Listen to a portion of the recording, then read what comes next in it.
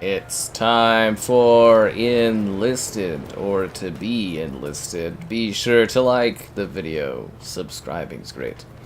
Consider becoming the channel member you know you want to be and want to see.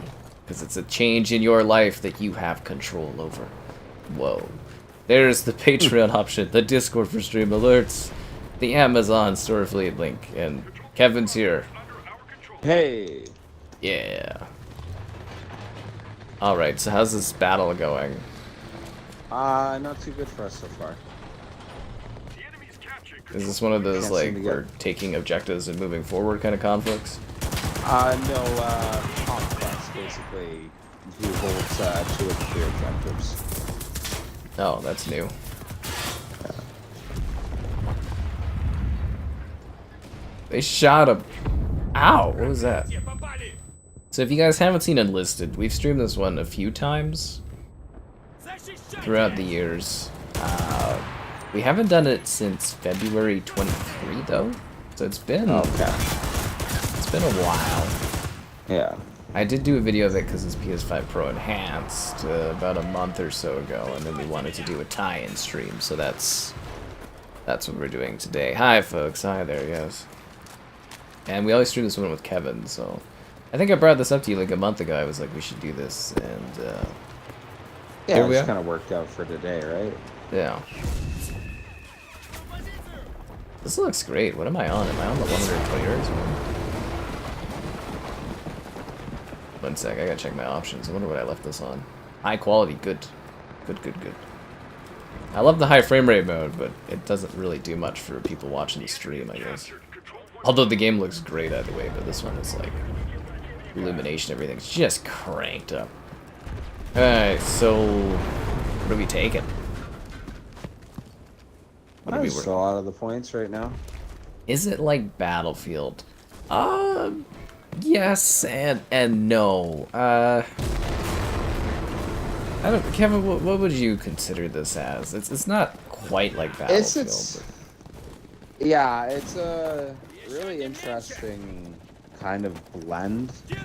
I would say it plays almost a little closer to Battlefield. Like, it looks beautiful, but the controls are kind of, I don't know if jankety would be the right word, but like there's like some of the movement and like gunplay will feel very different. It has a interesting, almost milli-sim take to it, where it is hardcore mode Call of Duty. One shot should kill you most guns, if not a couple shots will kill you. But where this one's not quite like Hell Let Loose or Battlefield is, if anyone has ever played War Thunder, it's got the ranking up system for gear. So even though it is a fun game, it has the Gaijin grind problem to it.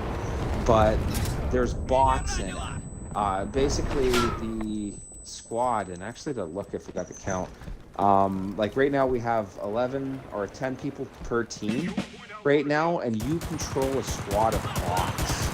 So there are 10 real players, but you know, they'll have anywhere from 3 to like 9 people that they're kind of controlling of. And if you remember, actually, I doubt this is even referenceable anymore, but the old Battlefield 2, I think you were playing that a bit ago, Sky Captain, where when you Battlefield die, 2? Jeez. Yeah, where you possess another soldier. Yeah, it's yeah. That. Yeah, so if you die, you possess the next guy in your squad, or even if you don't die, you switch to the next guy, and you can swap in between members of the squad. So, like, milli-sim-esque in the gunplay, Battlefield in the game style itself, but its own uniqueness of bots that you'll either love or hate. Yeah. And that's my way too long explanation of that. It's a tangent. I was just gonna say it's like an arcadey Hell Let Loose with bots. You know what? If you were to quickly summarize, yeah, arcadey Hell Let Loose with bots, but I don't know. I feel like it is closer to almost Battlefield style, even Hell Let Loose. It's just there's a lot less emphasis on vehicles. Yeah. Well, what's cool about it is if you are a War Thunder fan, if you hop in the vehicles, it is the same system. Just about. Obviously, taking over different people, like how you possess the driver or, you know, the gunner individually, that's different in War Thunder, but like, honestly, it's the same kill spots. If you are in a Jumbo 75 and you see a tagger, you use the exact same APCR round, you hit the flat spot of the tank, like, it crosses over the exact same. You know what's crazy is when I play this game, I never really think of it as a game where you can die really, really quickly. It almost doesn't bother me. I think it's because you switch characters so often, but... There's no consequence to dying? Yeah, like hell at least Yeah. it's painful, but in this it's like, it's not a big deal, but yet. It is kind of like, you don't even think of it as being realistic, but it's like, yeah, you get shot, you're dead. I mean, you might like, you know, put bandages on and heal, but like, you're dead. Yeah, it is. It's one of the things I really like about it. My issue is I love games with quick time to kills. I hate when people are spongy. Yeah.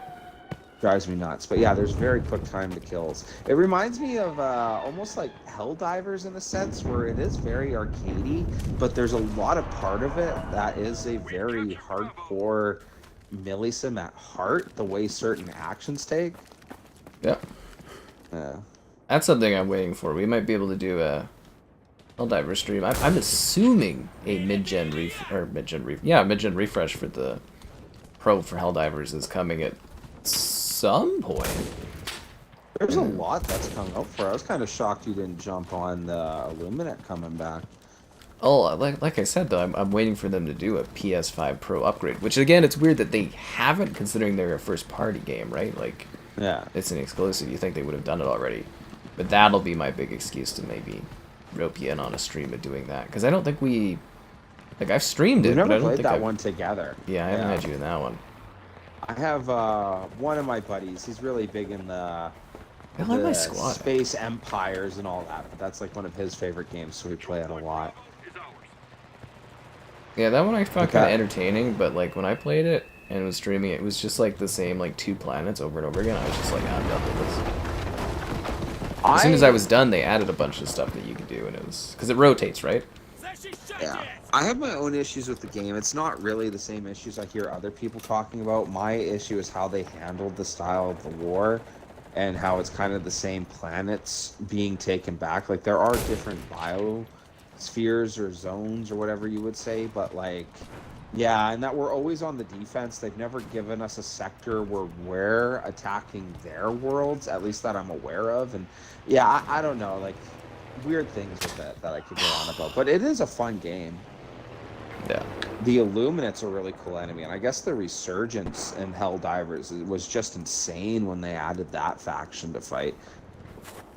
Yeah, I don't. Also, really I don't like stuff. how blatantly we are the bad guys in that one. I don't mind playing as the bad guys, but like, it's so bad, you know? Like, literally, from what I understand with the machines, the automatrons, is that they've literally gained sentience and they want to be free, but we're gonna keep using them as like a labor workforce, so that's why they like rebelled and they're in this war. And like, it's just, we are it's the joke of the series, but we are so totally in the wrong in almost every single war, you know? Like, funny stuff. Yeah, I just kind of played it, reviewed it, streamed it a little bit, and moved on from it. A little bloody obsessed with it. I like Starship Troopers a lot more, honestly. I like Starship Troopers a lot more too. I like the gunplay, the universe is better.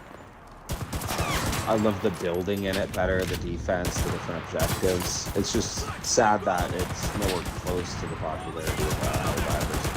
Yeah, I think Helldivers kind of stole any thunder that game could have Yeah. Yeah. What's up? Just answering the call of That's Enlisted. ridiculous. Oh, we lost that objective.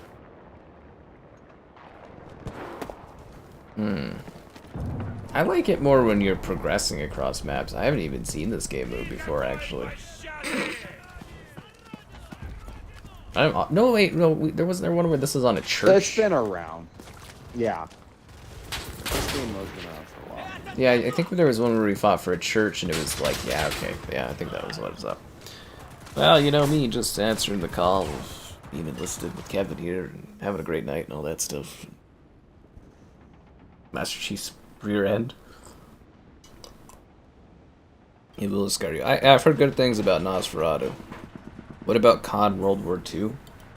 I actually really like that game. Kevin and I have streamed that many times. Yeah. Probably stream it again when it gets added to Game Pass or sooner. It might be a random night. That one, the player lobbies definitely have shrunken a lot over the last couple of years, which is a shame.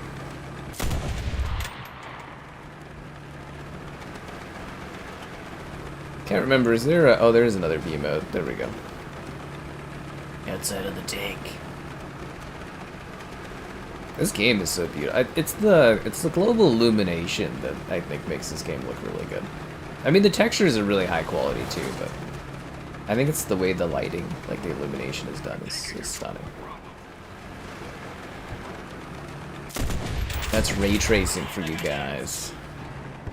Global illuminated ray tracing. Leave vehicle to extinguish the fire. Oh god. Okay, never mind. Wait, how did this guy survive in the vehicle, but my other guy got burned alive? How does that work? Okay, well, okay, he's dead too. Okay. Alright. That's great. I love how it's like, I had to wait to get out of the vehicle. Just get shot. I was like, alright, cool. Fantastic.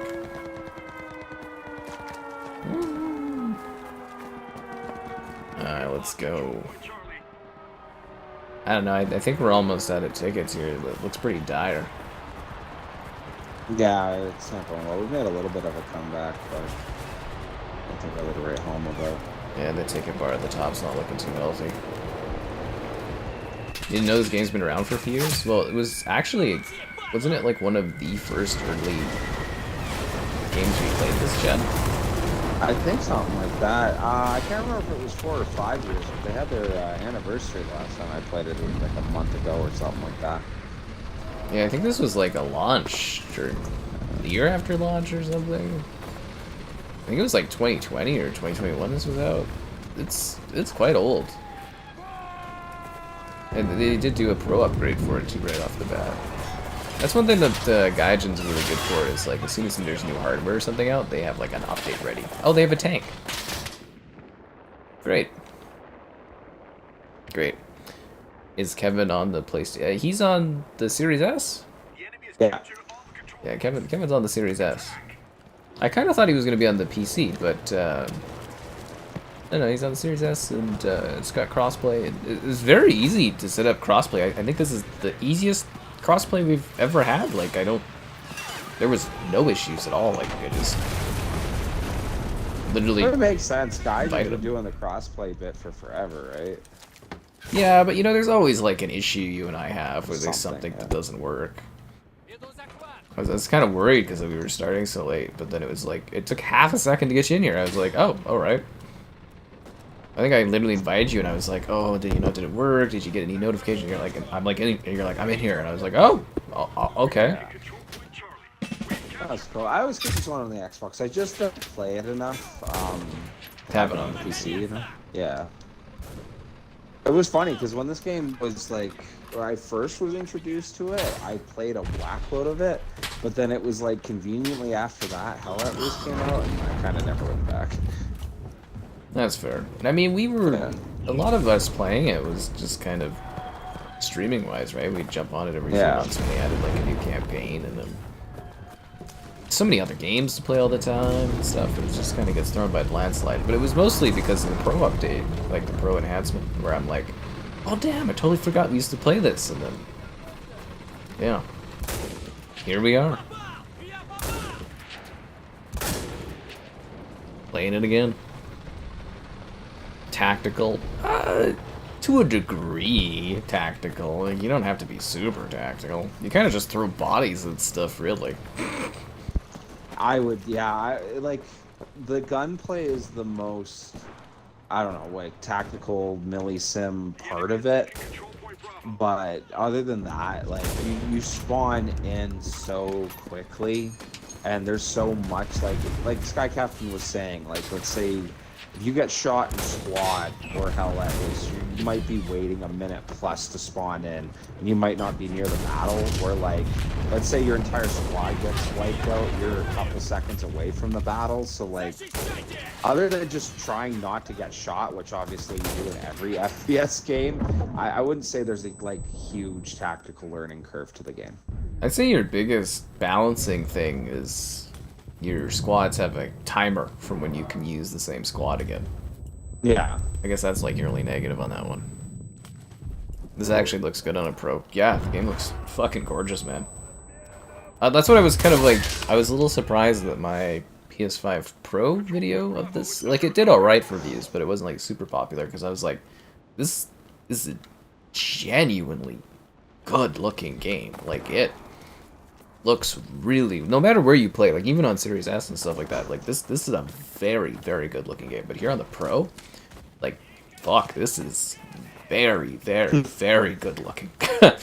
Like, genuinely impressive. Like, I don't even know if the bitrate's really doing it like justice. Like this is a pretty game. Yeah. Sea of similar games, right? That's the shame. So many options.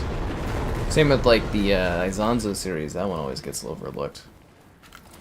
I have to do a video for that one for the Pro, but I've been waiting for them. They're supposed to do, they did a Pro upgrade for Izanzo, and then apparently they're doing a slightly higher Pro upgrade, and I don't know if that ever came out. I kind of blocked that down on the list, but that one's supposed to also have a resolution bump on top of the enhancement that they did. So I was kind of waiting for that. Izanzo's really cool. I applaud them for the game. I played it a bit. My two issues is that I prefer the Western Front the most, so like Verdun, but that's the oldest, so it's hard to get matches for that at all now. Yeah. But like out of all the games to have simulated battles, I always thought it was really funny. Like especially when Battlefield 1 come came out, on. people Seriously? getting shot. No. I'm down healing myself, and the guy threw a fucking pack of TNT at me. Yeah. And walked away, and then detonated it as he walked away. What a guy. That's funny. Sorry. No, that's all good. What a dick. I was just gonna say that World War I, if you were to try simulate any of the combat, World War I is slow and it sucks. It's you getting up, running across the trench, and getting shot, and it is neat to play, but like, I mean, for what it is, I think they do a really good job of like the it's era and the a wonderful authenticity, game. but, yeah, it really is. But yeah, like, there's just so much multiplayer find, like, competition. Yeah. It's on Game Pass too, so like there are people that play it, and I will say this too. What else is a real shame is, man, do they pump out content for that game? Like it's gotten a lot of, like, I get emails for it all the time. Like they just keep adding like maps and stuff to that, so it's got to be doing like somewhat okay. I heard it's their most successful. I want it to do good. It's just whenever I think of like, I find Second World War way more interesting. So if I'm gonna go back to that era, I'm generally gonna pick Second World War. You know, there's a reason every single shooter was spectacular. World War II for like 20 years. Yeah. What's the free-to-play catch for this? If you want better gear and infantry and weapons and tools, you gotta grind. It's the Gaijin grind. Grind fest, like. If it helps, makes Destiny look tamed. If it helps, everything you're seeing on my account here on the PlayStation is just base level stuff, and I'm doing absolutely fine. But there are lots of better vehicles, weapons, tools, and stuff. There are tier systems to it, so like I assume everyone and their dog knows what a Garand is, but like if you were to have the Springfield, like a bolt action American rifle, you're at the bottom tier, so you'll be lined up with people with that gun, and sometimes unfairly people with slightly better. And like if you have the Garand, you can go anywhere from fighting people below you with bolt actions to up above where like everybody has like STGs. So like it's a gear-based system to where you match up. The fun thing that I will say about this game, and especially War Thunder, is I always love the joke of, oh, it's pay to win, right? And it's like, not necessarily, because you can pay for a really cool tank and get clapped because you suck. Like, that's the funniest thing with Asian games, is just because you paid for it does not mean you're going to be good with it. Just something to keep in mind. Yeah. Our mutual buddy has that issue a lot. We'll get, because he jumps in every now and then, so he'll buy a premium something. Actually, I think I'm more talking about War Thunder at this point. But he'll buy like a premium jet to be with us, and there'll be such a skill cap that he just doesn't get any kills anyways. And there's a bit of that in this game. So there you have it. Yeah. This game looks pretty good. Yeah, it's gorgeous. Like, my eyes are just like the whole time. Oh, and it's been a while, over a long time, because we do these long meandering chats. Be sure to like the stream. Subscribing's great, donations cool, consider becoming a channel member gifting, the Patreon option, the Discord for stream alerts, and the Amazon store affiliate link. And if you're buying any, and gamerheadquarters.com, write stuff on my site sometimes. Bam bam. Yeah. Battle of the Bulge. There's quite a few maps on this, like, different, like, that's another really cool thing I like about this game, is it has a lot of different, like, biomes and theaters of war, like, you know, it actually, snowy out areas. of all the games, I think it has the most theaters of war I could think of, and a really cool part of it, just for a shout out, is it's one of the only games to include the Italians that I can think of as the Axis. For the North Africa front, you can get Italian divisions, which is really cool, because, you know, they were in the Axis for a bit there. Hitman. Well, we only do a Hitman Christmas stream. We don't do Hitman New Year's, so it'll be probably, I think it's COD tomorrow is what it is. But yeah, you get a once a year Hitman Christmas stream, and that's about it. The game really doesn't do that well for metrics, so it's, you kinda, you know, that's what you kinda get on that one. It's fun, but it's like not hyper popular.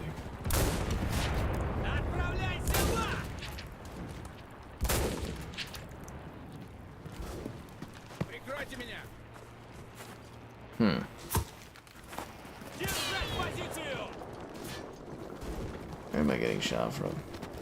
And again, on the flip side, guys, this is free to play, so you can try it and see if you like it or not. I don't even think it's that large of an install either.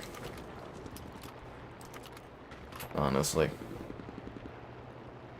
It's talking about Pisser. Does this actually use Pisser? I don't know if, I can't remember if this game actually uses Pisser or not. Yeah.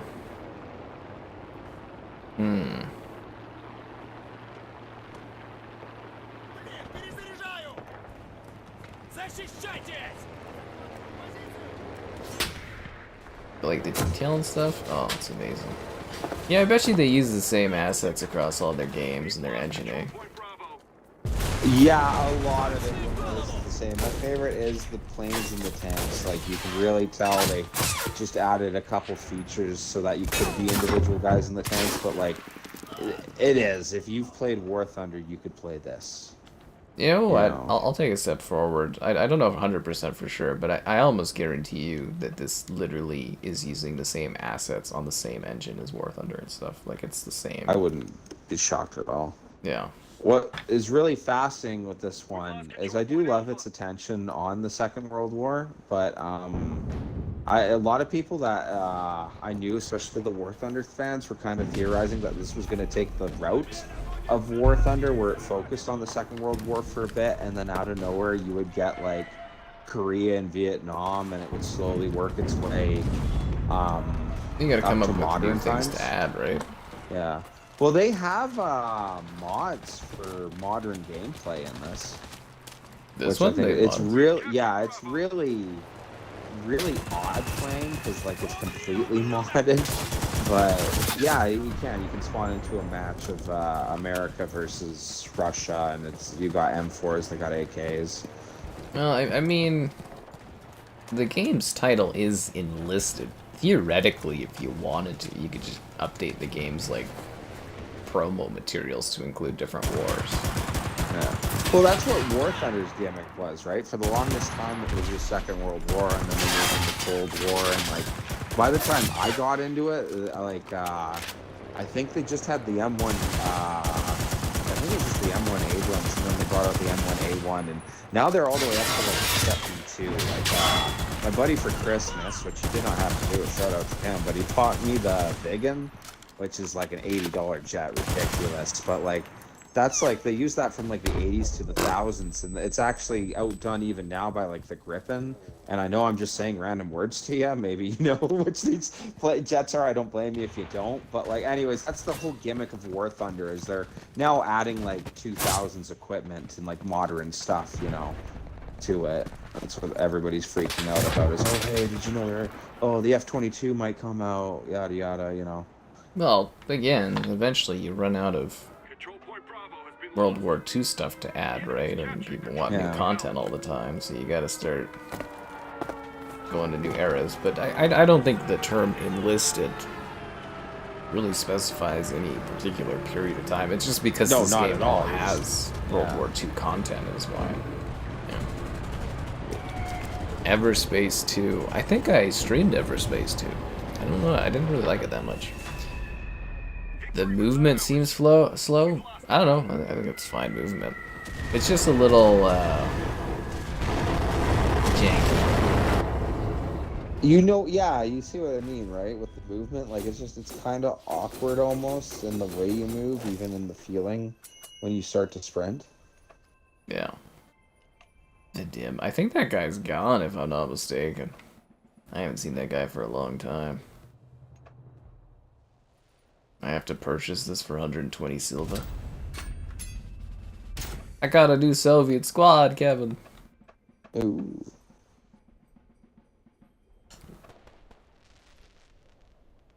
Special offer, no thanks. Skip and go to battle. Oh, you have to ready up. Skip and go to battle. There we go. Naval ships. Oh yeah, War Thunder, because they do all the stuff in War Thunder. It's the planes, the tanks, the boats. Yeah, they got coastal fleets, blue water fleets. The blue water ships are really, really fun. They focus obviously on Second World War, because by the time you get to Cold War, and especially modern era, battleships aren't a thing anymore. It's all just missile cruisers and destroyers, right? So they're kind of in that era, because it really is the most fun for ship combat.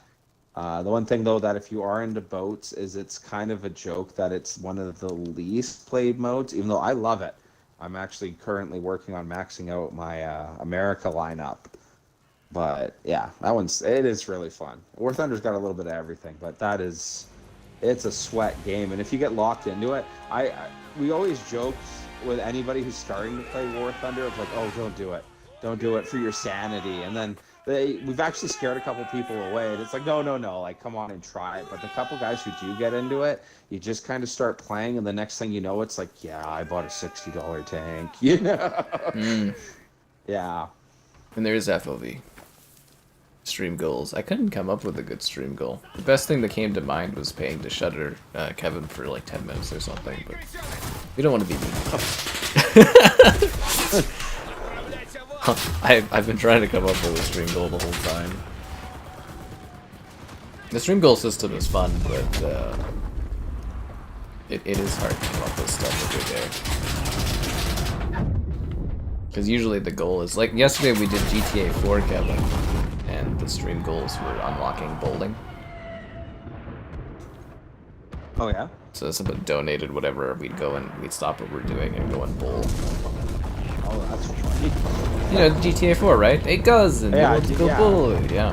How did that go? What did you do? Just the online or the campaign? I just did a bunch of random campaign stuff. It went really well. People loved it. I like the campaign of that more. What I think is really timeless about GTA 5 is a lot of the references and jokes they make about it, they feel transferred to like even right now better than GTA 4 does. But I kind of like the message in GTA 4 a lot better. Watch out for women taking advantage of you. Don't get into crime or you get your family member shot. You know? Hey, cousin had it going. Or had it coming. Cousin had it coming. How much to kick Heaven off the stream? Oh. I mean, I'm sure there's an amount. Well, that's the price. How much to kick me off? No. I'll throw Kevin some cash too. Oh, Kevin kind of disappeared. What was Easy Red 2? A game that was actually kind of interesting. Did you see Easy Red 2, Kevin?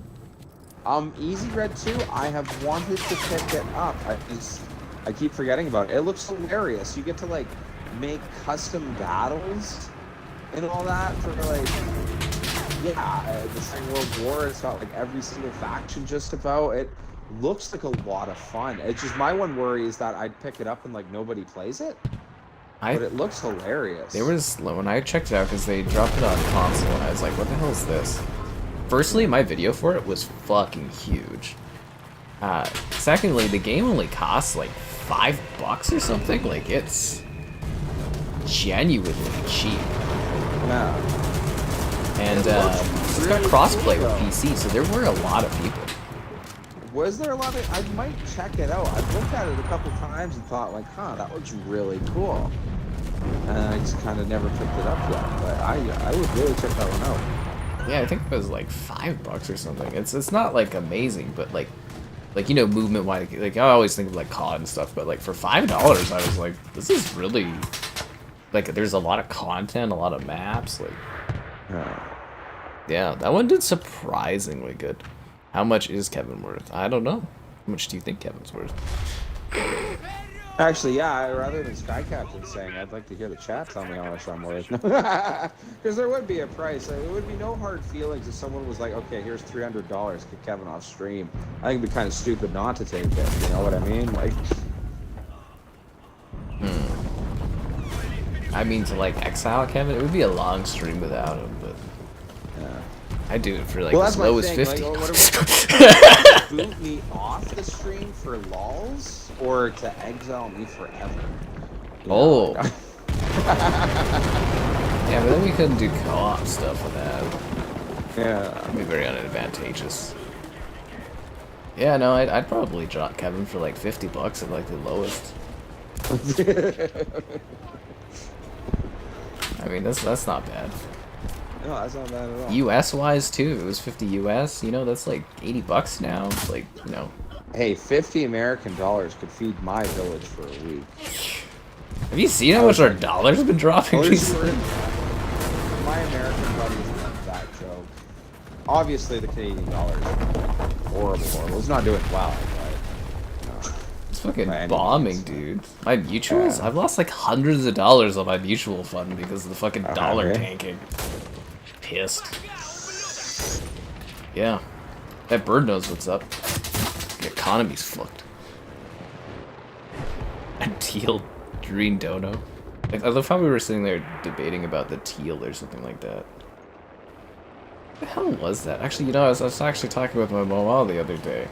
And she was like, you ever have that issue where you're trying to describe something you don't know? And she's like, I was trying to describe teal, and I'm like, it's just like fucking Teal, cyan. Like, yeah. but in the stream chat, like a few weeks ago, they were sitting there debating what the teal coloring was. I was like, seriously, guys?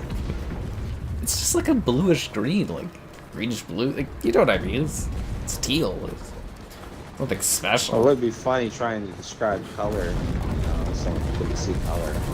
Oh, we're gonna get into that crap. I don't know. Sorry. There's a website you can go to. It shows you the different colors of color blindness. My one buddy that I know, he's got some kind of thing where he only sees in like fucking greens, and he's like, oh, you go to this website, and we did that like several years ago. And I was like, oh wow, it looks just terrible. It looks just terrible. God, dude, I couldn't imagine having such a limited color range. I mean, it'd be all you knew, but like, man, would that be sad. It's just green everything, man. This would be boring everywhere. Green this, green that. Now we're talking about turquoise. You like realism stuff is actually happening, unlike in Hell Let Loose? Whoa, you don't like it when we just wander around aimlessly in Hell Let Loose for the whole time? Wow. Wow. I always reject. A lot happens. You just gotta not get shot. Yeah, okay. Man, this town's getting fucked.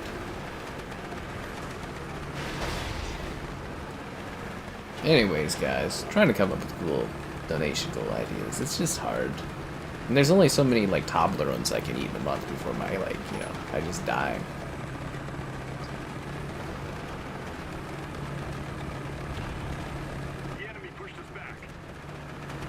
They pushed us back? What have we even been doing in this mode? A little bit of a tug-of-war game mode. Oh, okay. Isn't this the main game mode is tug of war, or is this like a different one? Actually, no, attack and defend is the main one, isn't it? Yeah, I'm pretty sure attack and defend is.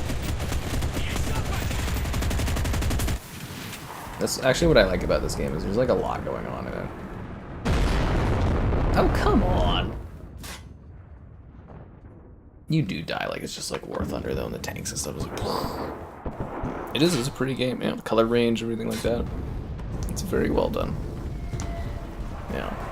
What else did I do recently? Oh wait, I did Aliens Colonial Marines. Do you remember that one?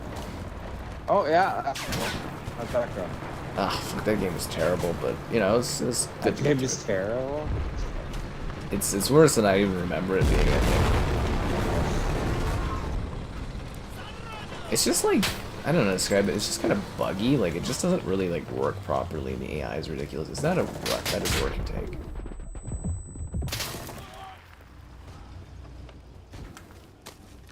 It's gonna move away from this area. Anyways, guys, I think what makes this game look so good is it's the global illuminated ray tracing. Real light. Soft, real light. It's nice, it's appealing to the eyes, is because it's real lighting. People are always like, oh, simulated light's the same. And I'm like, I don't think so, man. There's a reason our eyes like to be out in like sunlight and stuff. It just feels nicer. Looks better. Ruse? I could have bought Ruse, I just never ended up with it. Wear a full-on winter coat for 20 minutes while playing. I mean, I guess I could. Probably sweat to death. Destroyed him. Yeah, I mean, maybe I'll find a physical copy. Realistically, I should have bought Ruse digitally, but I don't know if I would have ever gotten any use out of it. The other problem, too, is like buying all this Xbox stuff. I don't even think Xbox is going to be around in the not-too-distant future, so like, it's kind of like wasted money on a lot of this stuff.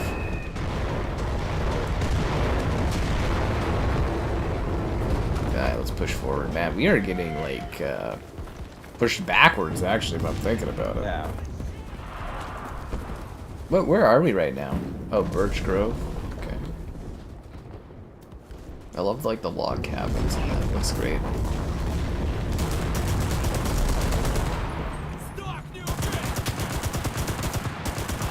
Yeah, I'd have to go grab my awesome winter coat. I'd probably sweat to death. That's what I'm actually looking to try to get, is like a nice winter coat for like between -7 and like -12. That's what I'm looking for.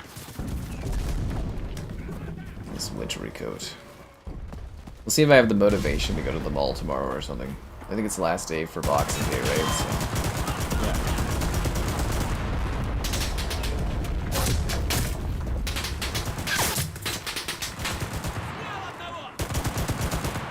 Yeah.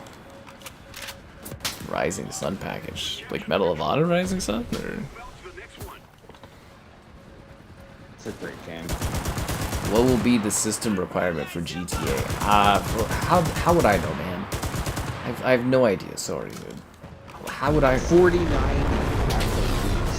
If you're not playing it on at least a 4090 or 50 series, you might as well just, like, not buy it. Yeah, and that's if you want to play on medium settings. Whoa. It's not even coming to PC next year. I know, I'm making jokes, of course. No, that's what I was just realizing. I'm like, it's not even gonna be on PC. You're gonna wait like another year at least, right? I bet you some money, man, that it's gonna be available on last gen. No, it isn't. Wouldn't that be hilarious, though? It can't. It can't? Why not? It's too demanding. Oh yeah. Have you seen the trailer for that game? There's no fucking way that runs on last gen. Unless they work some black magic, but I can't see that. I also think Rockstar doesn't have to, but I think it's gonna be like, I think when they show the Switch off, the next Switch, I think it's gonna be running on that next Switch. I think they're gonna pull it off, dude. Fucking crazy. Switch 2, and it just opens with a GTA trailer. Surprise! Nintendo got the fucking marketing rights. Could you imagine? Oh my god. Play Grand Theft Auto 6 best on Nintendo Switch. Like, what?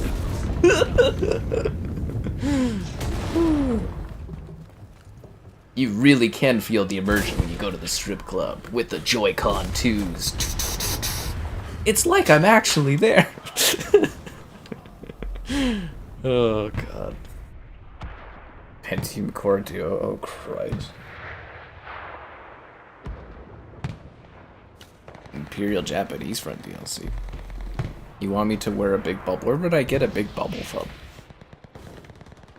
Hopefully I can get some of your likes on the stream though. Subscribing's great, donations cool. Consider becoming a channel member. Channel member gifting, the Patreon option, and the Discord for stream alerts. There's also the Amazon store affiliate link. Yeah. See, now there's pressure to come up with donation goals all the time. It's hard to come up with for every one of these games. Like I said, Kevin, the Toblerone eating, it's just bad. Yeah. You know those big chunks that they sell at Costco? Oh yeah. Yeah, I was selling those off on the stream. Will I buy a Switch 2? You bet your ass I'll buy a Switch 2. I'd want to see funny things, you know, like if you hit a certain goal, you have to eat a whole little Caesar's pizza in 3 minutes or something ridiculous. Vomit. Yeah, that's what I'm saying. That's like eating the Toblerones, dude. You know how big those chunks are? Fucking die eating those, man. I felt more sick from eating 3 Toblerone chunks in a night than I did after being like drinking like a bottle of wine during Hitman. That's funny. I had a worse hangover from the chocolate. Yeah, of course I'll buy a Switch 2 though. That's what I'm gonna cover next year. PlayStation and Nintendo, man. That's where the money is. Now people may sit there and they'll be like, Xbox. And it's like, no. PlayStation and Nintendo, that's where the money is. It was never an Xbox and its limited player base. Never. Why is there so much smoke? Where does the smoke come? Are they causing this, like, by destroying buildings? Like, I think they're just throwing smokes a whole lot. No, there's all these fires everywhere. Did they cause these? This game does have some destructibility, so I don't know. Vigor? I'll probably play Vigor again. Again, I'm not really happy with Bohemia recently because they're not, you know, they didn't want to send me the DayZ stuff, and they were kind of like, what, read my message and kind of fucking ignored me on the LinkedIn about DayZ there, so kind of not liking their attitude. I guess, Kevin, from my understanding, they did not like our attitude towards Arma there. Oh, really? You know what? Because that to me is fascinating. If you want to talk about Bohemia Interactive, I would talk magic about DayZ all day and all night. Like, Bohemia Interactive has put out some great products. And, like, looking at, like, Arma 3, I don't have a lot of playtime in it, but it's a really cool game. That one's really dated. So to see them, like, do something new with Arma, but yeah, like, DayZ's got to be one of my #1 played games on Xbox. Like, overall. It's our mutual buddies' #1 game played on Xbox. I put so much time, so like, I don't know, if Bohemia Interactive could hear me, it would be like, you guys have done so much. But to be perfectly honest, Arma Reforger sucks. Oh, it fucking blows. It sucks so bad. Yeah, if you hate me because I think it sucks, you hate Skycap because you think it sucks, like, it sucks. You've done so much good work, but that game sucks. Like, like, honestly, it was like, if I would, yeah, that would be really disappointing if that was the reason, because it's like, love you guys, but yeah, like, don't be mad because that one sucked. Like, I mean, it was a fucking joke when it came out. It ran like garbage. And I've had my buddy, he bought it for me on PC. I played it a little bit since. It's not horrible. I still like Arma pretty better, but like if you can only play on Xbox, which is the reason I've gone back to it. My issue is every time I'm playing Arma Reforger, I do like squad a little. I do like squad more, so I talk them to. But when we have like one guy who's still stuck on Xbox. So that's what I have Arma Reforger for. So like even in its state now, it is more playable than it was. But like when it came out there, like that would just be like straight up denial if you didn't admit that was horrible. Anyways. Yeah. Sorry. From what I understand, they didn't like my attitude. Well, that's a shame because so like kinda... you've been very kind to everything else, right? Like I don't know, man. Yeah, it's kind of fucking annoying, but that's why I'm not really doing Bohemia stuff as much, because I'm a little pissed off about that. Yeah. You're debating if you want to get the next Switch. It's gonna play some great stuff, dude. Like it's gonna have DLSS on it. It's gonna be a pretty sweet mobile thing. There's a lot of potential there for that one. Battlefront 3, that's never happened. They'll reboot Battlefront someday, but it's not gonna be Battlefront 3. Well, I hope they reboot Battlefront soon. It would be really fun to sit down and do some Star Wars. I actually, out of all the shooters I play, I am missing a Star Wars shooter, man. I just miss a good Star Wars content in general. What is good Star Wars content? I don't know. Oh, the Battlefront 3 mod. Oh, you mean like the leaked version of Battlefront 3 on the Wii? I'm waiting for until there's a more playable build of it before checking it out. Actually, you know what's really crazy, guys? I saw on Twitter there, Microsoft's actually striking videos of like anything that leaked from the Halo build. Oh, really? Yeah, they don't normally do that. I was a little surprised. I'm like, oh, well, good thing I didn't do a video on this. Yeah, actually, I don't even remember the last time Microsoft actually did strikes against stuff. Not copyright claims, guys. Strikes. Right. Yeah. Is it real? There's real players and bots. One and the same. Ba, ba, ba. If it was good, you would have bought it right off the bat, right? Like, we covered it, but man, that game was just righteously a piece of shit. Our Marie Forger there was just... We streamed it for hours. There's just nothing happened. Like, it was just broken or something. Did we ever realize, was it broken, or did it, like, you know, where we were just playing for like several hours and we came across no one? We just played for several hours, couldn't find anyone. There's the big theory that there wasn't actually players in it that you could face, like it was that bad of a mix-up, or people didn't understand it that bad. It was honestly a horrible experience. Even my friends that love Arma were going on about how like, oh, this isn't like really how Arma is and all that. Like, it was like apologist attitudes, you know, for like the game itself. That's where I love-hate letter with Bohemia. That like, you guys are really good, but yeah, like if you couldn't take criticism for that, that would actually be more disappointing than how Arma turned out. It's like that beginning launch. It was awful. How could you not admit that was awful? I thought it was funny too, because they got like a new PR company. I was like, oh, sick, because I was like, I messaged. I was like, oh, it's good that you guys are handling this, because I was like, I just got ignored by Bohemia, and they're like, oh, don't worry, we won't ignore you. And then I emailed them about Arma coming to PlayStation to check it out, and then they ignored me. They ignored you. That's funny. Hey, the Red Army wins. Halo 3 early, but that was like, you know, that was a 2007. Modern Microsoft, they usually like, they don't really care about stuff like leaking and that. Like, as far as things might have changed, but like whenever I talk to their PR people and stuff, like in recent years, like Microsoft takes a very firm, they do not give a damn stance about stuff leaking and people covering it. So, yeah, it's very surprising to see that they're actually, like, we're doing that for the dig site leaks. Can you control your squad? Kinda? Very slightly. You can give them small commands to hold the pointer weight here, but your AI is really, really dumb.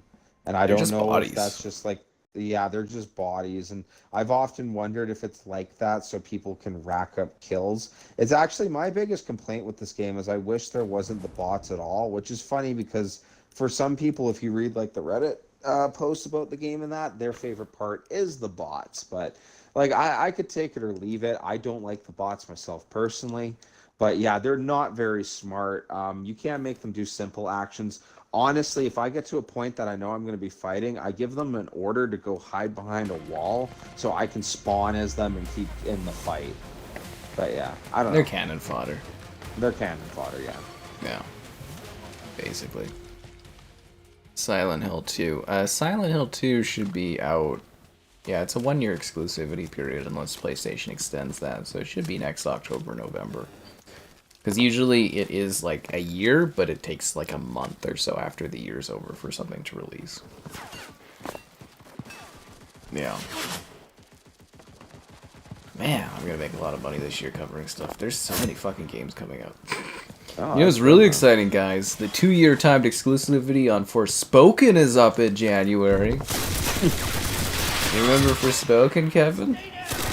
Not really, but if it's something to be excited about, that's good. What was that one with that woman that talks to the bracelet, and it's like everybody hated it, and it's like a mess, and I don't even think they're gonna bother porting it to Xbox now, actually. I think they're just gonna, like, the studio got closed because of how it came out, and yeah, I don't see that one making it. This game actually has really good destruction mechanics, too. Yeah, that's not bad. A part about it that I don't think we've mentioned, but is a part, is the building. You can actually set up spawn points and bunkers, and like someone just built barbed wire right now. So like, yeah.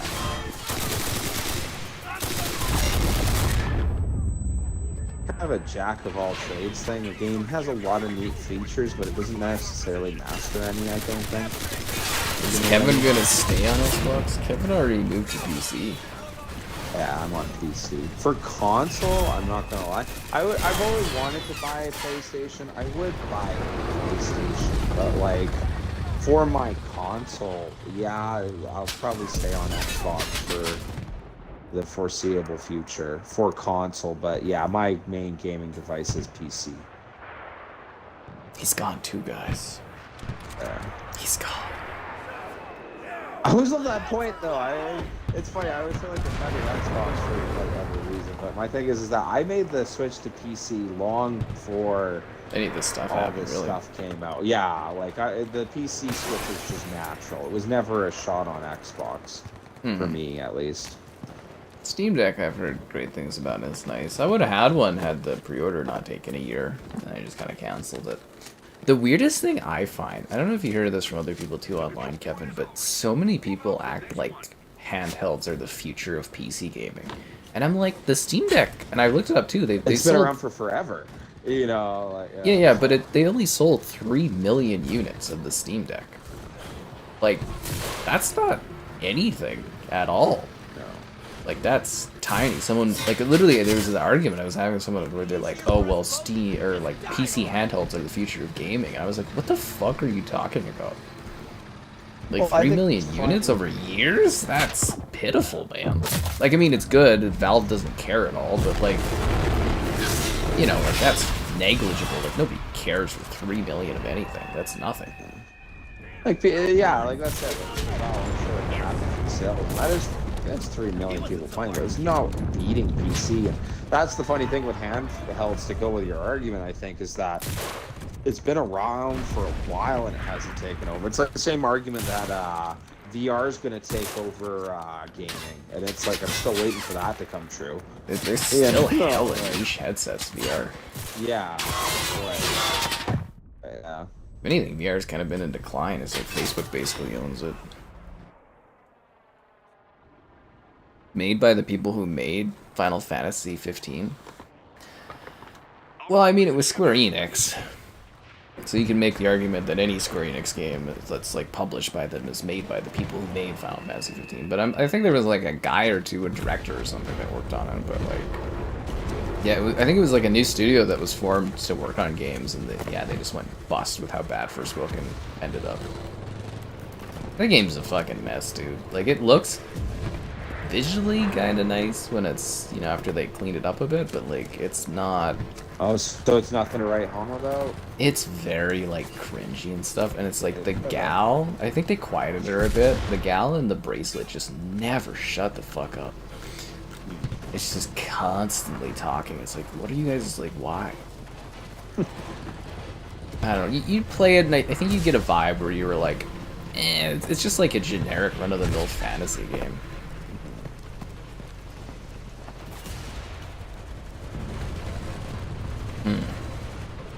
Where's your friend Peppa? I already did the Peppa Pig video a long time ago. The argument is because of the Switch, but no, this person specifically said PC handhelds are the future. If you make the argument that handhelds are really popular and stuff, you could say, to a degree, yes. But I think that's only Nintendo that's been successful, and it's like Xbox and PlayStation are both apparently trying to cut in on that, but like, they're not Nintendo. My thing is, though, specifically when someone's like PC handhelds are the future, and I'm like, dude, there's like 3 million from Steam Deck. That's the biggest one out there. I mean, I'm sure Steam is happy with that, but like, let's not pretend that that's like a large number to like go screaming out there that like, oh my god, gaming's changing, we're all buying handhelds. It's just not factual. Yeah. Oh my god, no. Damn, dude, I get smoked here.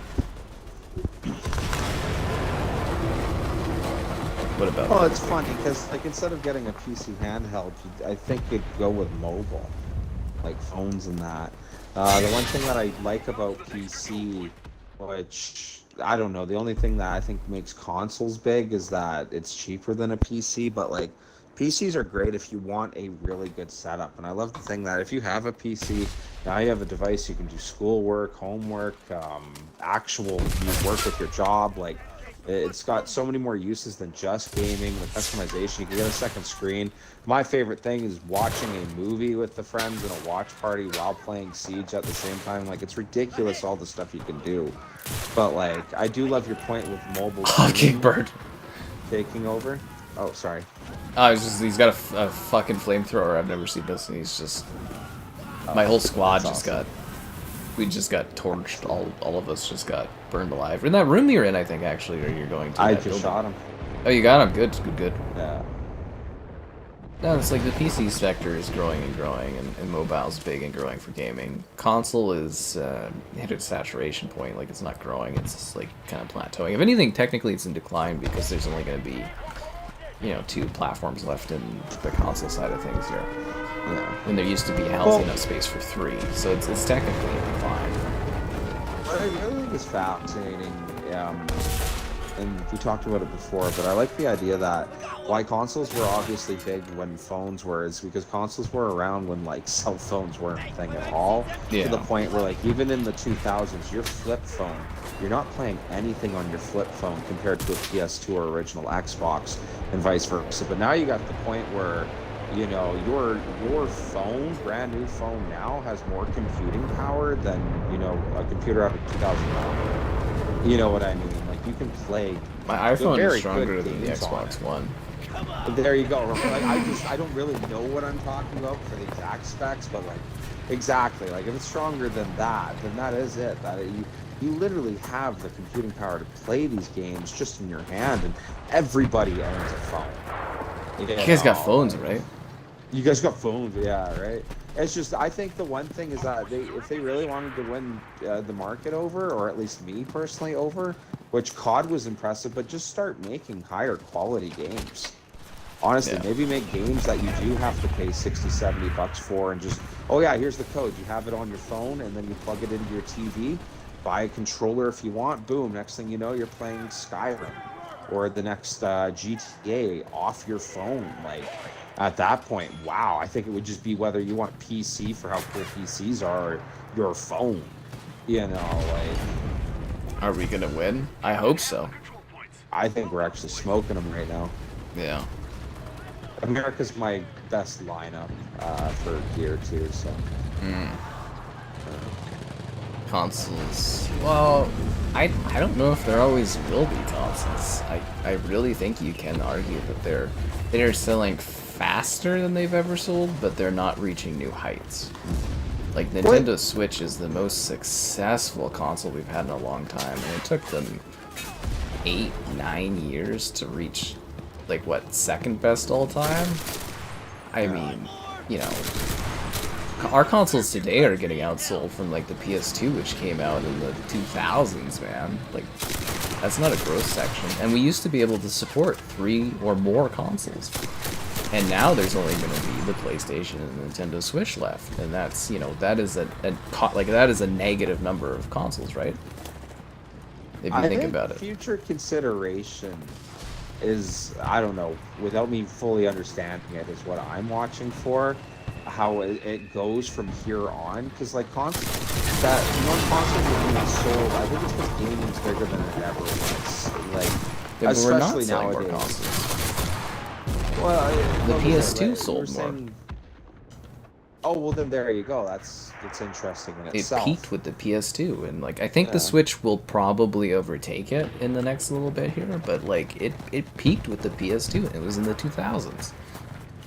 That's not a growing market.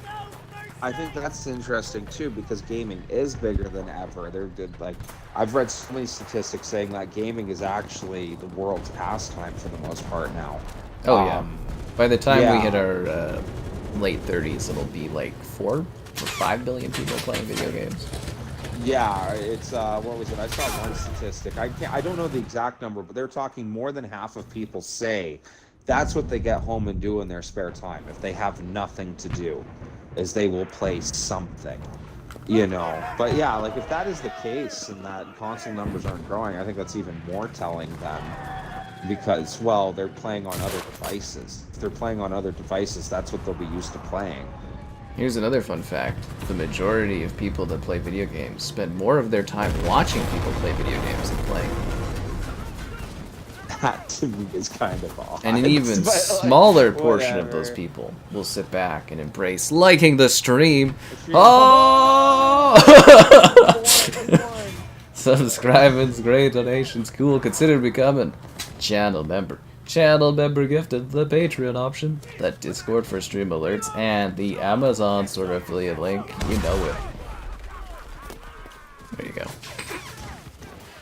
I can't say they're leaving totally. Well, I'm just saying, well, they are going to be leaving. I've accepted that. But, you know, there used to be, as I mentioned, enough room, healthily enough, for 3 consoles or more to exist, and that just doesn't seem to be the case right now. I don't know, consoles could bounce back and become super popular in 10 or 20 years randomly. Maybe everybody will be like, oh, actually, I really like consoles, and they become big, but right now they're just in constant, like, decline. That's why all the companies are looking for aggressive ways to find new room for growth. That's why they're all trying to do different peripherals, different types of console versions. They're desperate for growth in a market that's not growing. Boom. Yeah. The Switch doesn't count? Why does it not count? Actually, if you look at it from a traditional standpoint, the Switch is actually a bit of a failure, because the 3DS, 3DS and the other handhelds for Nintendo actually sold hundreds of millions of units. Technically, if you combine the home console and the handheld market for Nintendo, theoretically, shouldn't both the players actually, like, increase the amount of, like, potential buyers? There you go. I also think the Switch costs a lot more than a regular hand. Like, those handhelds used to be super cheap, so I think that's a factor too. But if you do think about it from a pure numbers standpoint, combining those two markets should theoretically yield more users, but it doesn't, right? What I thought was super fascinating, and I talked to you about it once when I was doing a delivery job, and, like, obviously you go into people's homes and stuff like that.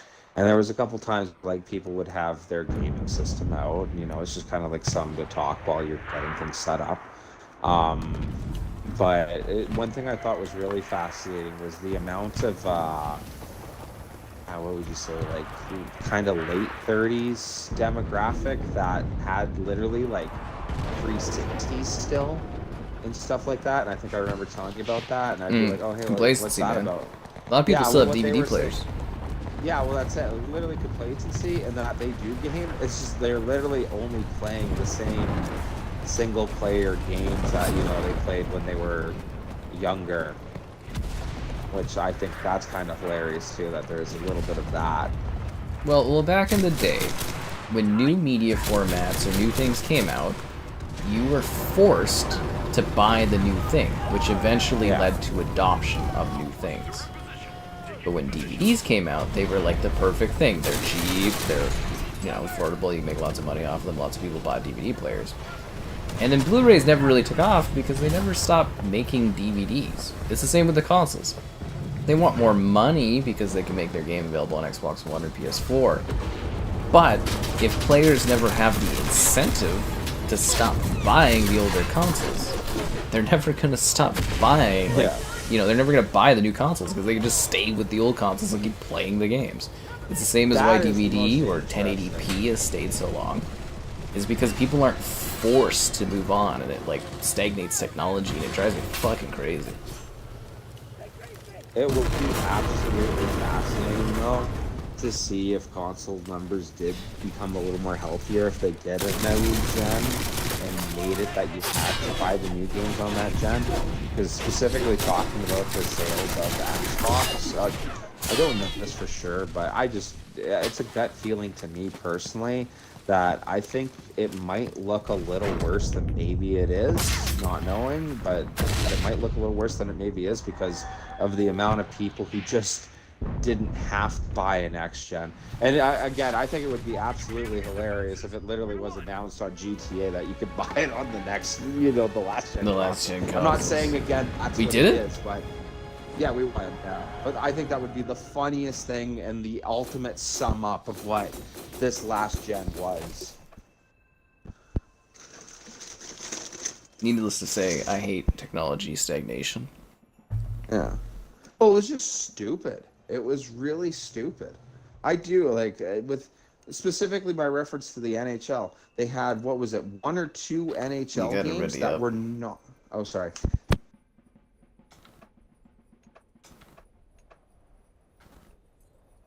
Thank you.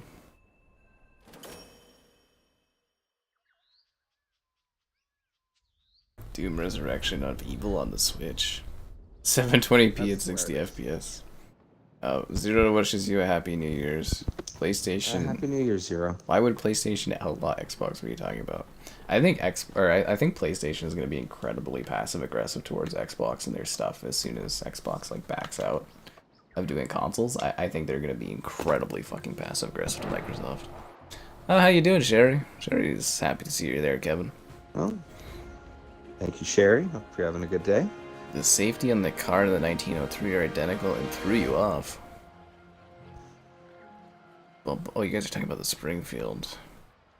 Yeah, well, tomorrow is New Year's, right? We're not there yet. This is New Year's Day. It's the day of... it's such a fast year, dude. I know we've said this a lot, but it is literally the fastest year of my life. Where are they coming from? Oh, the years are just so fast. What do you know what direction they're coming from?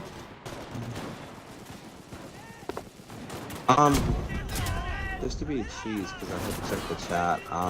The Springfield is a little thing I'm sure most people don't care about, but the Springfield is actually based off of the old Mauser system for the Car 98, and I'm sure other people have heard this fact too, but actually in the First World War, they were paying royalties to the German Empire, and I think specifically the company Mauser, for the rights to basically to make the action in the receiver and all that during the First World while they were actively fighting each other. Springfield is such a replica copy of the Mauser system.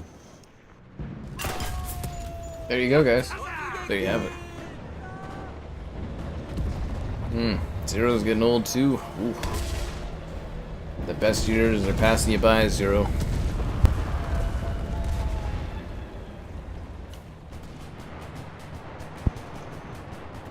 No, the year was really fast, but this was a really good year for me personally. I hope it was a good year for you too, but this year for me, I got a lot done. I'm actually quite proud of this year. Kind of proud of what's looking forward for me next year.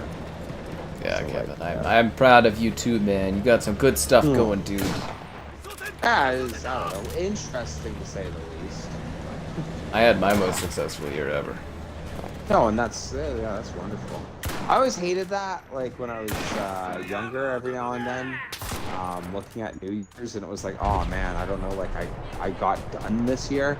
And one of my favorite skits on Rick and Morty, I think it was the end, I can't remember which season, but at the end, it's Mr. Poopy Butthole, and he's sitting there like, ooh wee, that was a great season. Sorry I didn't see you guys, but he's like, I've been doing a lot this year. I went and got my GED, and you know, I'm gonna try to be a lawyer, and I just started a family. He's like, I hope you guys did stuff too. And you just walk around and waste your effing life, you know. And I was just sitting there like, you know, like just out of high school on the couch, just laughing because I felt like it was such a brilliant shot at probably me and 90% of the viewer base, you know. But Called out. I always get a kick out of that, and I kind of thought that, I don't know, I skipped that part this year. I hope everyone else had a really good year too.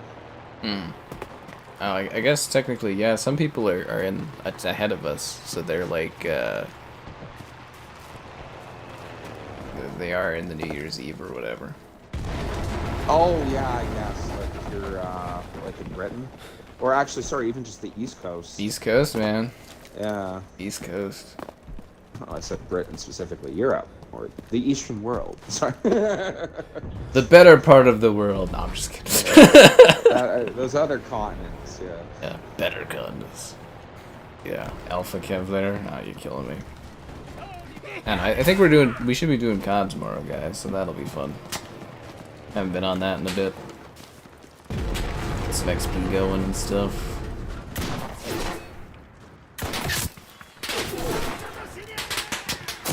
Ow. And then it's a new year and lots of new stuff. The work season starts on January 2nd with Wuthering Waves, the first release of the new year. You know, well, good Kevin, year for gaming coming up. It's going to be a great year, which is what I'm excited about. But, you know, back in the day, I used to get like 2-3 weeks off between like Christmas and the New Year starting. And I think we had like maybe like a week this year or less, maybe. Actually, you know what? I didn't actually stop getting emails this year. On Christmas, I was getting work emails. I was like, are you kidding me? I couldn't believe it, man. Busy times.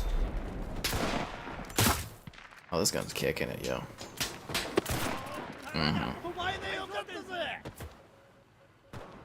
Targeted audience? Males between 19 and 40 something. If you know anyone who could watch the span out our demographic, go for it, but that's what we're hitting right now. Yeah, that's the good range. Isn't that the best financial range for video games? Is like males in hopefully the U.S. 20, and 40, yeah. Like, yeah, between 20 and 40 are like the targeted audience, which I actually largely hit. Yeah. My target, yeah, sure, yeah, I'd love my target audience to be everyone, but from a standpoint, like I have all the metrics. Yeah, it's largely guys. I mean, it'd be cool to have more ladies pop in and, you know, chat and stuff like that. You know, Sherry, you're about what we got. You and the lady that always comes in and talks about Garfield lasagna party? Was that a game, or...? It is a real game. It's like Mario Party, but lasagna. No, there's this one lady. She always just pops in and she'll be like... I mean, I'm assuming based on the name, it's whatever, but... She just pops in and she'd be like, did you play Garfield Lasagna Party yet? I was like, oh my... I always forget about it until she brings it up. I'll just be like, what the hell? Sounds like you got a new game to try. Garfield Lasagna Party. I think the interest in that one would be pretty minimal, but it's kind of funny. No, there was Zarcast or two for a bit. There's a few ladies that pop in occasionally. Males as well. I mean, don't take it the wrong way, Sherry. It's just what the, you know, what the demographic is for advertising and stuff for gaming. It's, you know, that's just what it is. Although my favorite things are when I do the Minecraft videos that are more like female targeted. Like I did one about the horses. and they're like, oh my god, I love that this guy knows everything about the horse, because I'm like, oh, it's the equestrians, and they're doing the horse dancing, and they're like, oh, he's right about all this stuff, and I'm just like, okay. They're having their little chats in the comments, and I gotta go chuckle out of that. Or Frozen. Oh my god, the young girls in the Frozen. I'm assuming they're young girls in the Frozen Minecraft thing, calling me an idiot and stuff, and saying how much smarter my sister is, because I had her come in and do that one with me. They're like, he doesn't even know who Olaf is and stuff. It's just like, that's awesome. He's such an idiot dude, and I was like, all right. This is kind of funny. That's awesome. Yeah. Mrs. Sky Captain 5? In this economy? Yeah, I mean, I should probably get in on that. Yeah. Yeah, I gotta get this housing stuff all settled, and then I'll put some more time in on that. We have to go do the speed dating and the stuff and get ambitious. It's laziness is what it is, I guess. Laziness. Oh, thanks to the donation there, Dean. Timeout, Kevin. Alright, Kevin, go sit in the corner for a minute. Ah, shucks, guys. Alright. Put your head down in shame, Kevin, and look at the wall. But please don't end up like the Kingpin, where he looks at the white wall and that motivates him to take over the city. No, I don't get that motivation. Maybe the wall isn't cool enough. Maybe. Yeah. It's just as long as you're not mad at me. That would be the more disappointing part. You know? Zero asks if I think he will get his first kiss in 2025. I hope you will, Zero. I'm rooting for you, man. Oh, easy. You just gotta get out there, put yourself out there, play all the dating apps, pay to win. You know, it's just gotta be lucky. Maybe she has the house. I think the most likely scenario is it's gonna be someone that's a bit younger than I am that doesn't have a whole lot going on, and I will uplift. I mean, I would, you know what, there's nothing I would love more than to be catered and coddled and uplifted myself, but that just doesn't happen though. I just think it's very unlikely.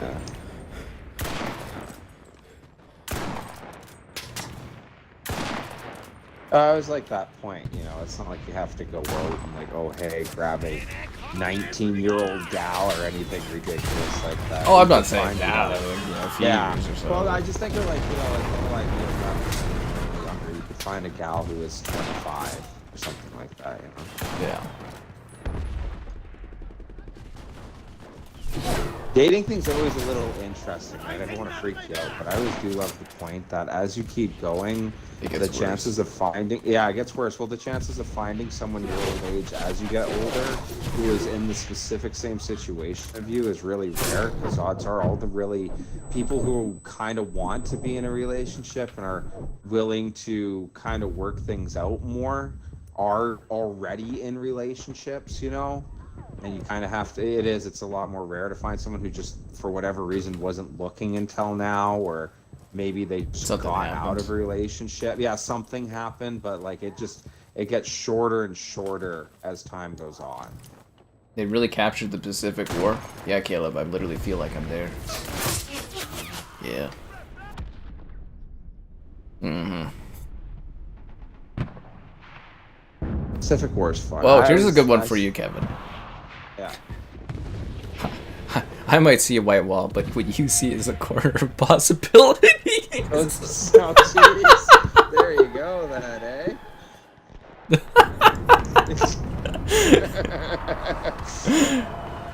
Where'd you get that quote from? This is one guy in the chat. Nana. Oh, is it? You see a white wall, I see a corner of possibilities. That's funny. Yeah, I mean, that's one way to look at it.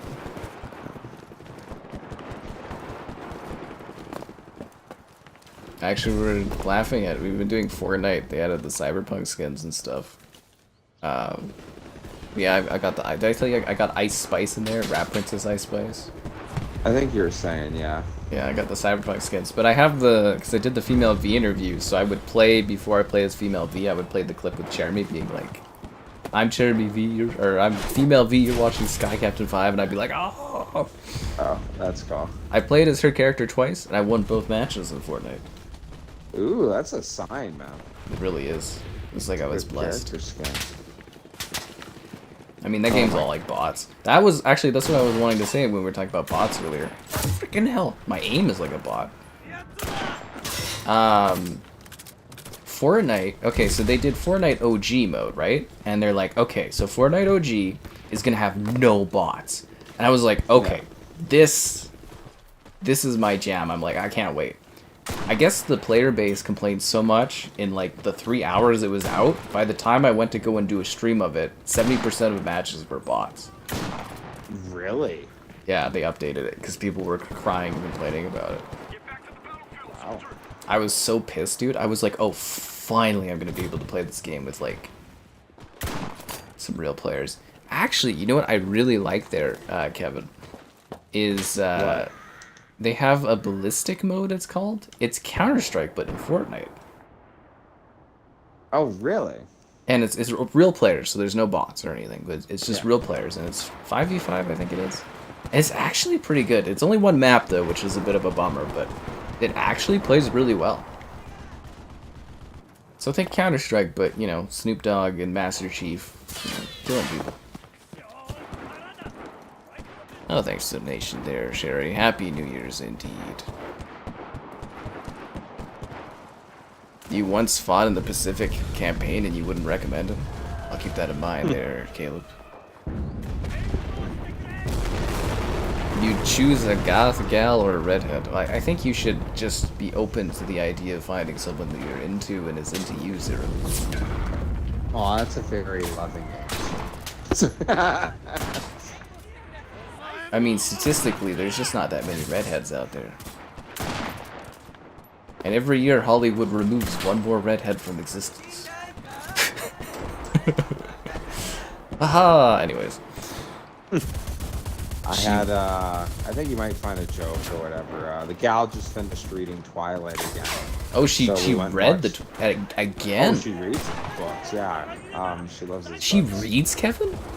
Oh, yeah, no. An educated woman? Oh. She is the smarter of the two of us. Anything I've ever said smart, she is way smarter than me. Anyways, Kevin, yeah, no, she reads a lot. Educated woman. Alright. Is she sophisticated? I made the joke to her or whatever that like we went and watched the movie and I was like the love story in that movie is just insane. Like it is like not healthy. It is kind of sweet, but it's not really healthy for the most part. And I was joking with her that like, hey, do you think like the girls of our age group, you know, that like really stick with the relationship read the Twilight books? And she was like, oh, definitely. And that's where we were laughing that, like, you gotta find a girl in our age group that read Twilight. She'll stick with you for anything. Because they're crazy like that. No. Will she stick with me long enough to like the stream? Buddy! Subscribing's great, donations cool. Consider becoming the channel member you were thinking of becoming. There's channel member gifting, the Patreon option, and the Discord for stream alerts. There's also the Amazon store affiliate link. Someone will be with you for a lifetime. I mean, that's usually the goal. Especially as you get older, it's more like... Yeah. It's definitely something you gotta be looking for. I mean, you know, things don't always work out either. There's not much you can do about it, but... Well, realistically, things don't always work out. But the odds are that there's so many people out there that you can't find one that you can at least spend a lot of time with. It's really slim, but I love the point that for most people, you have to actually be out there and like willing to chat. I had one buddy who was like, because I had a friend, sadly, his gal broke up with him, and I was like, oh, that sucks, you know. But like, hey, you guys dated for a while, and like the time spent it's worth quite a bit, you know, like all that. And I had one of the guys that was like, oh, well, you know, the dating scene's so rough right now, I don't even try. And I was like, come on, that's lame stuff. Like, that is the worst advice ever. It's like, you know, if you see a girl that kind of is giving you a smile and you are slightly interested, go talk to her. You know, like, yeah, like, what are you doing? Anyways. Thanks for the donation there, Mike. thought your ex was a lifetimer. Oh, poor Dean. She was more of a 3-year. You didn't know the Japanese outfits were so green? Oh, we need a Kevin fact check on this. I'm assuming the uniforms in this game are very authentic, so I would say yes. Yeah. What? Fact check on what? The uniforms? Yeah, the Japanese uniforms being very green. We're blending in with a, like, you know, a green kind of tropical climate, aren't we? They had some like greener uniforms. It was all generally straight color. Whenever I see a lot of the Japanese uniforms, it's that weird like brownish tan. Yeah. You always see. I will actually say, I know a bit about Japanese Navy and Air Force, but like out of all the armies that participated in that war, I probably know the least about the Japanese. I mean, they just kind of chilled out most of the time, right? We came there and... Well, the most of the Japanese mainland army was in China. And I've heard a couple people point out, because like how the Soviets did most of the fighting versus the German army, that just is true. They fought the majority of the German army. I've heard people mention that, like, oh, the Chinese fought most of the Japanese army, and it doesn't take away from that. But I do love the point that the battle in the Pacific was a naval and air force battle, and it was like a completely especially different that theater of war. Yeah, it was completely different. Like especially from the American perspective, because obviously for Japan to go into China, they had to actually take the ground. But there's the point of like the island hopping was really stupid, in my personal opinion. I'm sure a historian would be mad at me, but like that was just MacArthur showing how, you know, all these victories he could win. I like the point that when they sunk the Navy, or at least crippled it to the point where it couldn't fight back, they didn't have to take those islands. They could have just left those guys there. So some of those things, obviously, like taking Okinawa was to have an airfield close enough, but there was a point that most of the major Japanese cities were within coastal bombardment of ships, meaning you didn't even have to leave on planes. You could just sit on the battleships bombing the cities, which is horrible, of course. But yeah, sorry, just talking that. Yeah, but like, yeah. I like Sherry's response. Green dye is cheap. Green dye is cheap. Yeah. I think it's just what's available. But yeah, it was a very different fight, yeah. Yeah. The Navy was the Pacific theater, really.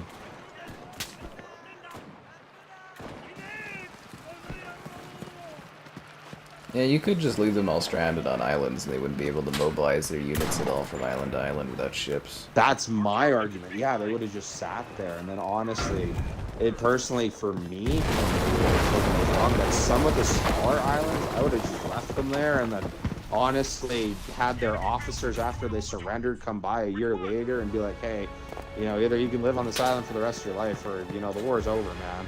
There's that classic story Archer's covered, and I think $6 Million Man covered of that. A real story of the guy that was on the island and he didn't surrender till like the 70s or something ridiculous like that. Good for you him. know, because he didn't know the war was over for the longest time. But yeah, like some of the smaller islands, you could have just left them there, and then eventually at the end of the war isn't always about just strategy. Like sometimes it is about just showing off.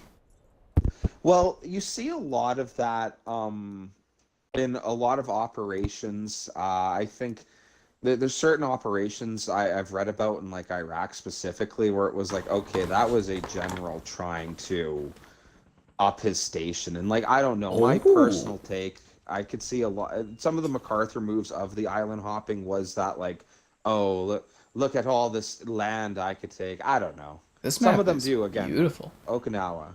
Oh, it is a beautiful map. Like the architecture and like that is really beautiful. I don't think I've played on this map before. This is a really, really nice looking level, man. Yeah, really. Oh, that's hilarious. There's the guy with the sword and he's running yelling Banzai. Banzai! That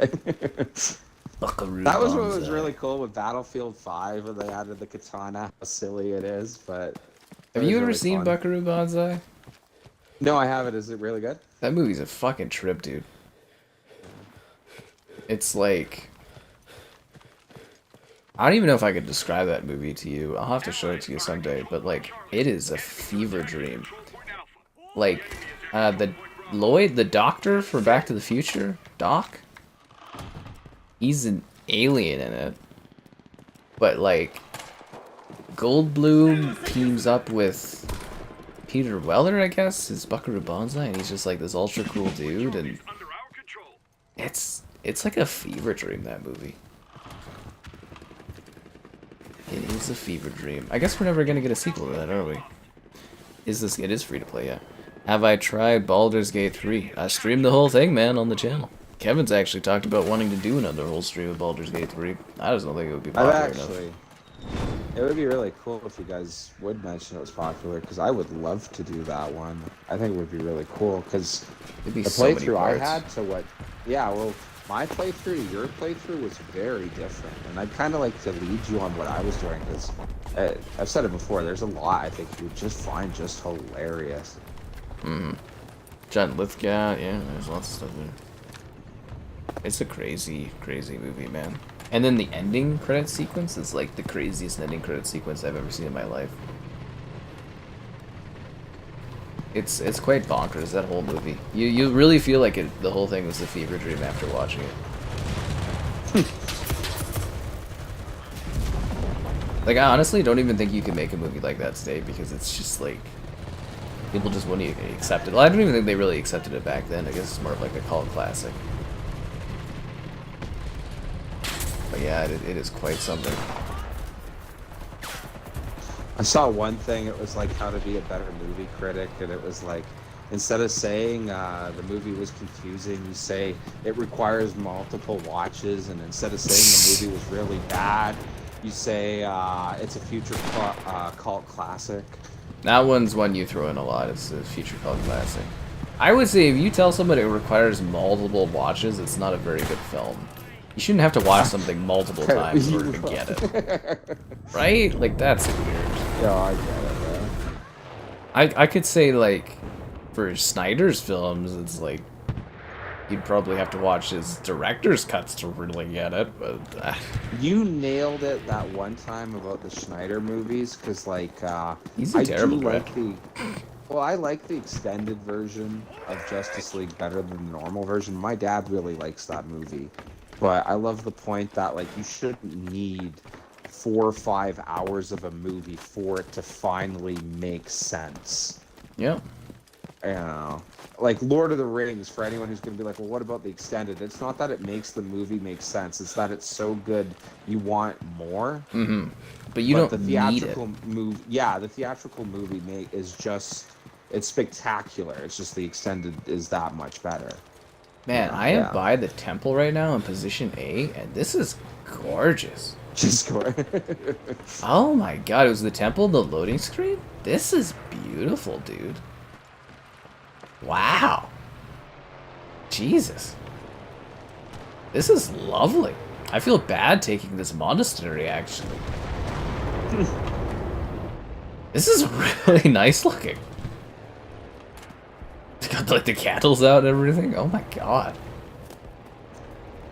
I wish you could see this, Kevin.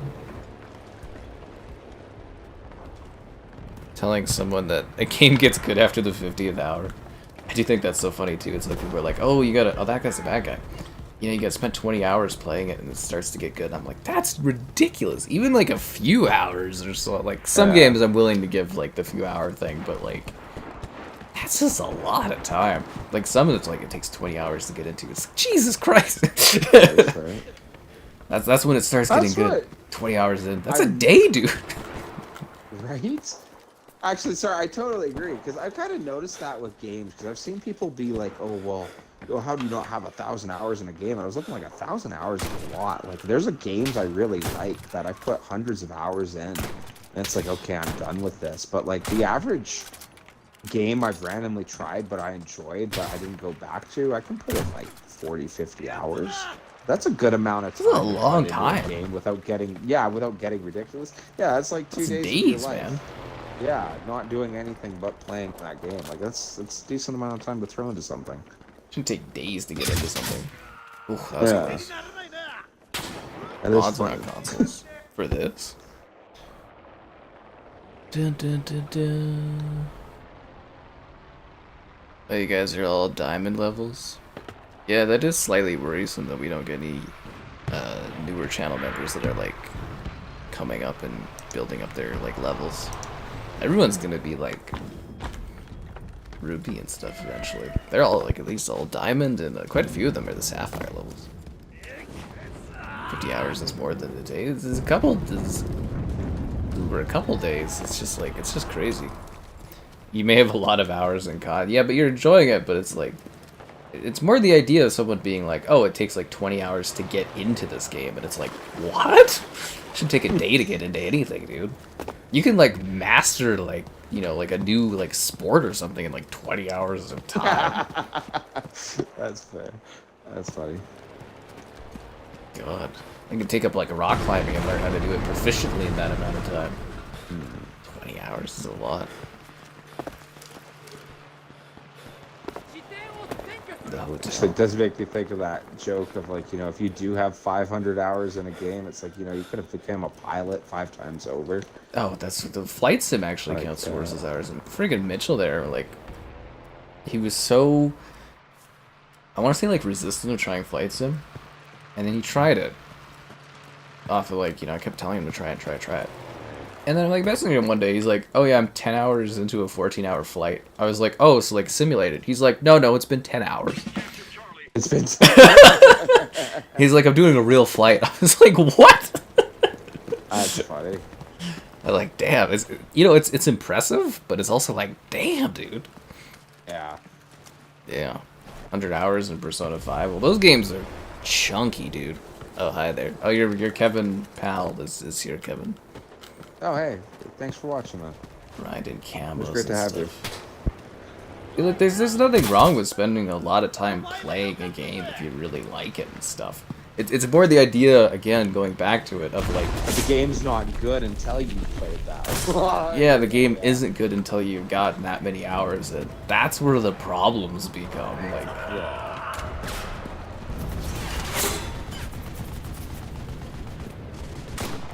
I don't know, man, it gets really good after you spend a day of your life playing it. 7 hours is like crazy, dude. You missed the flight sim stream. It was fun, but man, the new flight sim is such a mess. If you do go watch it, Caleb, you should go and check out when I was in Paris and we had the floating boats of Paris. They're really quite magical. I didn't know boats could float, but apparently it only happens in the Seine. Yeah, boats fly up in the air. It's great. Yeah. Excommunicated. Was that from John Wick? Excommunica. Is that how they say it in that one? You bet Kevin can sing? I actually don't know. Can you sing, Kevin? Oh, beautifully. No, I don't know. I actually don't like the singer. Angel. Tonight will be the night that I will... No, sorry. Brings a tear to my eye. I always liked the singing on Rock Band. I never had any complaints. My favorite was Green Day Rock Band. My buddy had the mic set up so you could play the guitar and sing. Like, that's a lot of work. Yeah, it's fun, dude. Cause I'm a big Green Day fan as a kid, right? So like, you knew all the lyrics, so you were just watching and singing along. You know, that's the only one I don't have. What? Green Day? Rock Band Green Day. Oh, why, you got like Metallica and all that too? I have like every single one except for Green Day. Really? I was huge into that. I have like all the Guitar Heroes. I have Band Hero. I have the DJ Hero, except for DJ Hero 2. I don't have that one. But yeah, Green Day Rock Band I never got. Green Day Rock Band was cool. I like Green Day. Especially like as a kid.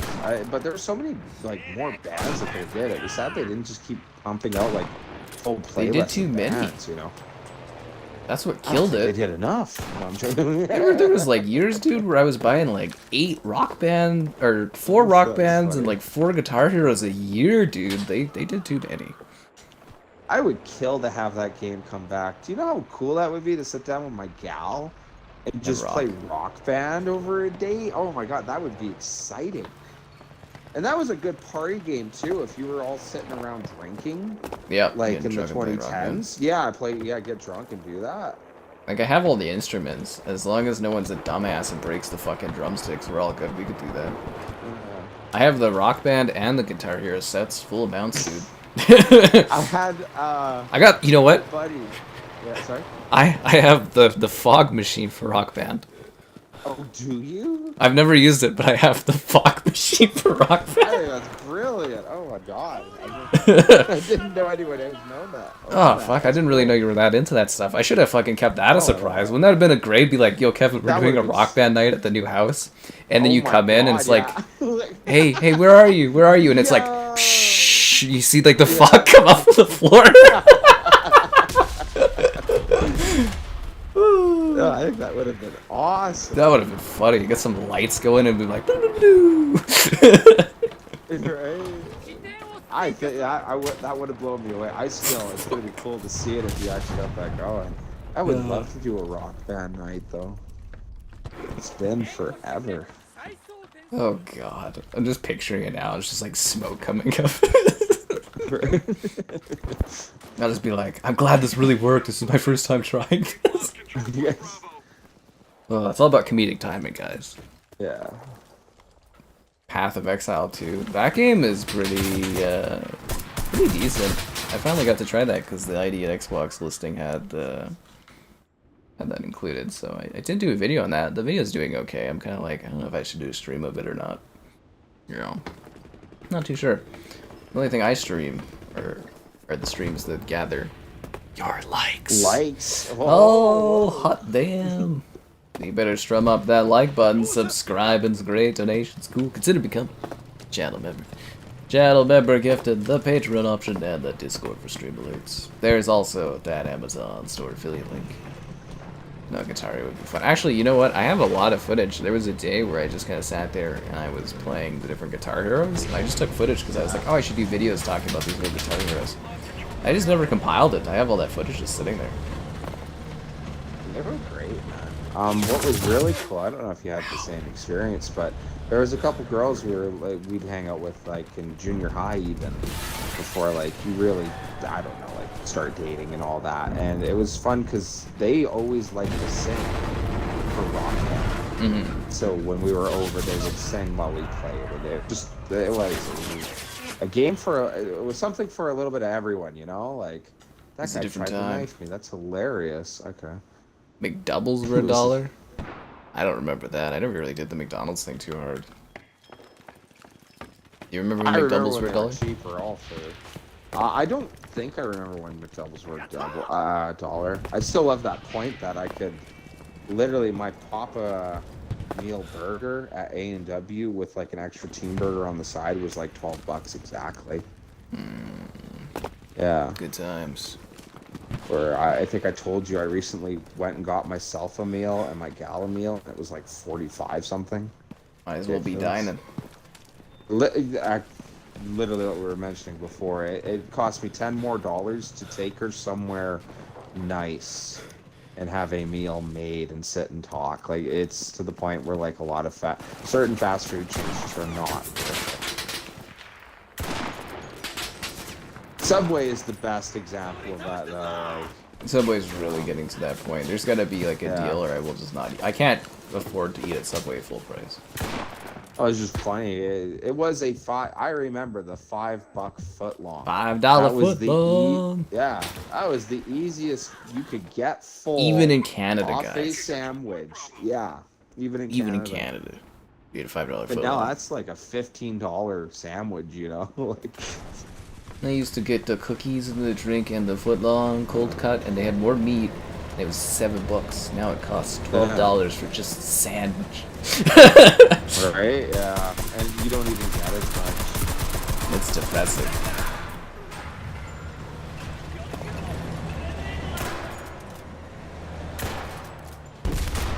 I don't even think we expect too much out of life, do we? Just like reasonably priced stuff. No, don't.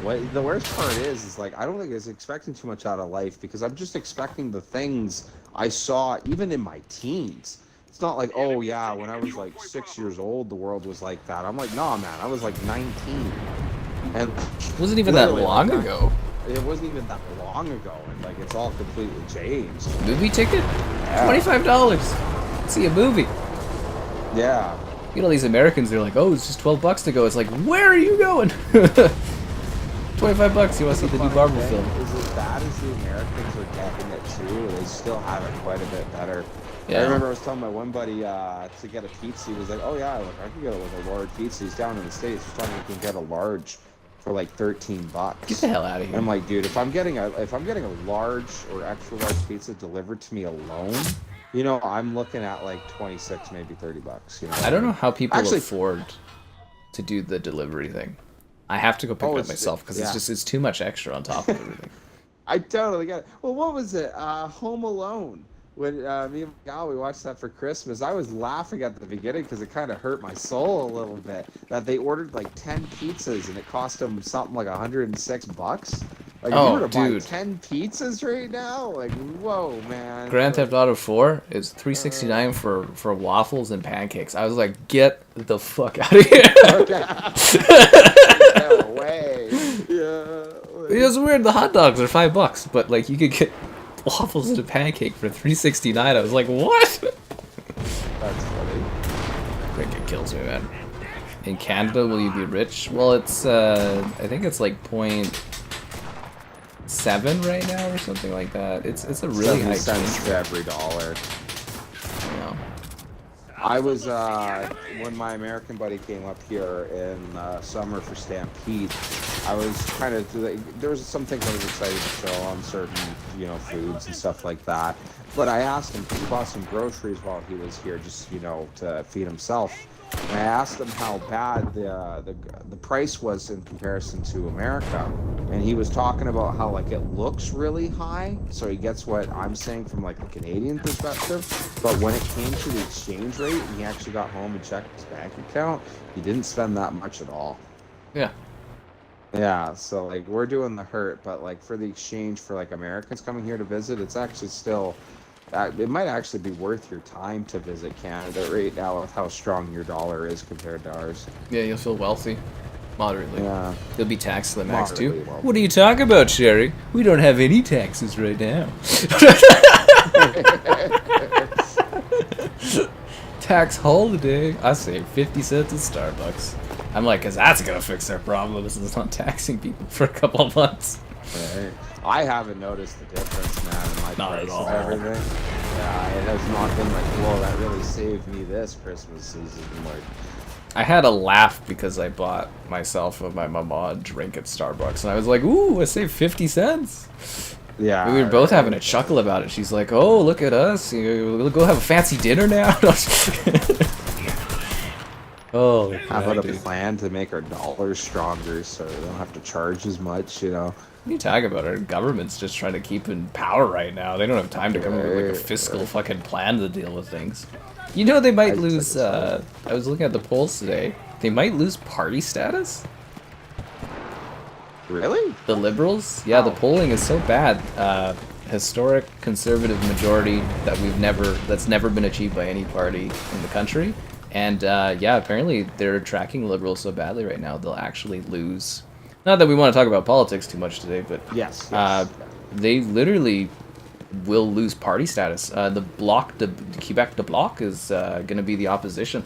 Oh God, that's fun, huh? Yeah. Wild to hear that. Huh. But they're collapsing. They're saying it's going to be akin to 93's collapse. Yeah. I don't know if you heard about 93's collapse, but I guess that was a big thing where the party just like fell apart. What was it? An 18% approval rate or something like that? Something ridiculous. 16. Oh, 16. Right. It's the lowest ever. How? That's I don't even know how they're still 16%. It's a funny time to be. Canada's fun right now, guys. Yeah. Our government fell apart over the holidays. Hooray!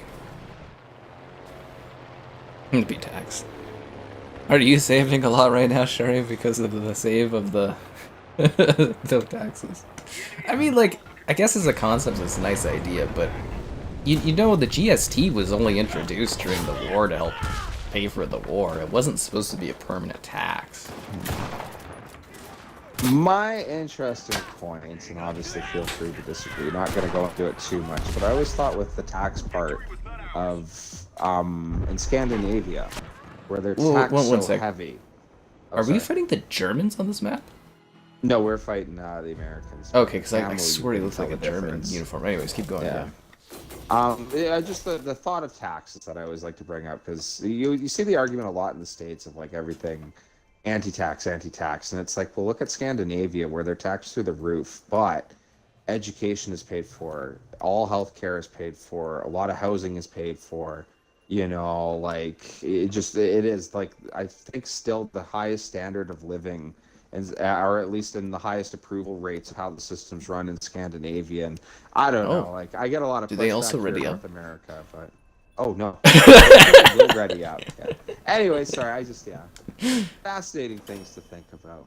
I don't think it's so Yeah. much the taxes. I think it's just how How it's money is used. spent, how it's used exactly. That you know, there is my favorite example in Scandinavia, very high taxes that is very taboo here. But if the money is spent properly, you could have a very comfortable life. Is there a catch to the free healthcare? Yeah, I sleep cozy at night knowing that if I go to the hospital, it doesn't cost me a dime. Oh, I've heard that. I had my one buddy telling me that the thousands of dollars it costs for an ambulance. Oh my God, I feel so bad for a lot of the Americans. There was one thing I was searching up talking about how Americans pay per person 55% more Yeah, it's than more Canadian expensive for counterparts. healthcare. Well, that's what I get such a kick out of is the taboo with Americans of like, oh well, because I always hear this point of, oh, the taxes aren't, the healthcare isn't free in Canada. It's paid for by your taxes. And you always see this as like a, haha, got 'em. And it's like, well, you guys pay 55% more. You would actually save money Using if our you went system. from our healthcare system. Yeah, and then you wouldn't have poor old people, you know, fighting chest pains because they don't want to go to the hospital in case it's not a heart attack. Like, I was, my one buddy pointed out I think I've told this story before about my lovely gal. She passed out the one time, and it scared me so bad. I took her to the hospital. We sat in the hospital. They said it was fine. They did all the tests or whatever. She actually had a little cut on herself that they had to stitch up. And everything was worked out, and we went on our way, and we felt a little better for it, because it still bothers me that she passed out randomly, but I don't know. They told me it was fine, so whatever. It But happens. anyways, it happens, yeah. But like scary, it was. I remember running up to with my parents at the time. I ran up to my dad like in a panic, like, "Hey, my gal's just passed out." Like it's so scary. Anyways, I wouldn't wish that on anyone. But like my American buddies were laughing, saying that like you would actually question, other than like the cut she had from falling, taking her to the hospital, because it's so expensive there that like if you went to the hospital, my one friend was saying that because it turned out to not be a heart condition or anything that caused her to pass out, that there was a high probability that the insurance wouldn't pay for it. And I Oh was yeah, sitting the there thinking, insurance like, things too, oh right? yeah, I was just sitting there thinking like, oh my God, that is Terrifying. horrible. Absolutely terrifying, yeah. Anyways, My yeah, favorite get is that when worked out people in always America. are like, but what about the long lineups? And it's like, I don't think I've the ever long had line, that. yeah. Well, okay, let's face it. I have sat there, even in the case with the gal. I think we sat there for like 3 hours waiting. Which, yeah, it sucks to sit there 3 hours Yeah, but waiting. you weren't a If you priority. told me 3 hours versus like 10 plus grand for whatever Yeah. I was getting checked, I will take the 3 hours any day of the week, man. Like, just make sure she's okay. Like, that is ridiculous. If my mom or dad have any issue and hey, could you get me to the hospital? It's not going to be like, oh, well, hey, are we going to be 50 grand in debt if this doesn't work out, mom? Do you really need to go, Kevin? Yeah, Are you sure? really need to go? Like, no way. Anyways. Actually, you know what I really love is when Grandmama was passing away there, because she was like terminal. Any medicine, it costs nothing. Yeah. Nothing. Not a dime. Seriously, with my anything mother, at all. Not a fucking penny. Yeah. I was like, seriously? Oh, just insane. It doesn't even What make was it sense to there? me how they were able to do that, but I was like, that's incredible. I Not heard a a really penny. sad story from my American buddy where he was talking that there was one girl who got cancer and it looked like she was going to die. And I never heard the follow-up on it, but he was explaining that basically she divorced her husband so the debts wouldn't pass to the husband. I've heard about that all the time, yeah. That's a horrible story. And you got these Americans like, oh, well, you know, like, ha ha ha, like, whatever, dude. The assisted suicide. That's a whole newer thing, though, right? That's a relatively new concept. And that's really got a lot of pushback, too. That is not as bad as you hear in, like, the news of, like, people, I never saw that pushed on, like, my grandmother or anything. No. No, I never saw that at all. I was just, like, blown away, because I assumed you had to keep paying for, like, because we don't have pharmacare, right? Like, well, we kind of. It's not good. That is something that we should improve on. Same with, like, I don't understand how optometry, eye stuff, dental, I don't understand how that's not part of your health. But that's actually hilarious. Sorry, just to butt in, that I actually think that should be extended to our healthcare. If anything, I would pay more for that healthcare. Dude, I had your a teeth, buddy. they get, like, you know, if they're damaged or something, they'll make your body sick. I had a buddy that his back wisdom tooth got infected, and he was having problems sleeping at night. And it was easier for him to go get pain medication than to go. Yeah, I basically had to do a low income thing at the time for them to finally remove the tooth. But I felt so bad for him that it was like, holy, I would throw a couple extra tax dollars to help him, get that dental work worked out. That I would lose zero sleep over that. When I was little, like, I had to get, like, basically all my teeth pulled. You know, because my baby teeth would just, like, not ever come out. Except for the last few did, but they just never would. So I had to get literally all of them pulled. And they cost quite a bit back in the day to do that. Yeah. It's kind of ridiculous. But yeah, I was floored, though, because I thought, actually, I didn't know about the thing until I was going and picking up the medicine for her and stuff. And they're like, oh, it costs nothing. I was like, fuck off. Oh, yeah. Because you just assume, right? Like, we pay for, you know, the medicine here, which was an ideal, but I was like, oh, it doesn't cost anything? I was like, wow, that's cool. That's where some things do help. Like, I remember my mother had her cancer scare years back that, thank God, she beat. And there was the whole thing that a lot of it was free, but there was the one part that she ended up getting certain better medications because of her status card. Oh yeah. And there's a lot of the insurance that pays for that. And I felt kind of bad too, though, that, you know, for certain people that obviously, well, if you don't have status card because you don't have the heritage, well, duh. Yeah. But, you know, I did feel bad for anyone that couldn't necessarily get the medicine that she got. And again, dare I say, I would throw some more tax dollars to ensure that those people could be safe. You know. Anyways, that's the way I think about it. Kevin, you're bleeding me dry. Am I? I've put so much into the system. Yeah, I don't know, man. I can sleep better at night. It's just so funny to think that we live in a world now where so many more people can be taken care of, but they're not able to financial things. And I get it. There is reality of the situation, the way the world works, but it's like, you know, it doesn't tear apart the whole system to make sure a couple more people are better taken care of, if you know what I mean. Our system is struggling a bit more, though, right now, because we brought in so many people. Well, that's the thing, is that, like, the issues Canada is having right now isn't necessarily the things that were working in the past. It's just newer things that they've tried that aren't going so well. Yeah. If you know what I mean. Yeah, it's not that necessarily it's like, oh, hey, told you this was always gonna fail. It's that, no, you know. It's the rapid population growth that we didn't need. Yeah. That's the sad thing too, is I always like that point for a lot of immigrants who come here. If you come here as an immigrant, I hope you live the Canadian nice lifestyle, you know. And the idea that I've heard a lot of immigrants I've talked to at jobs and that, you know, about how they come here and they've been very disappointed at the pricing of housing and all that. And it's like, yeah, me too, dude, you know, like, Yeah. Anyways. Is Rick Moranis Canadian? Yeah, he is, right? Rick Moranis? I actually don't know that. I think he is Canadian, isn't he? Moranis. Or no, is he the one American? I thought he was in like SCTV and stuff, or am I thinking of another guy? I can't remember. We can Google it. Yeah, no, he is Canadian. He is Canadian? Okay.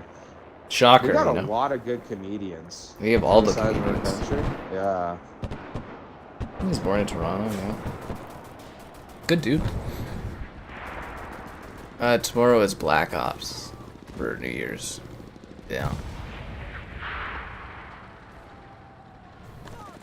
So I'm trying to catch up on comments and stuff. People are talking about nursing and stuff. A lot of Canadians do go, that are doctors and stuff, go to the States to make money, and you know that's capitalism, right? Well, that is the fascinating arguments that America has always had over the rest of the world, is because of the way their healthcare system is that they attract a lot of the best in most industries. That is just a fact, and especially with the healthcare. Outside of healthcare, Europe has a. Sorry. Did you hear they're struggling a bit because China, because they're having issues getting the silicon, like they're being locked out of a lot of the silicon advancements, so they're actually poaching Americans that have been laid off in the tech sector this last year, or they're poaching top Americans and paying double or triple the rate that the U.S. companies will pay. Well, that's a whole thing. That's fascinating. Just to throw in the one thing, because I have heard of certain European programs being slightly better in medicine than America, and I watched one doctor talking about how, you know, he could make more money in the States, but he has better access and more care to themselves in Europe. I don't know if every doctor feels that way, but like, yeah, the classic argument of that, you will make way more money in Canada, in the States as opposed to Canada. So there is that fact. So but the issue is that if you have really good doctors in America, that doesn't necessarily mean that you will be able to afford them. I do talk from a very, I talk from a very middle class point of view, and I can see the argument where if you were very upper middle class and none of these things really ever affected you, where you would want me to shut up because why do you care? Like, life is about perspective, right? You know what my perspective is, Kevin? Liking the stream? People should probably like the stream. Subscribing, great donations, cool. Consider becoming a channel member. Channel member gifting, the Patreon option, and the Discord for stream alerts. There's also the Amazon store affiliate link. Absolutely brilliant. I thought that was a great, I waited for my word, and anyways, go ahead. Alright, you nailed it. But no, that is actually very fascinating with the modern world we live in, with the competition of money. Very neat story. I was watching a documentary on it. Who knows, could be fluffed up or whatever. But like, there was one guy who was talking that he was a former,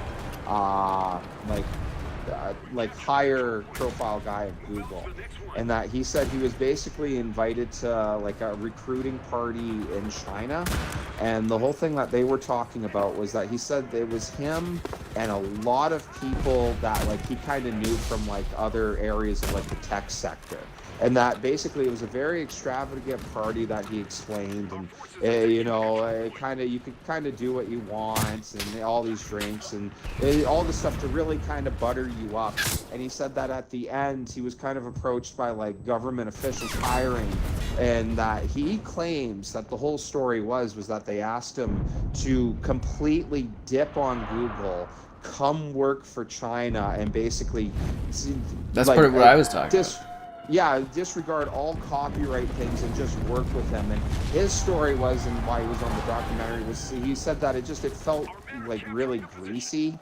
So he didn't want to do it. He rejected it. But he made the point in the documentary of saying that he was one of the few people who rejected it, that he knows a lot more people that took that offer. I'm exactly trying to tie it into what you were talking about, is we are in a fascinating point right now where there are richer competitive countries with the U.S. Well, countries with a lot of money, not necessarily they're willing to pay that money out, but that are willing to pay. Yeah, so I don't know. The world's in a funny spot right now for, they're out capitalizing us. Yeah, literally. Yeah, our system they're taking over. Who cares about healthcare while talking about this game? We do. Yeah. This is on the pro, man. Black Ops 6. That's hilarious. Black Ops 6 tomorrow. Yeah, that's the plan. Black Ops 6 New Year. Yes, this is the pro. Depressing healthcare talk. Well, I mean, this is high points and low points. Kevin is quite a rambling man. Well, that's not the first time Kevin's heard that. You know that song? Rambling Man, yeah. It was written about Kevin. Oh, right. I think a lot of it's coherent, at least I hope Kevin, it is. Were you born a rambling man? Yeah, I think I was. I really was. Oh, you're doing fine. Information. I love a can lot be of these said. topics. We can talk about the crumbling infrastructure. Yeah. I just think it's funny that we do so many of these streams and we talk about so many things that if you get on, I think that topic's interesting. You get on the topic, that's what you end up talking about for half an hour. I mean, we do these streams like a few hours a day. There's all kinds of stuff that gets covered, man. I'm sure in the next hour we won't be talking about healthcare at all. No, we're doubling, tripling down on this conversation. You're right, yeah. Actually, heck, go back an hour, we're talking about handhelds.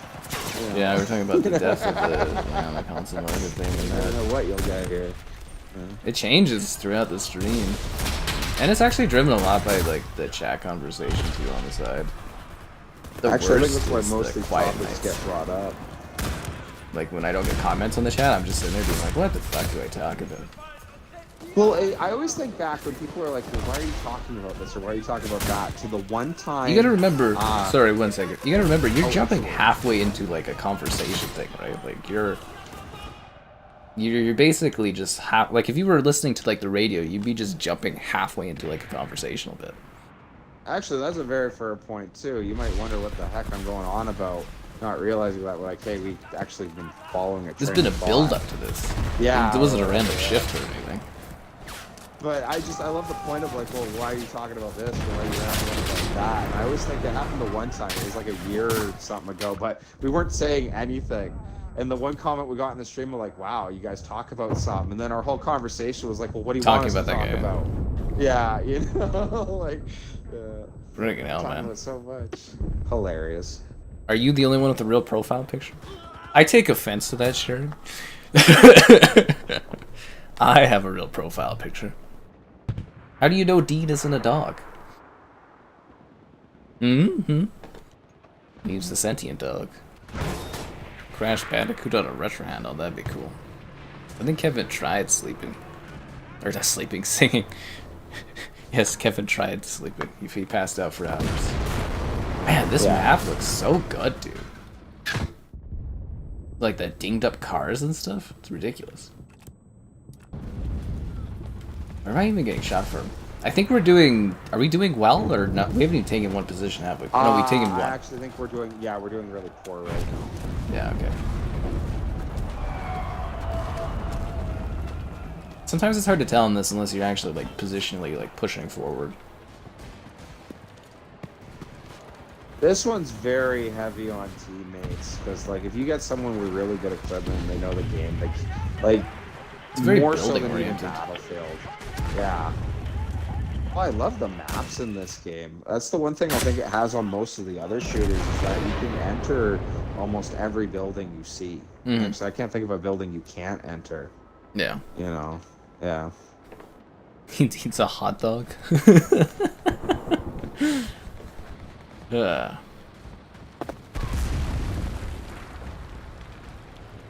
You have to play the cards you're dealt. Ah, yes, of course. Because the hot, sexy people, they put their pictures as, you know, their image and stuff. That's funny. I think that'd be the funniest thing ever, man, on my guest stream. Just have someone like, what? Really? That's what he looks like? No. They've already seen you in that WWE stream. Yeah, actually, that is true. Perfectly So represented to the last detail. I spent a lot of time making that. Alright. 70 tickets. We gotta get going on this. Well, actually, what team are we fighting for? Are we the Americans? We're Germans. We're the Germans? Oh yeah, we are, because yeah, you're right. I just have that on the side there. It looks like it's not gonna be 1,000-year reign. Yeah. More like a 10 or something like that. Yeah.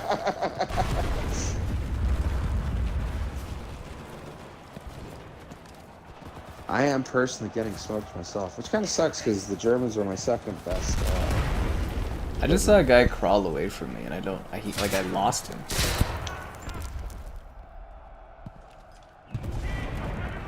I think I've seen that pisser shimmer in this game now. And it's in buildings only. That's weird.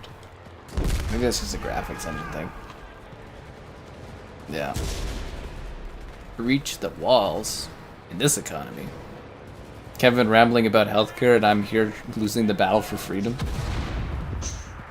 Is this Berlin? What kind of gave you that idea, Valander? Was it the giant, you know, Third Reich in the backdrop?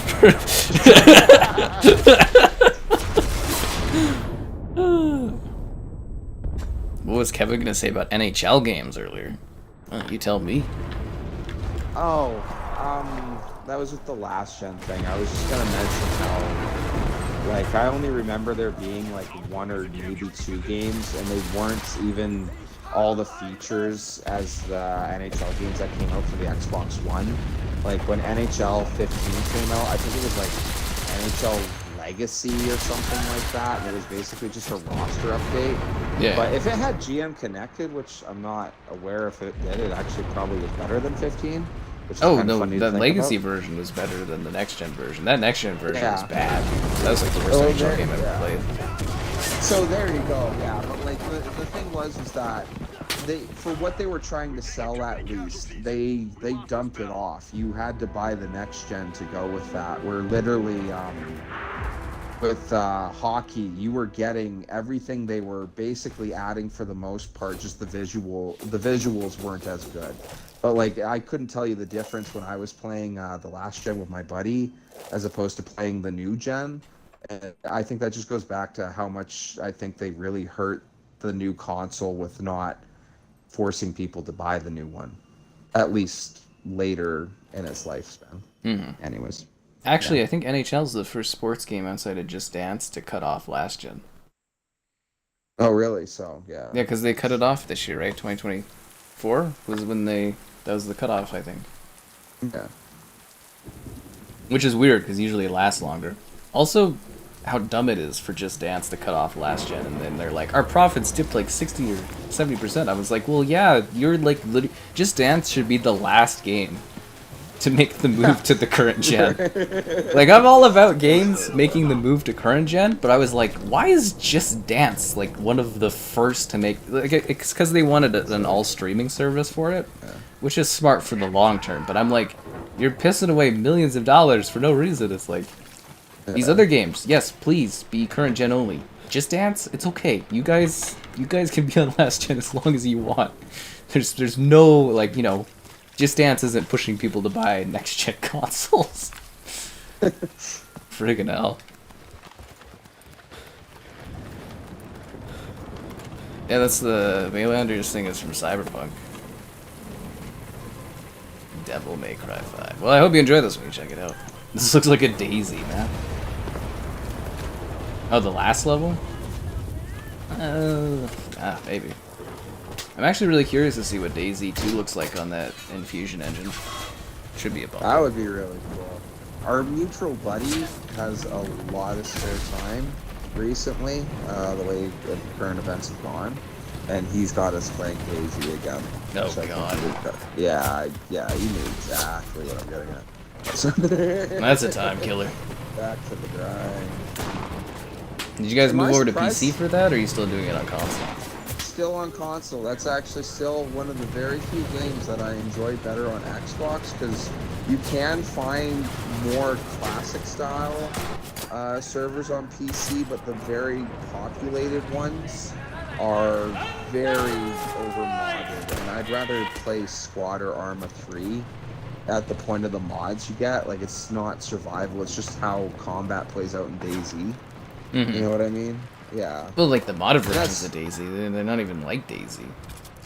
That's what I'm saying. Like, you will end up in a server where if you pick up 5 things in a house, you'll have enough money to sell to buy a full, like, absolute full thing of gear at the trader, and then I'll have all of my partners marked on a map how many meters they are away. Like, one of my favorite things in Daisy for the rating on console was the crouch check.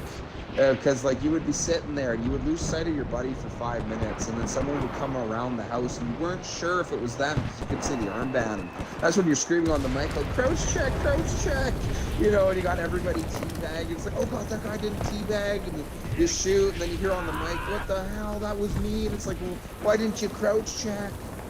Anyways, that's the fun of it. They take Daisy very seriously, guys. Very seriously. Yes. Well, it's just the combat. It was so hectic, chaotic, not like any other game. Remember that one time you guys had me come and do that setup to do a guide video, but then you guys all forgot to mention that it's first person only? And I was like, well, Kevin, how the hell am I going to do a guide video if it's all locked into first person? Instead, we just like spent the whole time getting a car just to drive you back to base. Like, there was one of your buddies, I think, that was just dumbfounded by the concept of it. What do you mean you can't do it? I was like, what do you mean you can't do it? This is first person locked. I can't show everything. Yeah. Well, because as far as they were concerned, why would you play anything else? You know? Yeah. You know, but it kind of helps to show people how things work when you can see it from a third person perspective. Yeah. The idea was good, but fuck, that was funny. I was like, what a waste of time. I love the idea of it though, because I was like, oh, this is perfect. And then I got in there, I was like, for fuck's sake.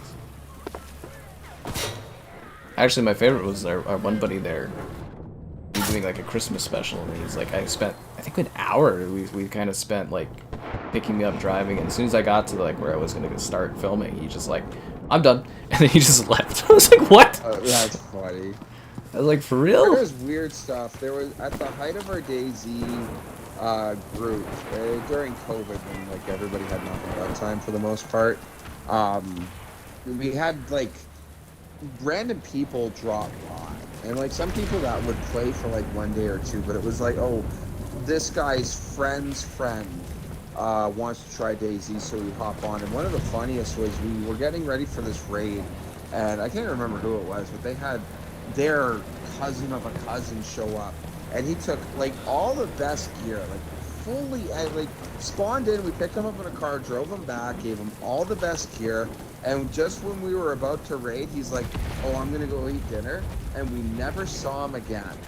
What a guy. You know, and it was like, okay, well, what a waste that was. Like, he's at least got to spawn back and drop off the night vision, you know? Like, this stuff takes time to gather, those resources. it does, yeah. Less so in certain servers, but yeah, you get it, right? It was just like, well, who invited this guy? Like, you guys are talking about, statistically, 60% of you guys that watch the stream watch it off your phones. Which makes me wonder why I stream in 4K, honestly. I love that point you make, yeah.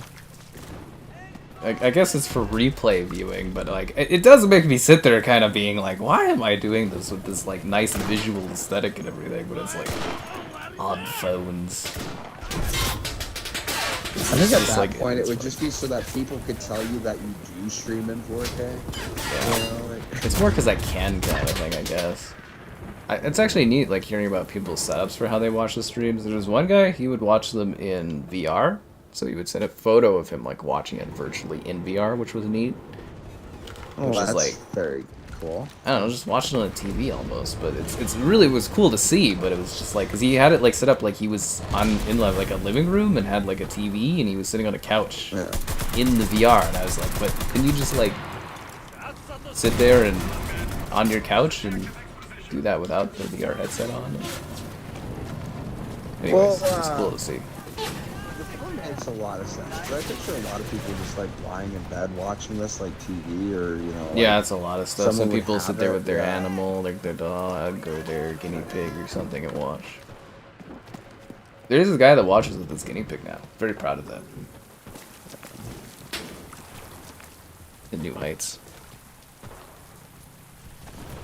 You appreciate the 4K when you occasionally watch it on your TV. Well, that's nice to know. Just from a statistics standpoint, I get a bit of a chuckle out of that. Yeah. Baylander watches on TV. My favorite is some people mention they watch, well, they're playing so that it's like they have a buddy with them kind of doing stuff. I think that's kind of cool. I think that's really cool. Yeah. Yeah. Second TV, I'm just there. Just barking away at whatever I'm doing. I listen to like when I play. I thought it was funny because there's this one channel that talks about the Flames and that, and I like every now and then I've seen. Sounds like a depressing channel. Yeah, no, for real, dude. That's funny. I think I told you this joke just because you made me think of it. We were watching Deadpool Wolverine, and it was a couple of the guys. I even had my one buddy drive down from Edmonton to come watch it with us. We made it a big event, and because he's a big Oilers fan, so obviously I hear about that all the time. But I mentioned that, Wolverine's canon a Flames fan. There's been comics made where he is a Flames fan. And my buddy, who's the big Flame fan, was like, oh, that guy just loves to lose. And we just started laughing, you know, like poor Logan, dude. Can't even catch a break with his hockey team. Loves to lose. Yeah. Someday. Yeah. But I was listening to the one time, and my gal was like, "Oh, I'm surprised in like a world of like podcasting because I really don't listen to anything." Where she was like, "I'm surprised you never got into a sports broadcast." And I was telling her that, like, "Oh, well, my buddy told me to check these guys out, and sometimes I'll have a listen, but then they'll say something that I just absolutely disagree with, and I turn it off because I'm like, that's just stupid." That's how that stuff works. I would just think for like a sports team, you know, the Flames. It's like me covering the Xbox, right? You just be used to losing all the time. Yeah, right. Oh, I don't know. Well, that was where it was so funny, where it's like, oh yeah, Wolverine's a Flames fan. Everybody, oh, so that guy just loves to lose, or something along those lines. It was like, oh my god! Remember when the Flames did that huge recovery where they got all those great players and they failed miserably?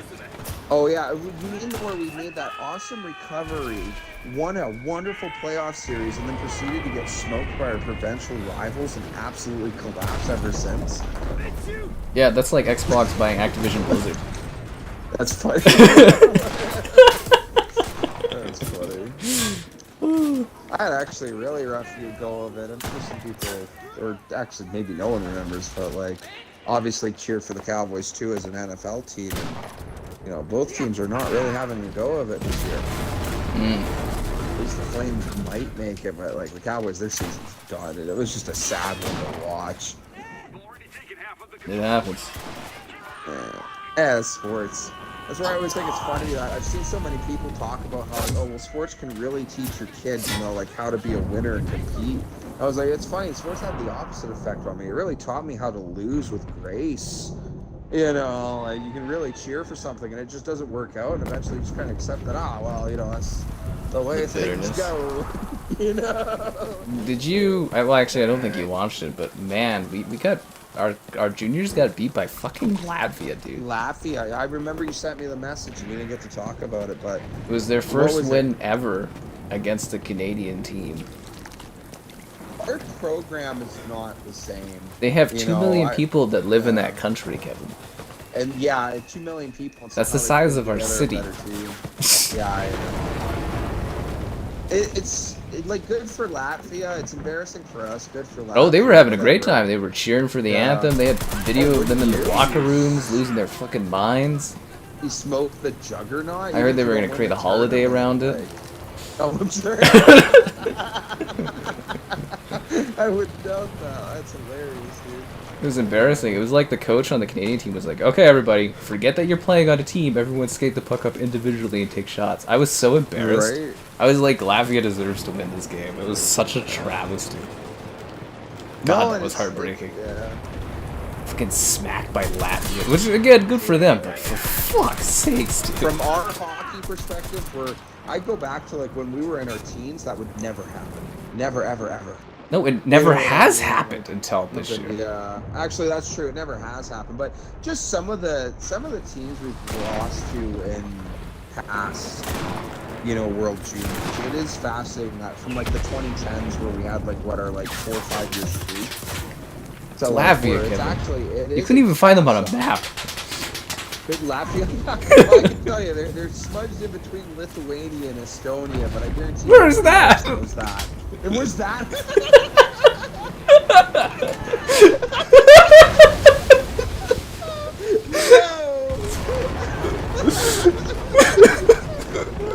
I think I could describe it to you, but it wouldn't help more. You know, like, where is that? That is awesome. got our one Latvian fan listening, like, hey, you know, like, Oh. that is awesome, dude. Fuck. That is awesome. At least we beat Germany 3-0, albeit they're not beating anyone else. But, when will Canada win their next Stanley Cup? I thought we were really close. last year? Last year, I think, was the closest we've come, maybe in like 20 years or something, 15 years. Coach, I'm just surprised that our coach didn't get, like, I don't know how that guy still has a job, dude. I was talking to my dad. He's like, it's like it's a volunteer position. I was like, I know like 30 old guys that do coaching that will like fly up there to go do that. To go, yeah. No, for real. Just for the opportunity. Like, for fuck's sakes, like, come on.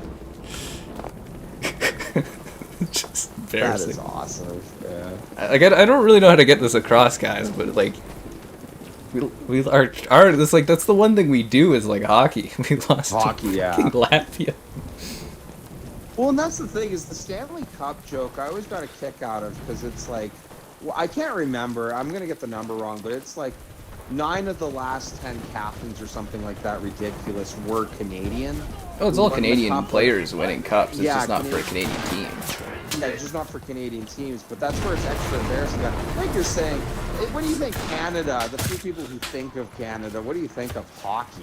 Like, that's our thing, and like, again, good for Latvia, but wow. Like, yeah, I would have never thought Latvia would win. And they lost in the shootout, dude, and it took like 12 players, and the Canadians weren't even like trying to take shots. I was like, guys, this is our thing. We win shootouts. Yeah. We do dangling and stuff. We do, yeah. This is what we excel at. I was like, what the hell? It's fucking embarrassing is what it was. Just depressing. Oh, especially that we could beat Finland the first game. For Finland, you would think was way better than Latvia, right? We should have just dropped out. Lose to Latvia on home soil. Oh my fucking god, embarrassing. In Ottawa too, yeah. That's true. In capital, losing. I like that. I think they're gonna plan a holiday over it. That's just good fun. Christ, they should have delivered some alcohol and some cigars to those kids for that celebration. Freaking hell, man. It was funny too because I was on the hockey Reddit to just see the conversation, and they're like, "Oh, all these penalties," and it's like, it doesn't matter if there was 50 penalties called on Canada. You don't lose that game. Oh my god. It was quite a night. Dangle, snipe, and selly boys. That's what the Canadians were not doing. Yeah. The only thing I care about right now is the shame of our country losing in hockey. Oh my god. The juniors, this is like all we have? God. It's embarrassing. I don't even think the Latvians could believe what was happening. I think that my favorite part, though, was the broadcasters making fun of things. Like, they were just being so snide, it was glorious. Yeah. They're like, I think it was the first period, they're like, oh, we're down 1-0 to Latvia. It's like, well, you know, they're going to be talking about the doomsday in the dressing room about this. Oh, because who would have thought that, you know, we would lose that game? Literally, the jokes about it of like, oh, well, this is nothing. At least that's kind of how I took it. You know what the goal spread is between Canada and Latvia in that tournament? What? 45-3. Really? That's... For Canada against Latvia, historically. Yeah. You would have made a lot of money if you went and put a couple grand on that one, eh? There was guys in the crowd that were like messaging on like Twitter and stuff, and they're like, man, everybody just left. Like, they're like, the crowd's so dead, man. And then there's shots of the crowd of like the parents and the family of the kids sitting there in shame. There was like a little tiny girl just pulling a toque over her head in embarrassment. Oh, freaking hell, man. You know, if you're a hockey family, you'd be like, oh god, what are we doing? Just I wonder shame. about those guys though, because it would be funny if I ever saw one of them at the bar in 5 years. I'm like, oh yeah, I was a part of the 2024 World Juniors. Be like, oh, Yeah, he lost to Latvia, you know? Like, the vast majority of the I've Canadian never team even is played drafted. professionally, and I think that's embarrassing. Latvia has 2 players that were drafted. Yeah. 2. And they were talking about all these But other kids that probably are the like, entire Canada team has been drafted, or will be. You know, like, yeah, they're talking about all these kids that they left behind that were top scorers in their Canadian leagues. Like the top scorer, like the CHL and the WHL, were like left behind, and it's like, well, what the hell, dude?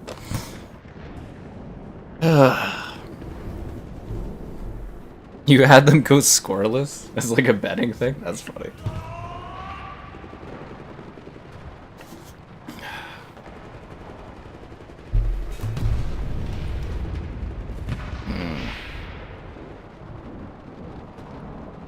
It was quite an emotional moment. yeah. Actually, I did catch the, what is it, part of the Denver game against the Bengals. I was like, well, there's no way these guys are gonna miss the, you know, the extra field goal to win, and he bonks it off the post. I was like, how the fuck do you hit the post in football? Like from a field goal. I was like, are you kidding? It's always impressive when that happens. Brandon Aubrey, It's Dallas really hard. kicker. They're thin posts. They are thin posts. So we made a kicker in the Eagles game, which we absolutely got stomped by the Eagles. Well, they got stomped by the Eagles, but you know what I mean. But he made a kick and he banked it off the post, and even the commentators. I think it was I'm pretty sure it was the 61-yarder he attempted. Which is a ridiculous range for anybody. That's pretty who far, doesn't yeah. know. Yeah, but he hit the post, and there was a couple of the commentators joking that, you know, if you can hit the post from that far, you should get it, but obviously that's not the rules. You know, like, It is funny when you see it happen in football, because, yeah, there's a lot of space that's not those posts that you're kicking at, you know? Like, It was also the inner post and it bounced out. yeah, that's funny. I was like, how do you do that? It was so loud. It was. It really was.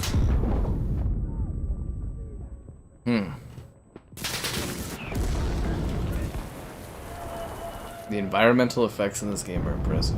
They really are. It looks great. Actually, again, going back to GTA from yesterday, for a game that old, that game has some genuinely impressive, like, weathering effects, like fog and rain and the sun setting and rising, like. But yeah, no, this one has really good atmospherics. I tell you, man, it's the global illuminated ray tracing. It's just very pleasing to the eyes, and it looks natural because it's real lighting. Your eyes just like it more because it's real. Yeah. Give you flashbacks? That's funny. So you can hear them more. Oh, fuck. Oh, this building that we're trying to take here, Kevin. This is that beautiful place. Yeah. I don't know if you're in here This at all. one But with it's gorgeous. the temple or whatever? Yeah. Yeah, it's just stunning here, like the candles and stuff. I think a lot of it's gotten knocked around, but beautiful building.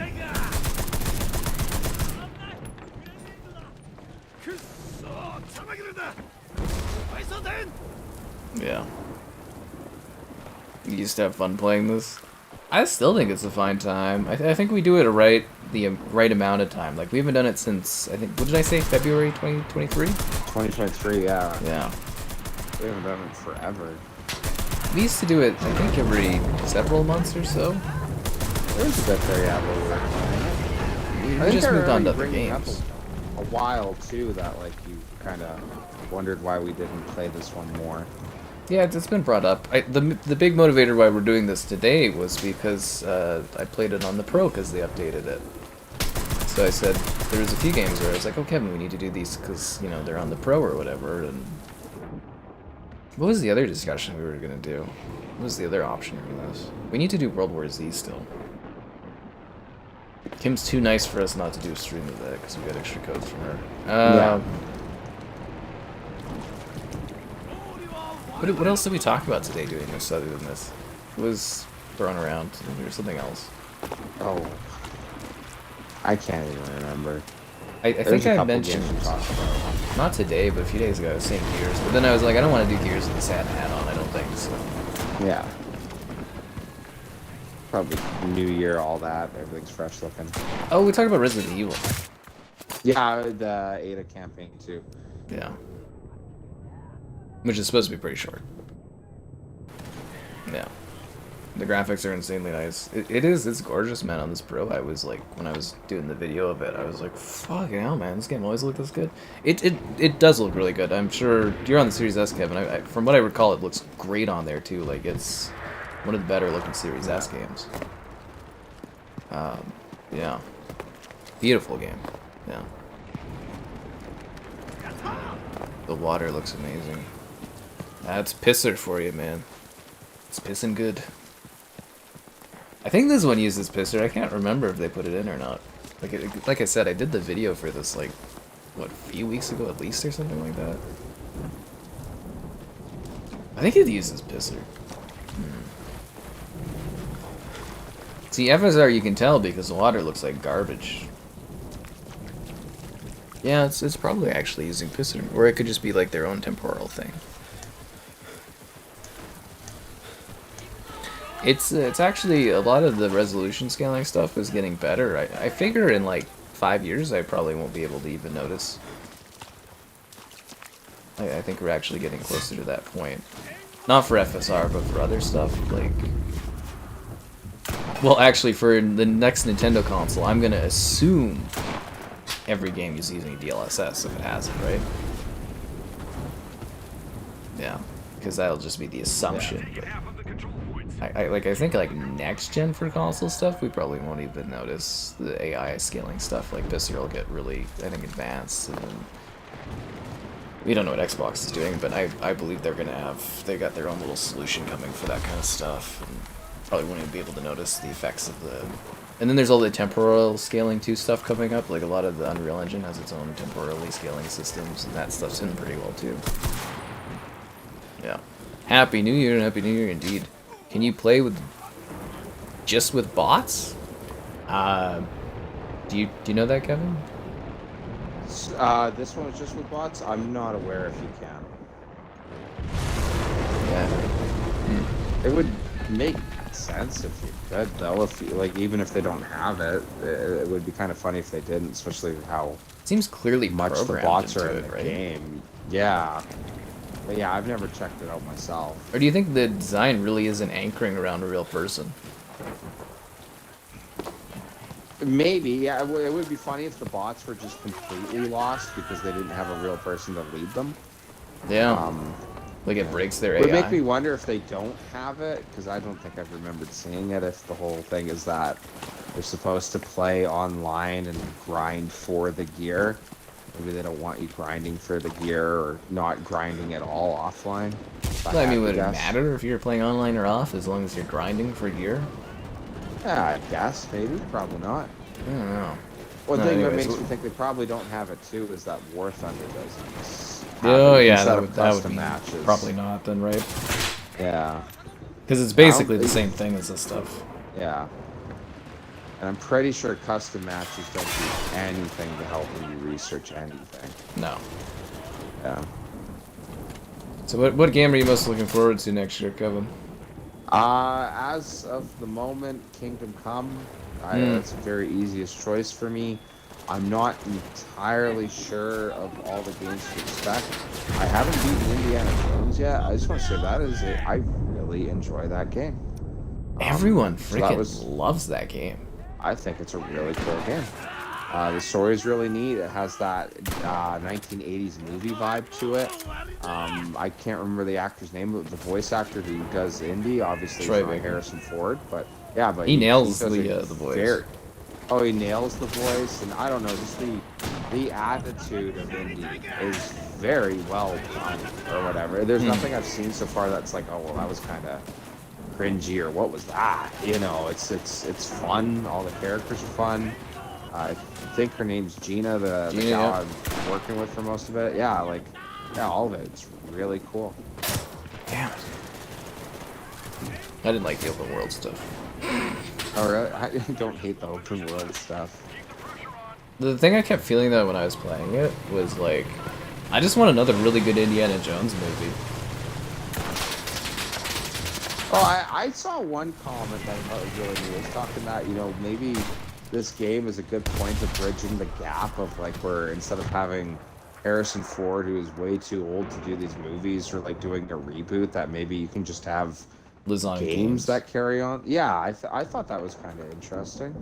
Well, because I thought it would have made a really good movie. At least the story. It fits. Oh yeah, the story would have fit very well as an actual film. Nephilim. And the only issue they would have had, I think, is they revisit places that have already been in the movies. And, like Egypt and that. Yeah. Because indie, they tend to go to new places for every movie, right? So. Oh, that makes sense. I thought going to Egypt was neat. It let you play there. Oh no, I liked that aspect. I'm just saying from a film perspective, they do try to go to a different places every time, which the game is very... It's a little nostalgia poking, isn't it? Because it opens with the original, like from the movie, and, which that part was amazing. That was really cool. Almost made me feel like I could have just played Raiders of the Lost Ark in a game form. You know? Yeah.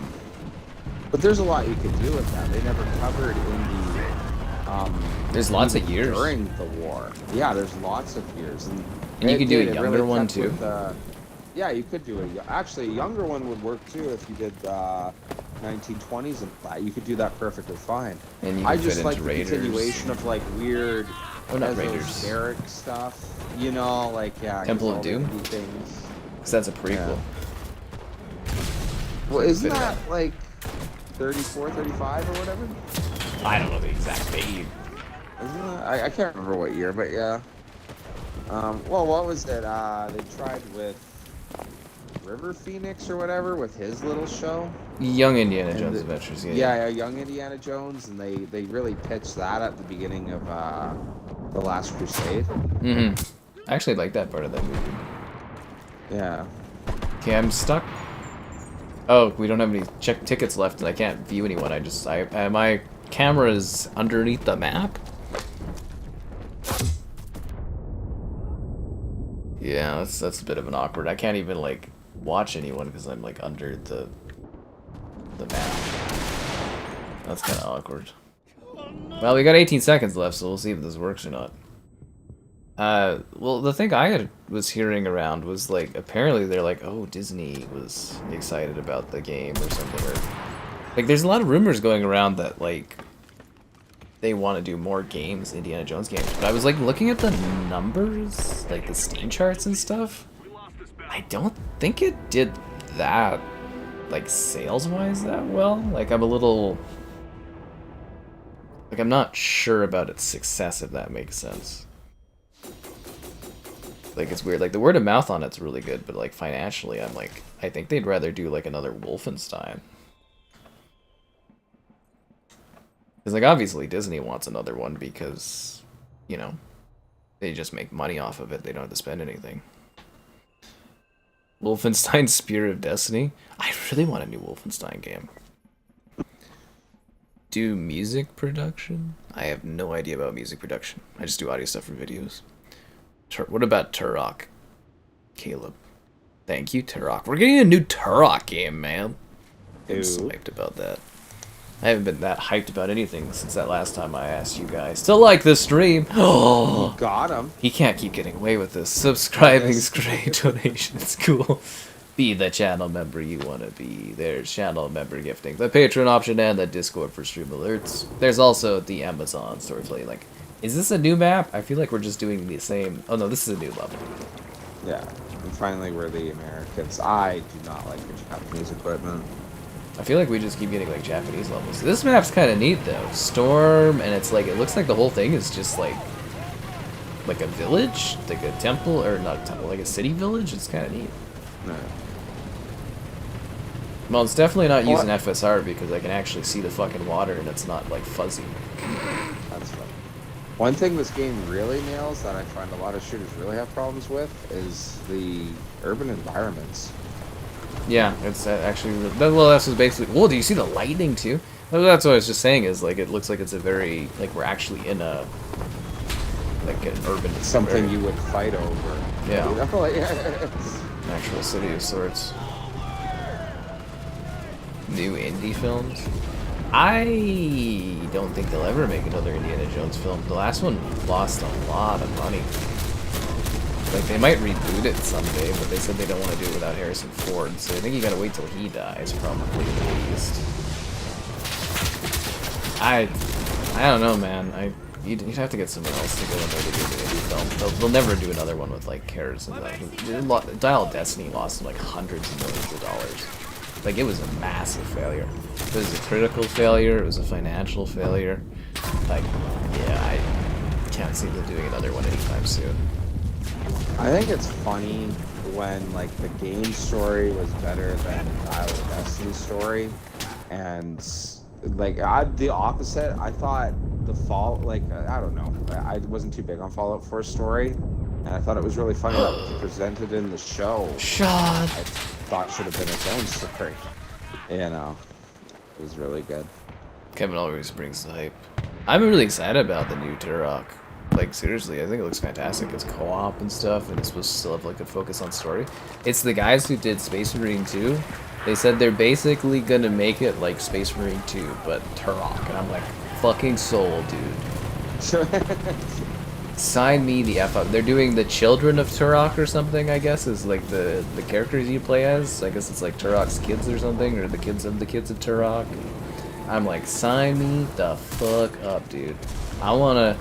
Because they're the guys that do World War Z too, right? So it's just gonna be like swarms of fucking dinosaurs that you're just like mowing down as like these high-tech Turok crew. Can't wait. How do you determine success? Well, there's the financial success of the thing, and then there's also critical success, but then there's, you know, the numbers we don't have, because that stuff doesn't get out, is how many people played it through Game Pass. So the best we could do is look at, like, what's the top played Xbox games, and I guess indie is kind of up there and stuff, and look at the sales for it, try to get, like, a bit of a note. But, like, usually, even for single-player games, you look at the Steam count numbers to kind of get a rough idea of the actual sales.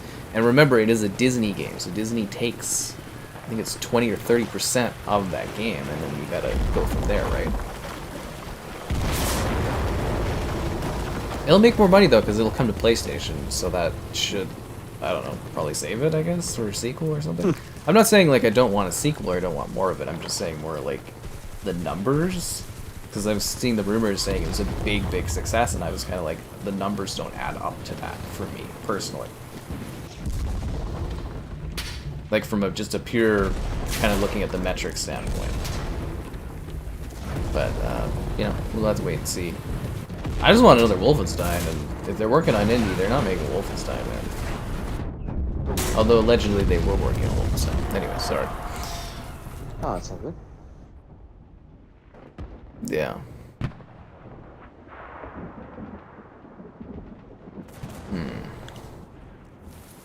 Ba, ba, ba, ba, ba, ba. I don't know, I think for me, if they cleaned up the combat a little bit and tightened the open world stuff a bit more, it would be a pretty perfect Indiana Jones game.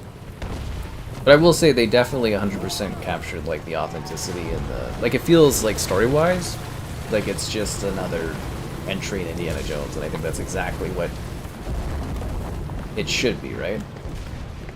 Yeah. Although I am curious, when you do finish, Kevin, I want to talk about the MacGuffin of the Great Circle, and if you found it was enticing enough as you played.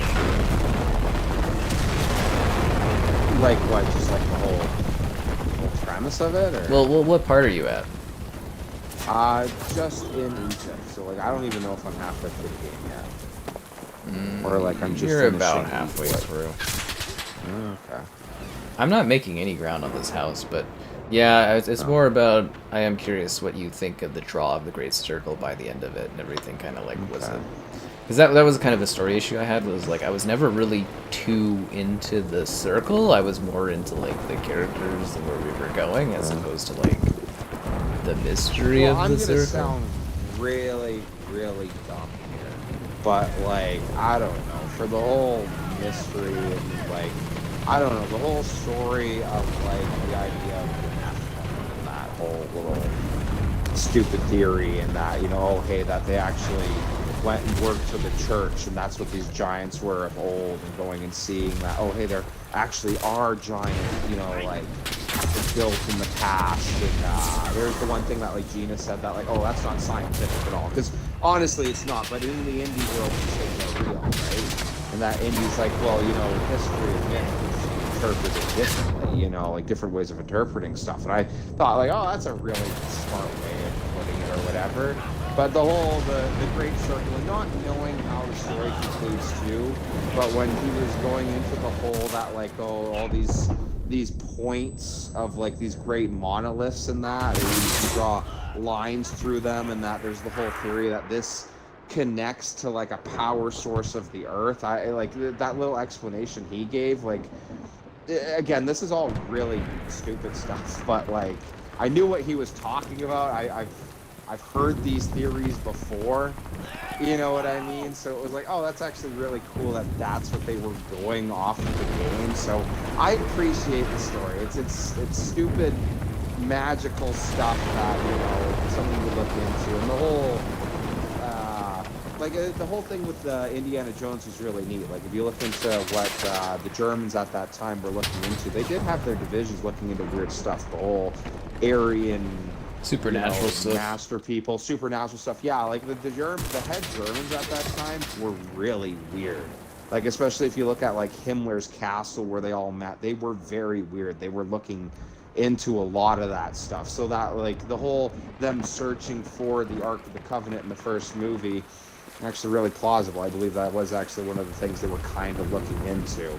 So it really fit the theme of old biblical stories that I'm sure someone's uncle would be way too obsessed about, you know, but, like, I've kind of heard these stories and that, oh, what if this was real? What if there were the giants of old? And hey, what if all these monoliths, there is a power center through the earth that the Germans might discover and use to conquer the world? And again, not knowing if that's how it concludes, but I don't know, all that stuff that I'm getting at, I think it is really intriguing, really cool. It fit the theme of Indiana Jones, so hey.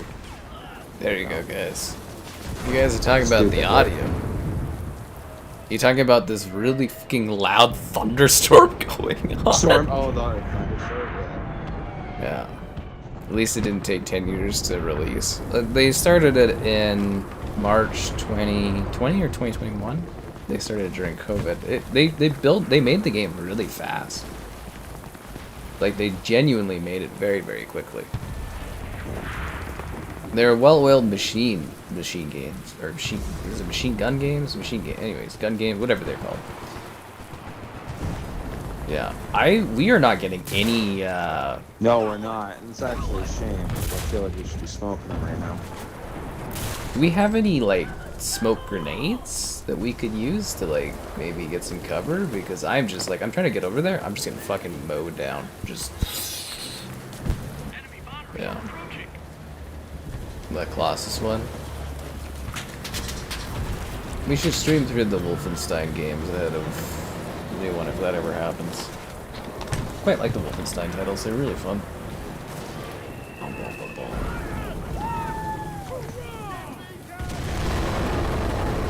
They just got, like, a good circle around, trying to push the point, but it's like we need to follow along the outside and kill them. I can't even get in there, dude, because they just, like, they're in all the windows just mowing me down. They're on, like, the surrounding buildings. It's tough. No, that's tough. And there's all this fucking thunder going on.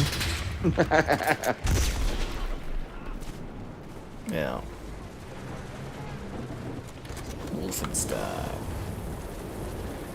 Because I had thought that they were actually working on Wolfenstein 3, and they kind of stopped work on Indie, so I'm wondering if Wolfenstein 3 is still sitting there. Because my question is like, what the fuck were they doing? There's like this, like, again, they made Indiana Jones relatively quickly, but, you know, there's this large gap of time before they were working on Indy, where it was, like, for quite a few years. And it's like, what were they working on? There's this large gap of, like, a few years where it's... I'm just like, what were they doing? Is it possible that in gaps like that they could have just been working on projects that got canceled? Totally. You wouldn't want to bring up projects like that because you kind of look stupid in the end, you know? Totally could have happened. That's very, very plausible. You know, like, apparently that's what's kind of happened between Gears here. Is they were working on another project that got cancelled, and now they're working on Gears E-Day. It's all explained. But for, like, Wolfenstein, it's bizarre, because they were just, like, kind of pumping out Wolfensteins for a while, and then, like I said, there's this large gap where it's just like, what the hell were they doing? Yeah. Marvel Rivals content everyone's putting out. Marvel Rivals is a lot of fun. I really like that game. I wish the streams were a little bit more hyped for it over the last few, but it's been a blast. Kevin, you and I were having a good time last time we did that. Yeah, Marvel Rivals is really neat. It's like one of the top played games on Steam last I checked, like yesterday. I doubt that's changed to today. A lot of people were saying it was gonna die, and I'm like, I think it's got it. Yeah. I don't know if you've been playing, but if you put in the time right now, you can unlock a special Jeff the Christmas Shark outfit or whatever. I've tried to get a couple of my buddies to play it, but they won't check it out. I'm kind of disappointed. We'll just tell them it's like Overwatch, but, you know, Marvel characters. Right. Or just say there's a really large focus on asses in it. Oh, that's, yeah, that was It's Kate. The Wolfenstein in 2025. Oh, I don't know if it'll fit in. I actually legitimately next year think it's gonna be largely streams of like new stuff. Seriously, just because of the sheer quantity of games that are releasing, like I think it'll largely be a year of streaming new things, but we'll see what happens. There are some back catalog stuff I want to do, but like, you know, we're gonna get the CODs on Game Pass, which will be a thing, and then, you know, I guess I'll have to buy Game Pass for like a month or so when that happens, but, you know, we're supposed to get that, and then between, I think, CODs on Game Pass, which we'll probably spend a fair bit of time doing, and then all the constant stream of new games. I don't know how much time we'll have for older stuff, but we'll have to wait and see. Because it's like, you know, during COVID, all we did was play older games. Yeah. That was a lot of fun, though, going and playing. No, it's great. Like, every month we just cycle through, like, the list of, like, old favorites, and they all did well, and, you know, it's a little different now. Just because we finally actually have new games. Kevin can be a shark in Black Ops 6. I don't know if Kevin has the storage space to download that one. Kevin being the useless Iron Man. That was so funny. You're just sitting up there, just going, just blasting. I thought I was doing pretty good. No, you were doing well. It's just funny because people would be like, "Oh, because you're not like in there getting the objective. You're just sitting back going." Different characters play different ways. Just like blowing things up, you know. Like I could see where you were thinking, oh, hey, I'd play Punisher because he was really neat, but like Iron Man had more firepower, you know. Felt like an AC-130 overhead, like, you know. Oh yeah. Actually, I was really warming up to Scarlet Witch there. I was trying to do one of the Jeff challenges using her, and I'm like, oh, she's actually pretty good if you play her right. We're not getting this, are we? No, we're not. This is... Even if we got it, we'd just be delaying the inevitable, right? This is the loudest fucking map I've ever played on in my life. Is it not loud for you? Like, it's just freaking hell, man. Not really. No? I got my mic, though, control. Like, I got you turned up more than the game right now. Oh, okay, because even on my TV, it's louder than normal. Like, it's just thunderstorms and the rain and the shots and the explosions. It's a lot. Yeah. Rivals is plagued with bots. Say it ain't so. I think that's just people not playing well. It's not like Fortnite. Plagued with bots? That would be sad. Nothing good takes me out of a game more than bots. That's where you know what? If this game was 32v32, it might win over Hell Let Loose on me. But like that, Hell Let Loose is a little more all the tactical stupid stuff you know I love talking about. But that it is all people that wins me over in games so much. I hate playing bots. I do too. I like to think of them in this game as more being cannon fodder. Yeah, it's something to shoot at while I'm trying to shoot at people, but yeah. The only reason I play, the only game I play, style I play bots more in is strategy games, and that's because I'm never as good at a strategy game as I'd like to be. You know? Run of the mill. I don't know, like, for Marvel Rivals, it's just got, like... I think it's got a lot of good things going for it. It's got that fun, addictive gameplay that is Overwatch. It's got Marvel. It's got really aesthetically pleasing character designs. It's got a lot going for it. It's nice to see something with the Marvel title, though, getting something positive. Because Marvel, Yeah. I still like Marvel. Whoa, Yeah, Guardians of you the know, Galaxy. like- Did you ever play that? No, I didn't. But I remember you saying you really enjoyed it. I loved that game. It really is amazing. Actually disappointed you never ended up playing that. Is this still even on Game Pass or anything? I don't know if it is anymore. You should play it though, Kevin. It's actually really good. I would if it was like on Game Pass or something. I would. I think it was You know, for a while. I'm not. It's got to be a really, really killer single player game to take my time. It is a killer single player game. Maybe I just gotta It give it a is. shot, right? Damn. Really? Kevin, how he has level half squad set up? What is that? Got it. I'm level half squads.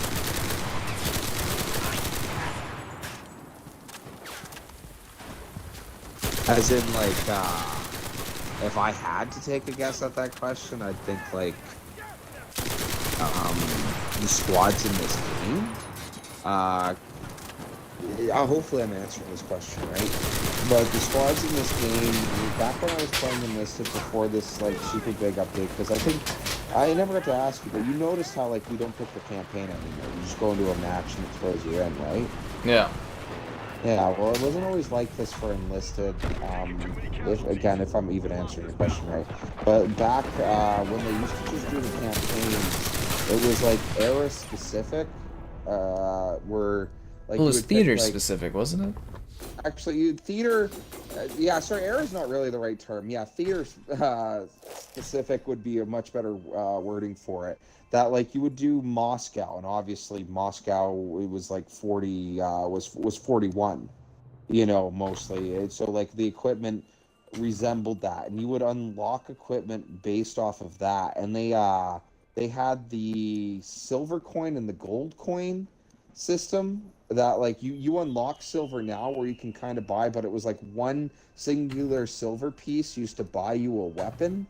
And it was just Normandy where for the Americans that I used to play a lot. So you had all the equipment there, and I bought all the M1 Garands. And it's actually really funny that when I look at my upgrades or my research now, like, I have my Garand, but I do not have the Lee Enfield before it.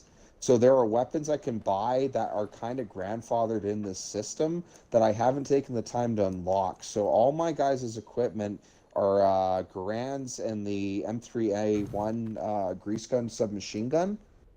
So that's kind of my whole layout. But my system's really weird because it puts me at a level 3 BR, but it's... My squads aren't even totally done up like that, and my German squads are really weird because it's all... Oh, God, I'm gonna mess up this word, like consolidated, or it's Yeah, all that's right. grouped that's right. Yeah, okay. It's all grouped together now. You should ready up. Into. Oh, I am now. Sorry, it's my bad. Okay. Yeah, for the Germans, it's all into one thing now. So I never really played Berlin, and I played a little bit of Stalingrad. My favorite was the Moscow maps. So, like, I only have the MP40 unlocked for my Germans, and I have the Panzer IV-J. So, I don't know, the weird explanation that all my equipment is really mixed up because it's what I unlocked in the old system.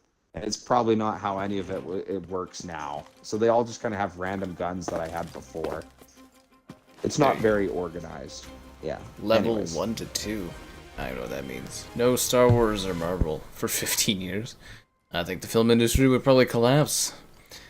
Nah, but, like, what is that? Mando and or Grogu and the Mandalorian? I can't see that doing well in the theater. I can't see it. The only thing I could see doing well in the theater would be the likes on Your the stream. likes?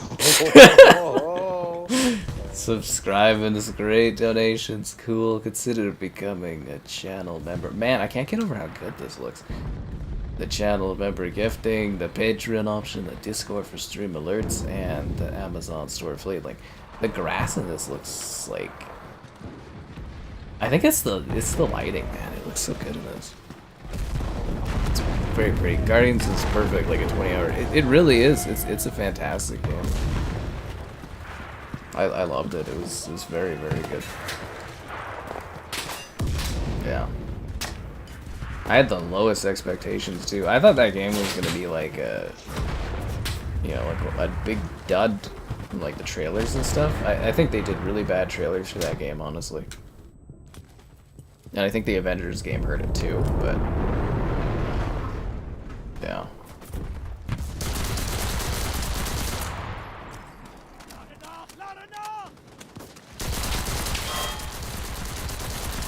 Yeah, because the Avengers game was actually really cool. Yeah, no, I really like that, but you know, the word of mouth from people and stuff, they didn't really like it. And a lot of people didn't give Guardians of the Galaxy a chance because they, you know, just heard about that from that game, right? Cold War? Oh, you guys need a Cold War. Well, that's actually, yeah, thinking about it, that's where I was thinking with Marvels. It's just nice to see something positive with the Marvel brand on it for Marvel, with the rivals. I don't know about you. I know a lot of people said they were really sick of it, but when I throw my nostalgia glasses on, I do miss when Marvel was really big. It was just something fun to be excited for and talk about the next movie with people. Yeah, and now it's just like, oh god, what next crap are they throwing out? I can't believe you saw it, you know, I don't know. Yeah, it's just lame now. But lots of stuff, that's just how it works, right? Things are popular during certain eras. Things come and go. It's a fact of life, yeah. Yeah. Yeah, the Westerns, they lasted like 30 years and then people moved on. And very true. Different things for different eras. It's not like Marvel's incredibly falling apart. There's still like the odd thing that's okay and good. And people like. But yeah, I don't see it really. Personally, I don't see it recovering to where it was before. I think they're pretty desperate because they're just running off of nostalgia stuff at this point. That's not healthy for growing, you know, future Marvel generations. I think also the characters just aren't as interesting too, or they take too long between characters. I mean, hell, like, when was the last time we saw, like, Shang-Chi? And that guy was, like, I think the most well-received of the new ones, and... For the new, yeah. And, fuck, his movie came out, what, 5 years ago or something? We don't even have, like, a word of a sequel or anything? Superhero co-op game or a few years ago. Avengers, or are you talking about a different one?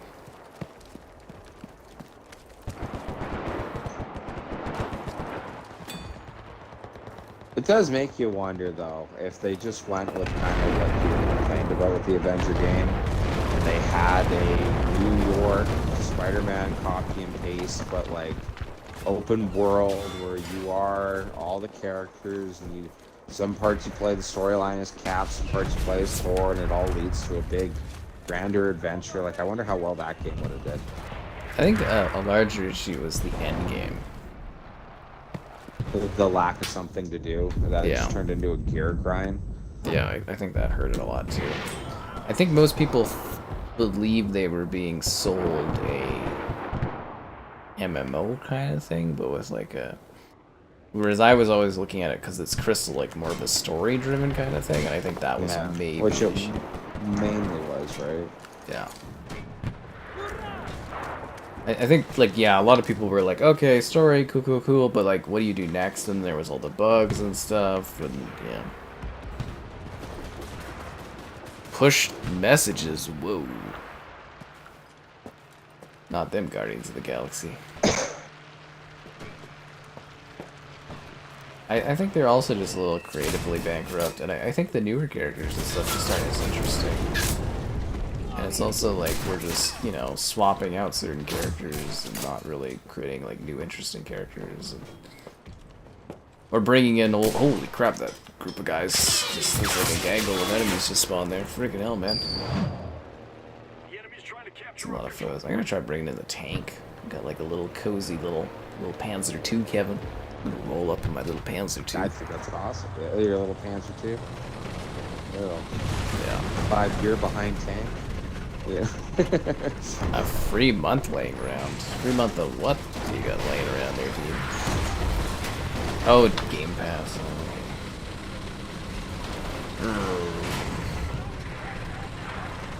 Well, it's free to play this game, right? I don't think you need Game Pass for this, do you?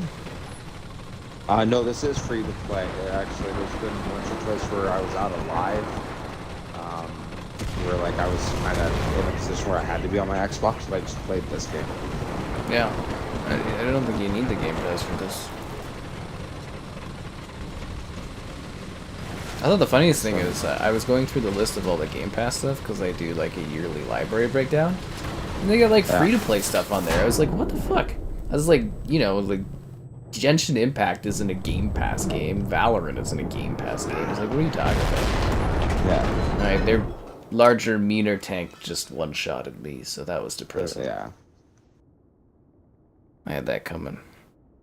Ghost Rider? The rumor going right now is Nicolas Cage is coming back as Ghost Rider.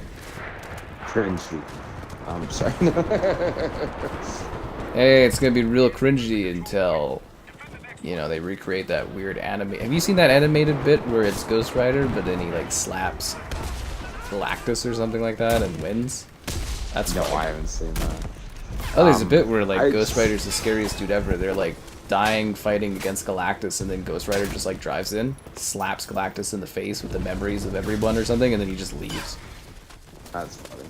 Yeah. But no, it's supposed to be like, you know, everyone's back for the next one. And apparently they got Nicolas Cage is coming back as Ghost Rider, I guess. So wait, did everyone just like forget that the second Ghost Rider was like one of the most hated Marvel movies at the time, or what? We're just pretending we like all these films now. Oh, we're just pretending to like them. Okay. Yeah. Because that seems, yeah. I mean, you know, like Blade 3, you know, like obviously super celebrated. And yeah.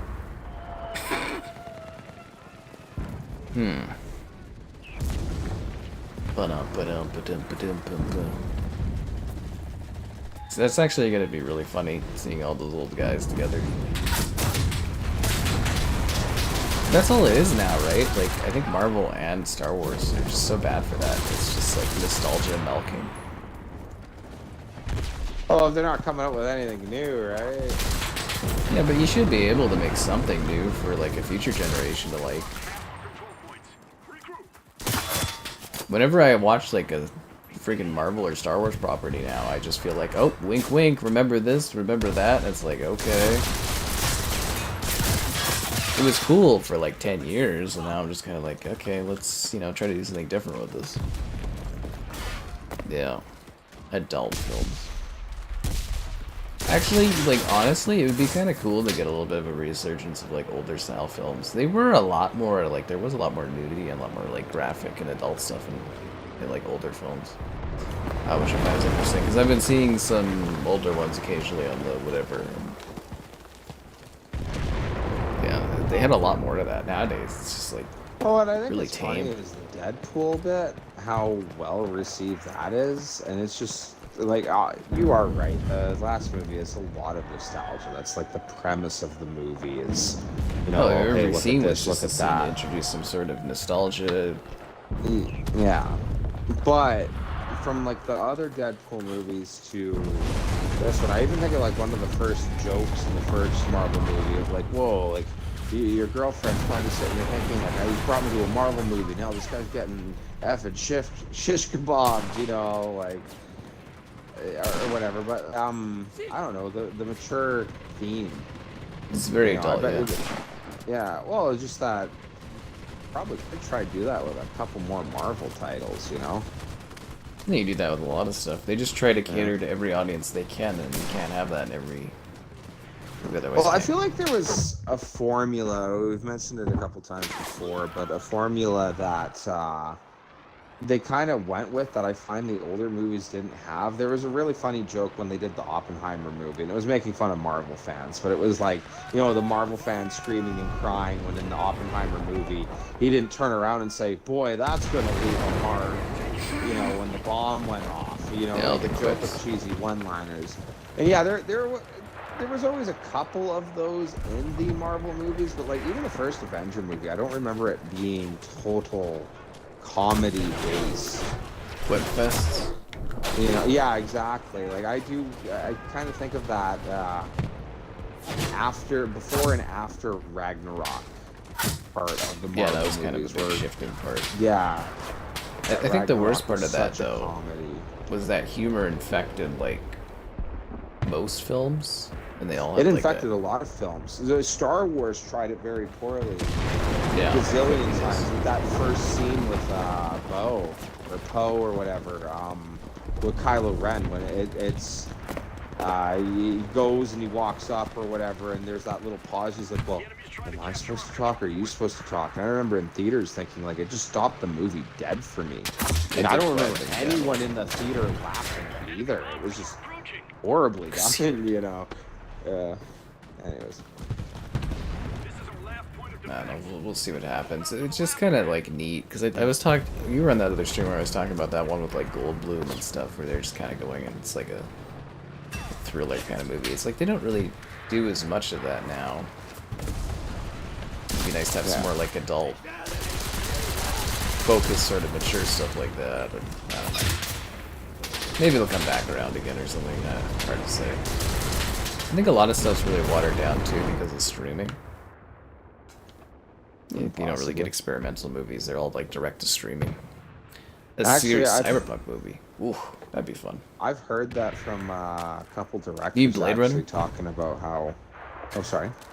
No, he's just saying, what about a serious Cyberpunk movie? And I'm like, you mean Blade Runner? Blade Runner? That's actually really funny. Basically. Yeah. No, I've heard it mentioned a couple times in posts of, like, people talking. Literally what you're saying, that there's no chances taken anymore for movies, and they play it too safe. They play it entirely safe, and, you know, by statistics. There's actually, the word is going around that, like, now Netflix will be, or has been actually for a while, focusing on actors will now, or scriptwriters will now have to put it in that actors are saying what they're doing in a scene for people that aren't even watching Netflix, so that they know what's happening just by listening. I'm entering the room, or I'm cutting up blah blah blah, or something. Oh, like that. Really? I'm like, holy crap, have we got dumber as a society because of this? But, you know, it's all about the algorithms, right? Because the other sad thing, too, is, like, long-term shows that we used to enjoy when we were younger. Like, we'll never have, like, another Friends or anything like that. You know, something that's got, like, 20 episodes that lasts.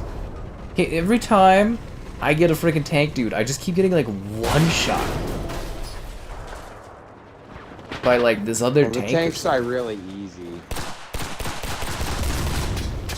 Yeah, but, like, you get one-shotted, dude. Tanks. Like, your tank, it's like one of the weakest tanks in the game, right? Where you're facing people way higher out in, what, PR? That's all I could afford, Kevin, on the PlayStation. Yeah. I'm just saying, it's not your fault why you're getting one-shotted. I drive my little tank out there, I don't even know what happens. Explosion. Wait, what Panzer do you have? Panzer 4J. Oh, must be nice. Yeah. I gotta get up on top of this Panzer. Or I'm gonna hurt myself trying to get up on top of this Panzer. I keep sliding off the top of the Panzer. This doesn't make any sense. Drive force. PPSH. Not with my budget. 2077, the movie. It's actually, like, really weird because they keep talking about video games being that next thing they want to adapt into, like, movies, but, like, they haven't really done, like, logical ones, and when they do them, they don't do very good ones. Except for the Sonic movies. Oh my god, the Sonic movies are delivering. I love Sonic 3, man. It was so great. Stuff for second screen viewing, I know, it's just crazy. Yeah, the superhero fatigue. We've been talking about it for a couple of years and people didn't believe it, but I think it's really, really real. I think people are finally starting to realize that. It's like, sure, you still have a hit every now and then, but, like, in general, I don't think they're really doing what they want. Well, in fads, the word of mouth thing, it has more of an effect than ever before. I like that point that even in the 2000s with like social media, it didn't reach everybody constantly. So like an opinion that, you know, might have even been popular at the time, it wouldn't be in your face all the time. So anyways, what I'm getting at is it's cool to hate Marvel now, and that's all you see on media, you know. And it's like I feel like it's, at least myself, it's constantly reinforced. It's cool to hate Marvel, because I do think there's been a couple movies that aren't too bad. There have been some, like the Eternals, like no one likes that one, you know what I mean? The new Marvels movie, that one was kind of I see rough. people I don't that think it was well done. say they liked the Eternals, and I'm just like, I feel like those people are so full of it. I'm like, there's no way you could have liked that movie. Makes you think they're like Disney burner accounts or something like that, you know, trying to, you know, say love or whatever. But there is, I agree myself from some of the products I've seen that there's, sorry, the ready up, that there is things, there's a lot of disappointing things Marvel's done, you know, at least story wise, that just, it's not good. But like, I don't think that doesn't stop though that it is, again, cool to hate Marvel, where people, the whole like superhero thing, you can go back to 2015 and see comments of people, you know, oh, it's the same movie over and over again, you know, superhero has problems, superhero solves problem, nothing's lost, you know, like I've heard those jokes before. Yeah, they are repetitive, and I heard those comments before. It's just, it wasn't cool to hate Marvel. When people would make those comments, it was like, oh, shut up, you know, like, Marvel's awesome, you just suck, you hate a good thing. But it's the opposite now, and nothing kills any franchise or game or movie than if it gets out that, hey, that just sucks because. I think Star Wars, that's a lot now. Most people I talk to just don't care. It's even worse than hate. It's just apathy is for Star Wars. Yeah.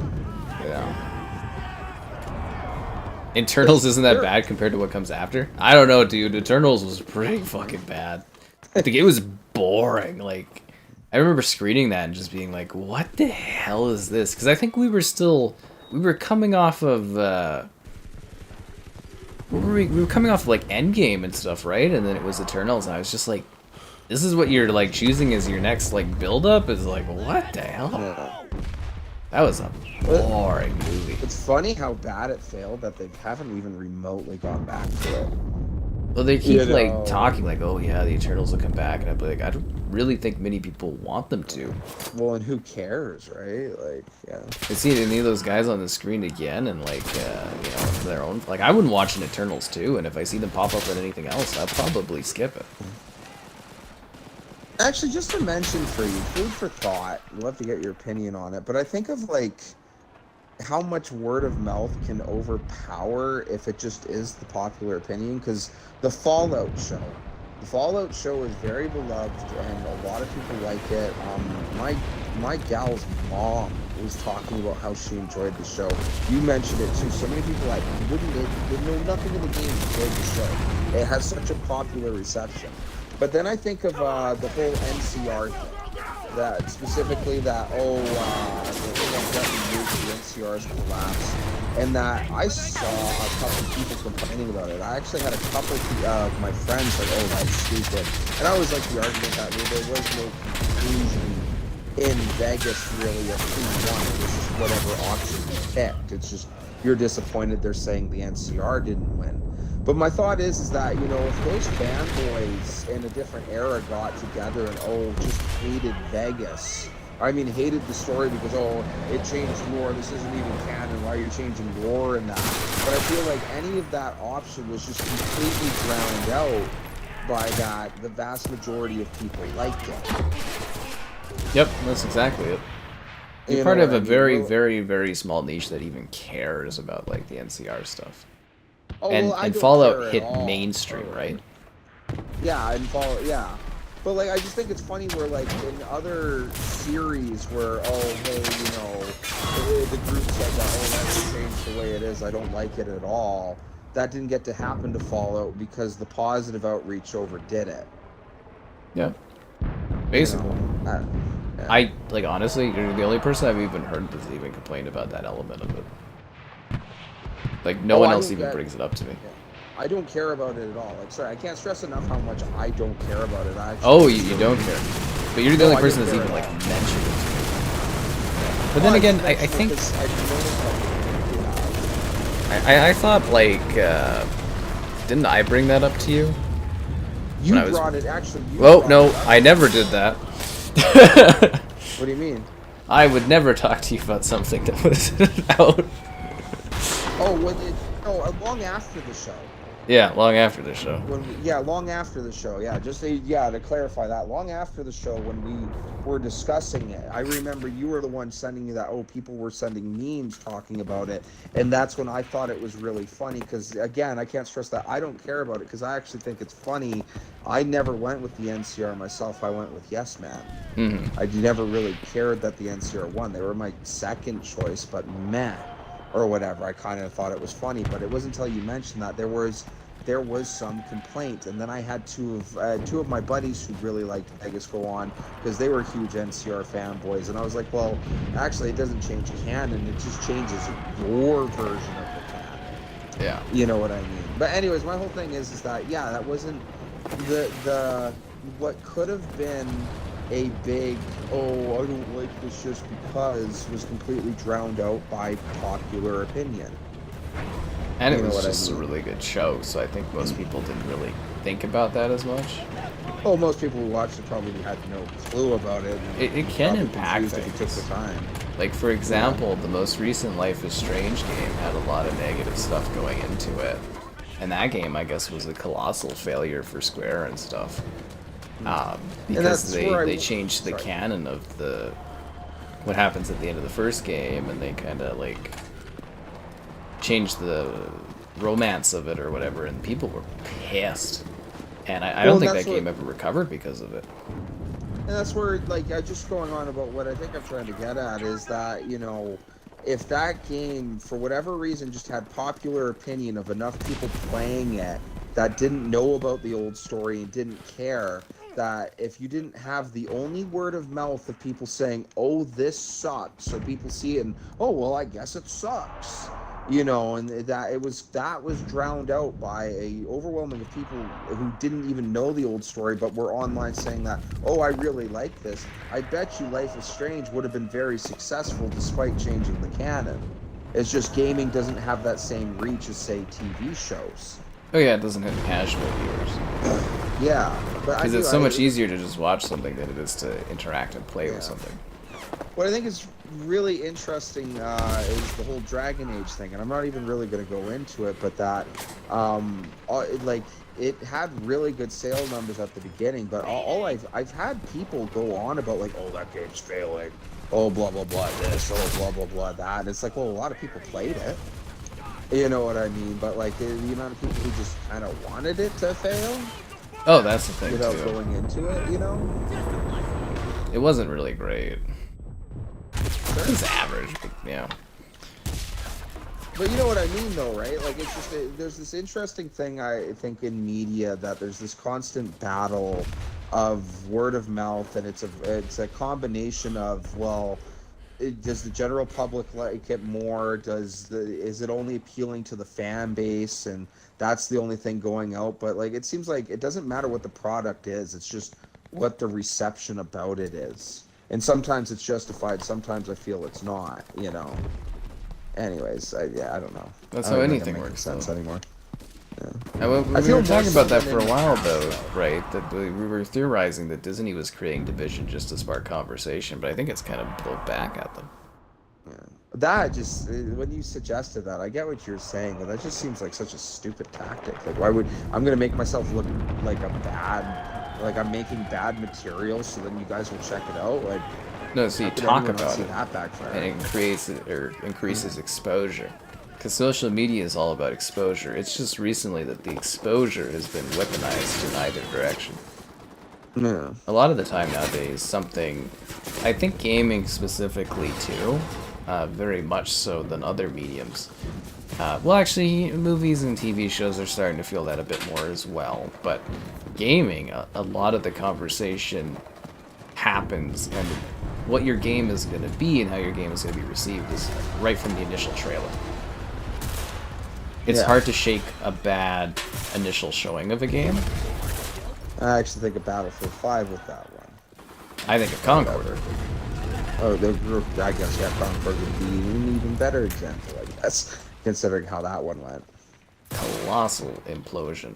But I think that the thing, too, was really interesting as well, because the new Naughty Dog trailer, and a lot of people are really shrugging it off, but that trailer has a lot of negativity around it. And you can have different opinions and different ways about blah blah blah and how they're doing things with that game. But like a lot of people would be like, and they were comparing it to Concord, and they're like, oh, look at all the dislikes it has. It's at Concord levels of dislikes. But other people would be like, well, it's got more upvotes than Concord ever did. But it's still the fact that there's that much of a negativity, and like it very potentially, if unchecked, can build up and really damage the product potentially. Yeah. A fun thing that I didn't even realize until recently was for The Last of Us Part 2, like there was a lot of negative word of mouth about that game based on how they treated a certain character.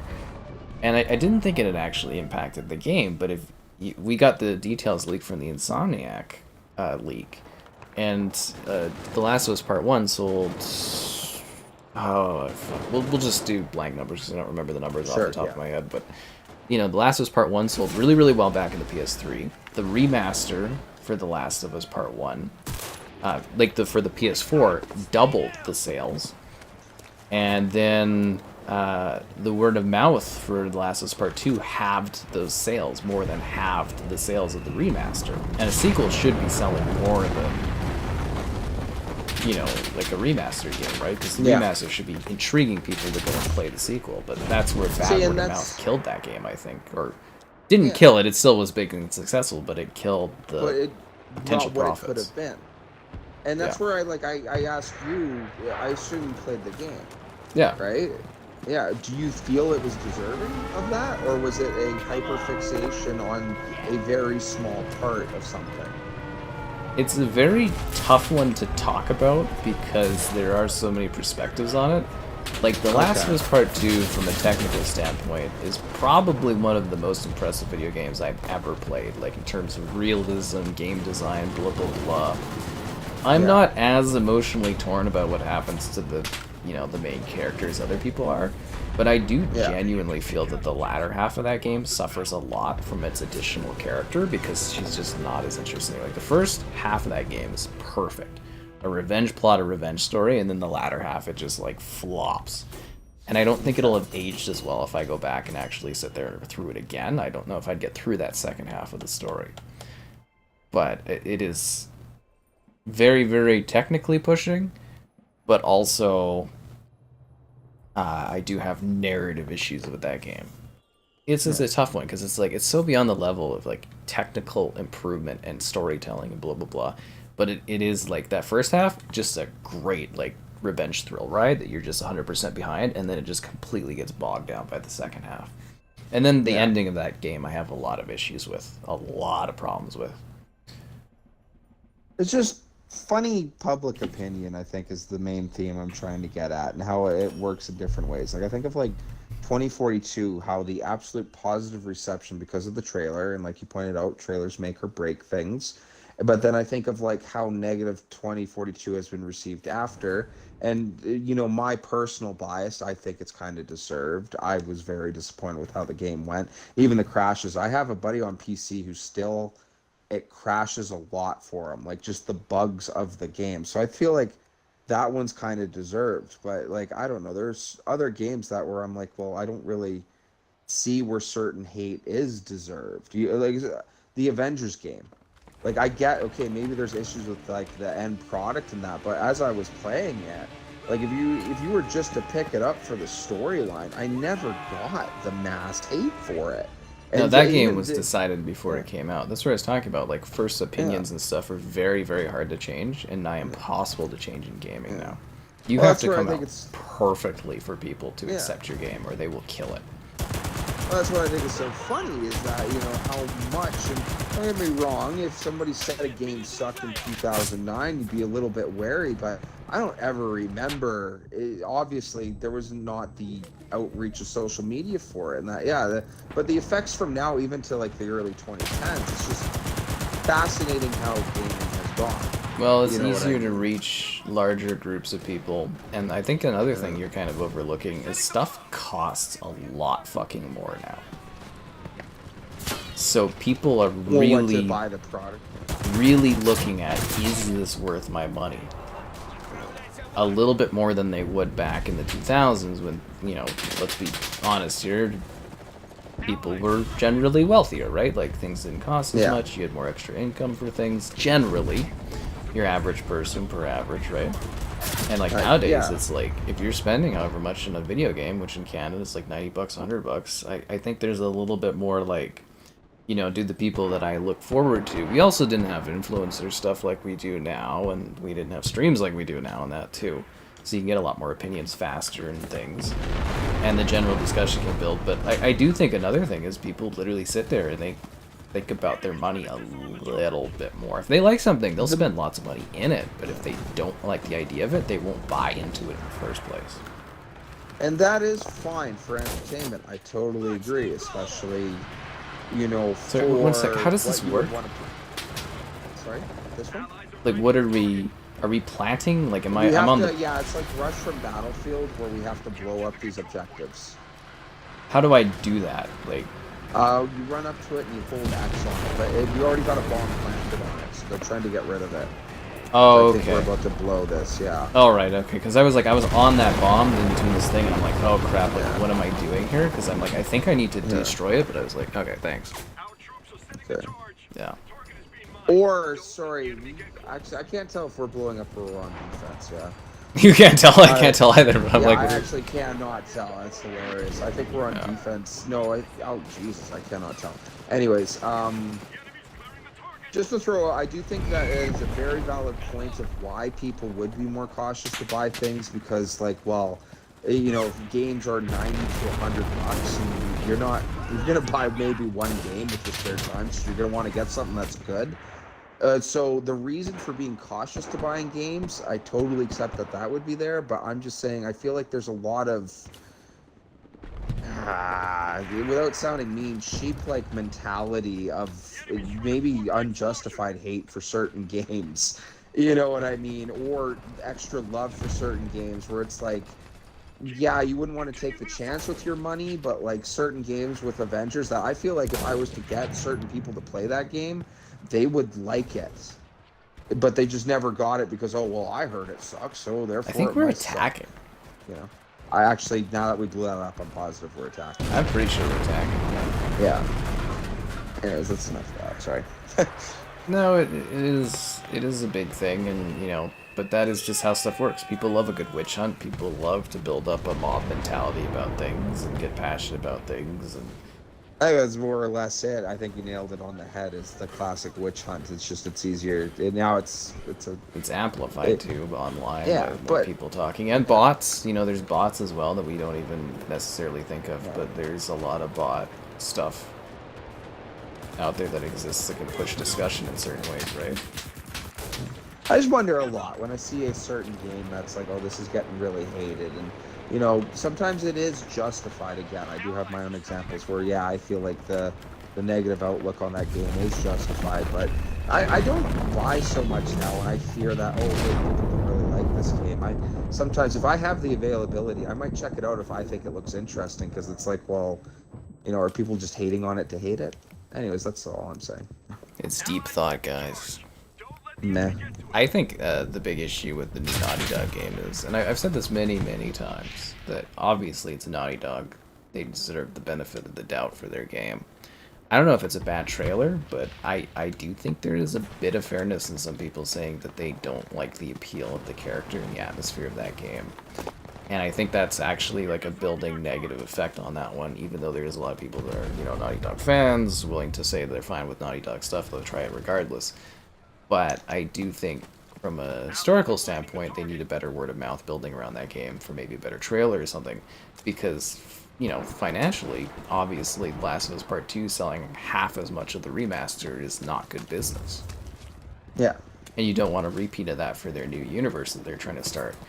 And let's be real here too, if you looked at that trailer and it had anyone else's name on it other than Naughty Dog, you probably thought that game was pretty generic looking. It looks like another run-of-the-mill Guardians of the Galaxy-like thing with an unlikable lead character that doesn't like authority and is a boss lady kind of thing, and I don't think people like that as much right now, and even the name of the game, what is it called? Prophet something of the Heretic or something? It's just the most generic naming convention. And it's got all these advertisements baked. Have you seen the trailer for that one, Kevin? I have not. It's like Akira, but it's like it opens up and she's in her ship, and her ship that's got like she's listening to like a Sony Walkman, and it's a Porsche car, and it's all this branded stuff everywhere. Like her shoes, were shoes like Adidas or Converse or something, and you know she's a bald lady that's like, you know, her boss is telling her about this like bounty she's supposed to do. She's a bounty hunter, but she doesn't listen to her boss. She's too busy drinking out of a cup, being too cool to listen to her, and it just like seemed like a really unlikable character. And I was saying in another stream that the idea of spending 20 hours with this very unlikable character, or seemingly unlikable character, just doesn't seem that appealing to me. You know, even outside of aesthetics of the character, but just the fact that she doesn't seem to be a fun person to be around, and you're gonna be stuck with that for 20 hours. It sounds kind of miserable, right? Yeah. You bought Avengers and liked it a lot. The story's really good for Avengers. If it was good, it wouldn't be delisted from everything. The word of mouth is so bad on that one.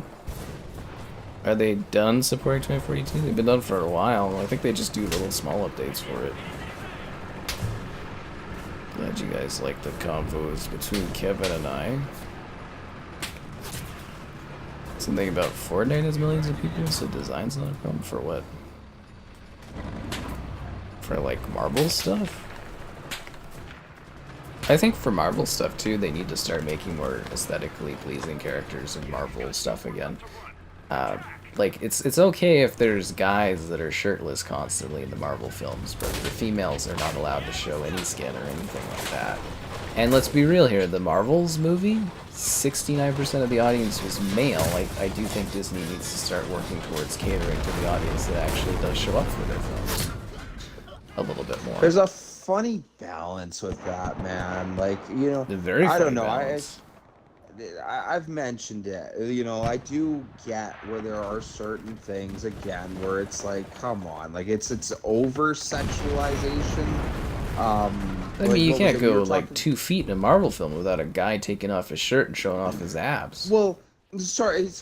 Like, yeah, I just wanted to preface that. Like, I do think there is a such thing as over sexualization, but going to just to defend, yeah, what you're saying is that there is the point of. I remember the old Avengers, the first Avengers movie trailer, and there was a joke out there. I remember when we were teens, yada yada, that of people that in the trailer, what was it?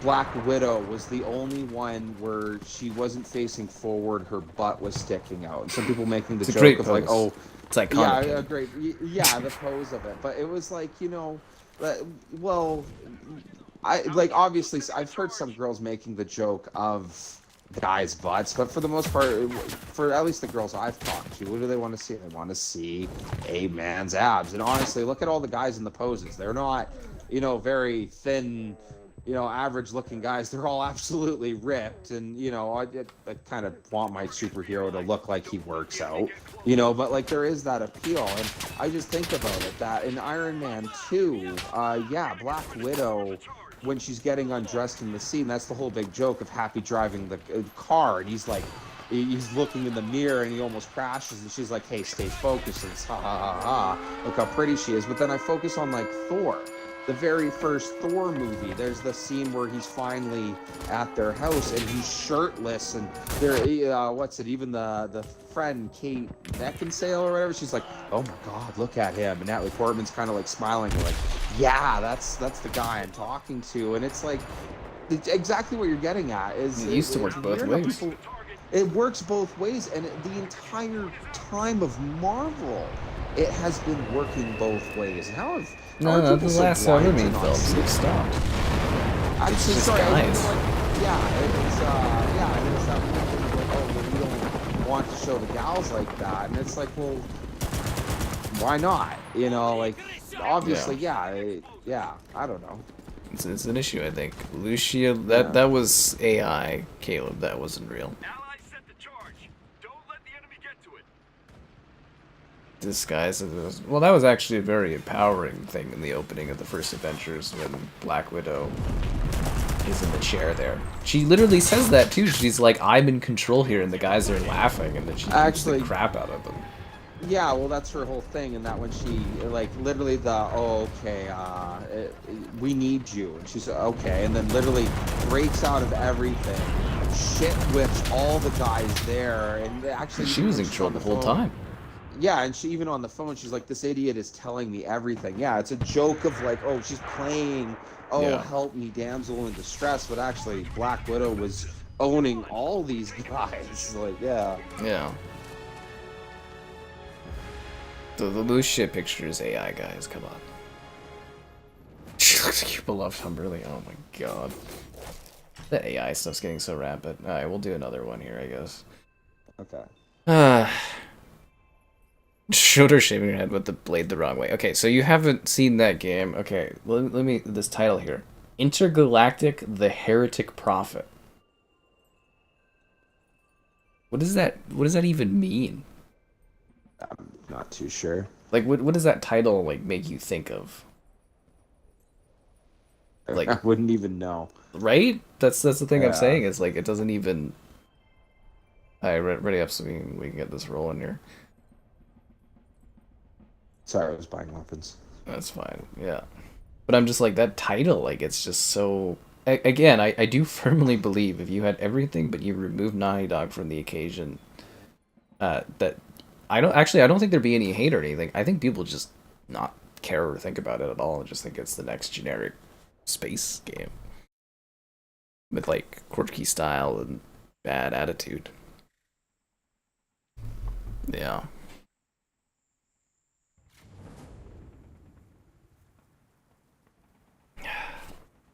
I am pondering if it is going to be a failure for them or not. It'll be interesting. Because like I said, I'm giving it the benefit of the doubt because of their name, but I think a lot of people might have been burned from The Last of Us Part 2 and how they handled the characters that were loved. That's another thing as well. I really think some of these companies need to stop saying, like, F you to fans on things, because I think that's burning bridges with audiences really badly. Yeah. A lot of that. I've heard it multiple different games. The classic, oh, if you don't like it, don't buy it. And it's like, well, why are you trying to put out products, that people are rejecting? Like, at what point are you just... It's really weird. Like, there's killing a character and having it emotionally be impactful, like Gears, and then there's killing a character and pissing people the fuck off. Well, right. Subtle stories. If you do want to send certain messages or get certain ideas of likable characters out there, I think it's better to people who would try push certain things to do it subtly. Yes. You know what I mean? Like, yeah, instead of just going for hard and everyone rejects it, and now that's going to get rejected even further in the future. Like, if they're disappointed that the consumer base isn't liking the product they're putting out, well, they're not helping their cases for the product they're trying to put out in the future anyways. Yeah, they're damaging themselves by doing that kind of stuff. Yeah. Was that GTA pick AI? Yes, it was.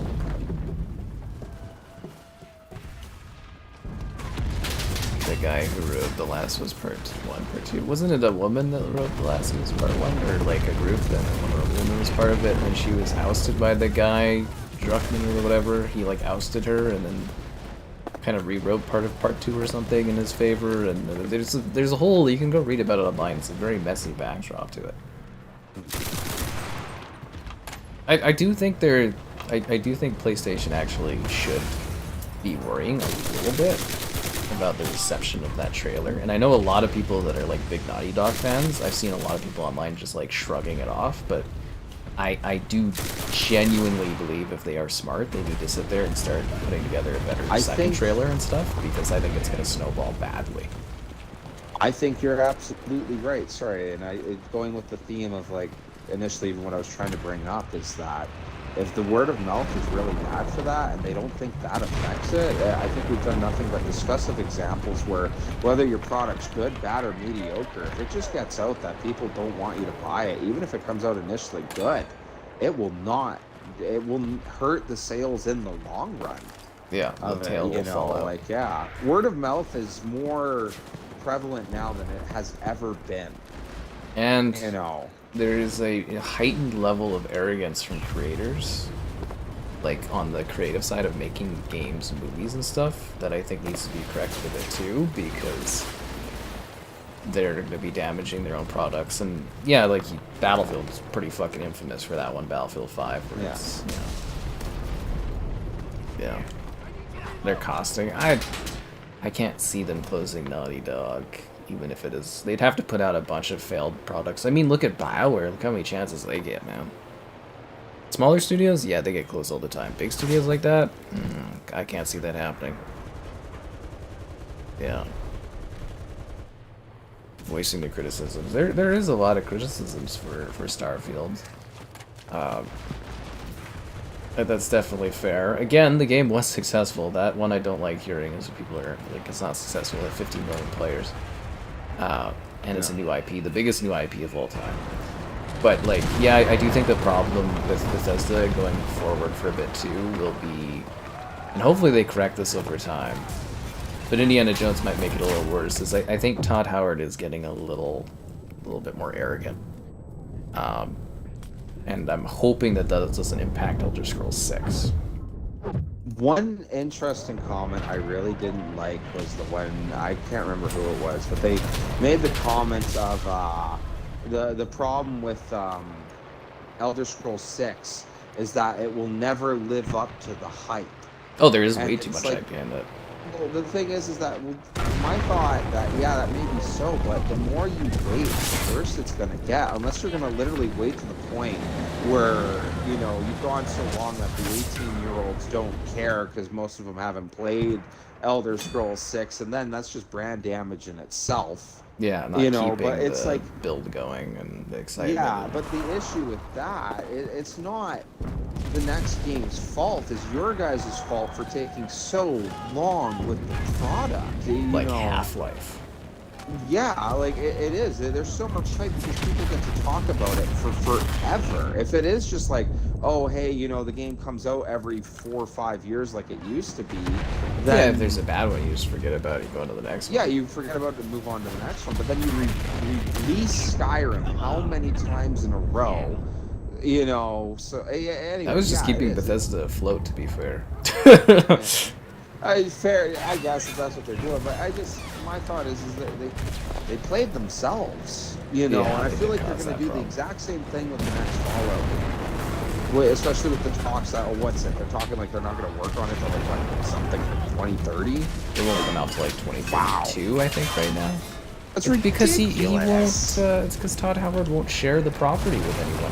He wants to do it himself, and Microsoft listens to him, but it should have been ripped from him right away, and it should have been given to a new studio to work on Fallout. Absolutely. Like, it's fucking stupid. 2030? When did Fallout 4 come out? 2015? Like, something Jesus like that, Christ. Yeah. Like, what, you're talking 15 years? Yeah, 17 fucking years. Stupid. It's horrible. And if you want another Starfield, which I know blah blah blah, you know, that one came out... When does Starfield come out now? 2022? 23? You know, it's been out for well over... Actually, over a year now, right? A year and a half, roughly? Yeah. Or we're getting towards a year and a half. And, you know, it's 2030 for Fallout.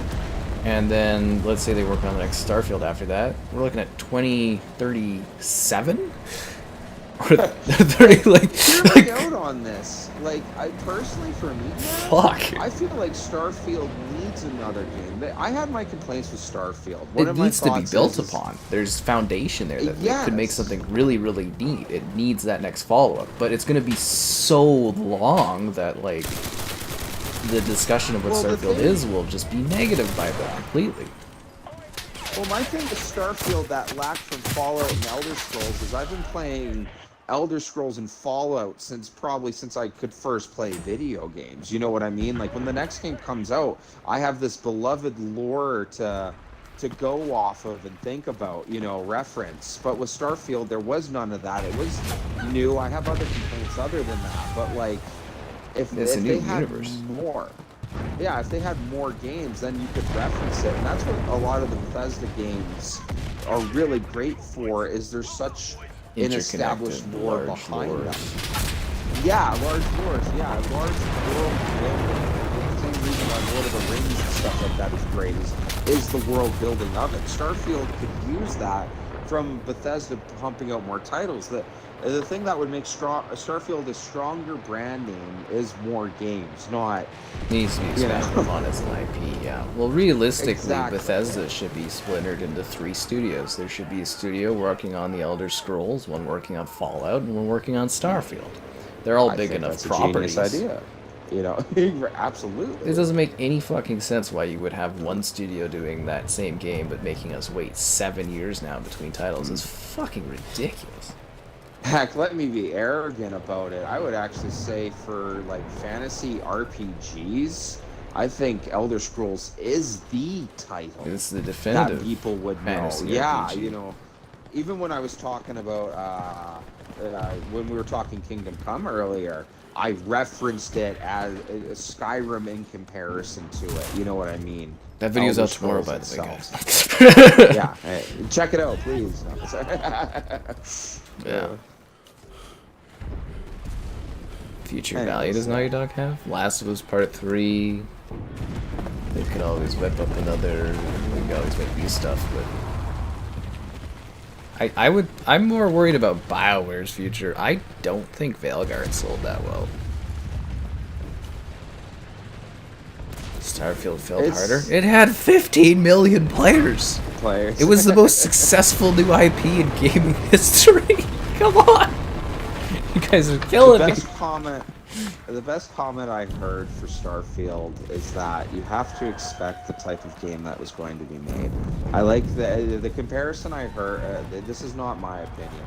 Like I'm stealing this, but that the comparison of Cyberpunk in the expectation that it was going to be GTA, and that it's not that, from what I understand, but it's its own great game on its own. It's its own style. It's not quite GTA. And the whole idea that Starfield in comparison, especially when I've gone back and played No Man's Sky recently, and I was kind of disappointed that it wasn't as explored like No Man's Sky or other type of games, but it's its own type of thing. It's a Elder Scrolls RPG set in space. And if you look at Starfield for what it is, it does work. My one problem is that I do wish that in an expanded game that they would let you do a little more better with the exploration part. I do think it needs more plenty of interaction loading things screens and quests and stuff on Actually, the space travel itself needs to be more interactive rather than hit the button, loading screen, you're there.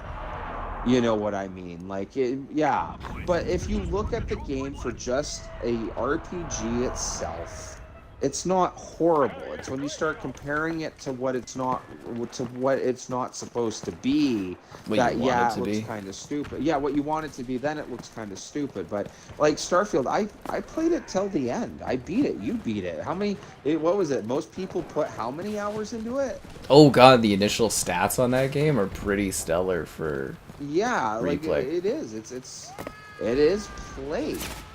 By the metrics of success, it is a successful game. And again, it's the most successful new IP in gaming history.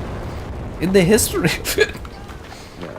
Like that's which is interesting. It wasn't it in the top 10 selling games of the year it came out as a new IP? You know how hard that is to do in gaming nowadays? The top 10 list? Call of Duty virtually every year. Followed by sports. Maybe your odd sequel to another game, and that's it. That's like the top 10 is always the same. You know, for the first time in 20 years, a game that wasn't GTA or Call of Duty was in the top 10 selling. And it was Hogwarts Legacy, which is an IP based on Harry Potter. Like, it's... Yeah. Like, it's No, impressive. actually, that's very fascinating. I didn't even think of it that way, that it is a brand new IP. Where, yeah, Harry Potter, even though it was a brand new game, it's based off an established brand. You Yeah. know what I mean? So no, that is fascinating. And I go back to what we were saying earlier, is I think the best way to make Starfield more established with people is if you make more games. And then that way everyone's not comparing the one Starfield game and its faults. You can expand on it, hopefully make it better, you know, with certain things. Hopefully it doesn't get worse, but if you can expand on it, make it better, and then it turns more into, oh, hey, do you have the new Starfield game? Yeah. And also the nostalgia effect on people. It doesn't become, oh, hey, that one Starfield game. It's, oh, hey, I remember when I played the first Starfield game, and people who are like, oh, I was doing this in life, and that was really cool. Man, I can't wait to play the next one. You know, you create those effects that you don't get if You you gotta only build have it. the one goddamn game, you know. Yeah, I think it would have helped too had Starfield been around in a time like Skyrim, where they could pump out sequels every few years, and it would be a lot Yeah. more built Well, I upon. feel like it's their fault. Like, yeah, you mentioned that, hey, it's harder than ever to make these games. They're more complex. There's more money in development, but I don't know. I've never heard anyone say that. Yeah, it took 15 years to do this. Like, this is their own approach on it. You know, they're doing this on purpose for whatever reason. You know, Yeah, it's because Todd Howard doesn't want people to play with his toys. that's the Microsoft oddest should thing have ripped ever. that away from them. Fallout should have been ripped away as soon as that deal went through. You know what's fascinating, and I never really thought of it till now, but like the idea of the complaint that this is necessarily Tom Howard's fault, or the idea with Xbox, with Phil Spencer, that everyone loved Phil Spencer, and now I'm so glad that the word of mouth has changed on that guy. Ugh. yeah, well, that. But what I think is really interesting, that like, I don't know, ponder this with me. It kind of seems like gaming has a crisis of being led by figureheads too much. And like anything, when you get one guy in control of everything, you know, I don't know, you start getting really bad decisions. That's how everything works, though. Movies are the same. I know, right? yeah, that's how it really works, but like I feel like gaming is really that you could just say that, you know, that one guy has complete say. It's not split between a couple. Oh yeah, You know, no, or like whatever. it lives Like, and dies. Like there's so many people that work on Starfield, but it, like, you know, in those games, but it lives and dies with him because he's like the lead, right? yeah. I will say this though, that Shattered Space did not do Starfield any favors. I didn't do well. I would didn't like really like it as much. It was a very light DLC. I don't know how to describe I it. think people would have liked it more had they built on like the Freestar Collective and the United Colonies rivalry, and a little more lore on that. I think Also, it was would like more, another... there needed to be more places you could go and do stuff that was more sculpted. I think it was the lack yeah, of that's... sculpted areas. People like to go into places that have like the human touch that have designed them to make them actually feel like more fulfilling. Are we attacking a giant bell? Dude, that's sick. Hey man, we need this bell. What is the strategic value of this giant bell? Like, are we gonna ring our attack upon them or something? Bing, bong. It's fucking ridiculous. I love it. We're just attacking a giant bell. Did we? I swear it's like a Battlefield format like this where you spawn on an island with a bell like this. It's like the China attack one. Comparable to what they do. I think it's... I don't even know if you can say that, though. It's very likely that Bethesda could make something as great as they once made and make it even better. You don't really know that. New people could get hired and come in, and the legacy of the studio changes over time, right? And I do think there needs to be a certain... Like, another big issue that I have, again, is just the way Xbox manages their studios. It's like, yeah, it's great to have, like, a hands-off approach, but I believe in a little bit of a medium approach, where, honestly, like, I know Todd Howard's great and all, and you want to keep him happy, but, yeah, Fallout should have been ripped from him day one to make a new studio to handle that. There's no reason you to stretch that guy that thin across 3 franchises. Well, that's kind of my thought on it. It's like, oh, well, And he's hey, doing the show Kevin, too, right? So it's like that guy is stretched, and he was yeah. doing Indiana Jones. So he's Well, stretched to the limit, dude. Todd Howard's goal should be to expand Bethesda as much as he can. And that, you know, these games should always be pumped out to keep the series going alive and fresh and make as much money as you can, obviously, as a company standpoint. But hopefully, as a fan standpoint, to have, you know, good products put out. And the idea that Todd Howard or whatever has so much control over it that, like, from what you're suggesting, under the idea that he just, oh, I don't want to do anything with it, and that nothing gets done with it. Like, I don't know, if I'm a shareholder in Bethesda, I'm furious. What do you mean you don't want to pump out a new Fallout game? Well, they're Microsoft. Don't want to touch it. Oh well, Microsoft. But you know what I mean. Yeah. Like if I am investing any money in it, knock this off or whatever. And yeah, just the very idea that you could just, oh, my beloved IP. You know, like honestly, I think it should instantly be stripped from you. The head of Bethesda shouldn't be Lord Protector of Bethesda forever. Your whole job is just to keep the franchise going and keep expanding it to new heights. Yeah. You know what basically. I mean? Like I just, it's funny to think of, you know, like the head figure of it, you know, yeah, just owning it. My only thing where I would defend him would be if that, honestly, if he was like, hey, we were making the new Fallout game, it was absolute crap, you know, it was going to destroy everything Fallout was. The reason I'm not letting them make a new game is because I need new people in here, yada yada this, you know, all that. Then that would be understandable. But yeah, just the description of, oh, I don't really feel like it. Like that's like, oh my god, get it away. Like, dude, That's they not could what have your job proved is at working on all. New Vegas 2 tomorrow if they wanted to. Well, sure, yeah, but that's the thing, is that should be your job. You should want to keep expanding it. No, he doesn't like how and if successful New Vegas was. And why? He didn't like make it. Making money? Oh well, who gives a shit about that? You know what I mean? Like, yeah. You're enjoying Cyberpunk? I'm glad you are. The next Battlefield? I don't want to go against the grain here, but I think it's going to end the Battlefield franchise. Sorry, that's horrible.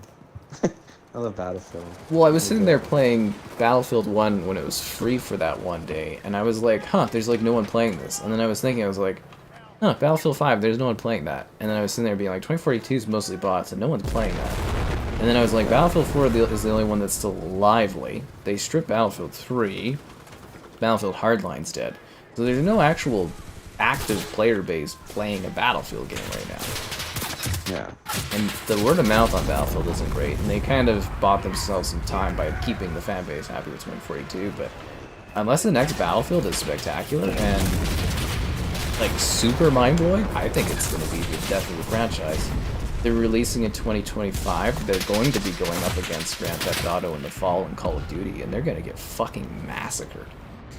See, but I think that's hilarious because we talked about it before with the approach of Battlefield and how the rejection of how it kind of wanted to take the same identity as COD and a lot of the other shooters, and it's like, well, that's not what people wanted to play Battlefield for.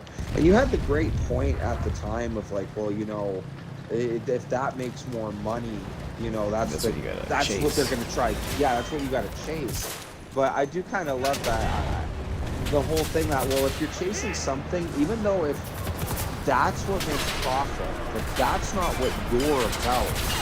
You know what I mean? Like, you know, you end up destroying it. And now instead of chasing something that wasn't your franchise, now you're not making any money. But the shareholders, Kevin. Well, it's so funny that we're talking about how the shareholders there, but apparently the shareholders have no effect over Bethesda. How do the shareholders have no effect over Microsoft creating? Because Todd Howard is an isolated part of Xbox. So you gotta remember, it's Microsoft, and then it's like the Azure cloud. There's Windows. Well, the gaming has grown, but before Activision Blizzard, Xbox was this small little, you know, quirky little side project in the corner. So he was very insulated for a long time, and they don't care. Like, Bethesda, they don't even care what Bethesda is. They're just a smaller division of Xbox, which is a smaller division of Windows Gaming, which is a smaller division of Windows, and blah, blah, blah. They're like nesting dolls. You don't care about the inner nesting doll as long as they're not costing you money.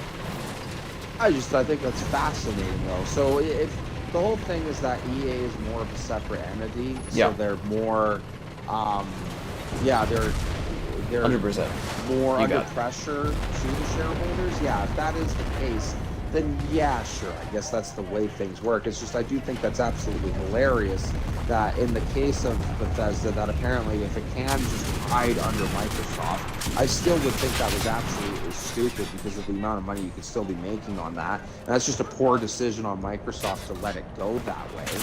But for EA, I still think it's silly on the other fact that yes, you have to pitch to the shareholders of making how much money you can.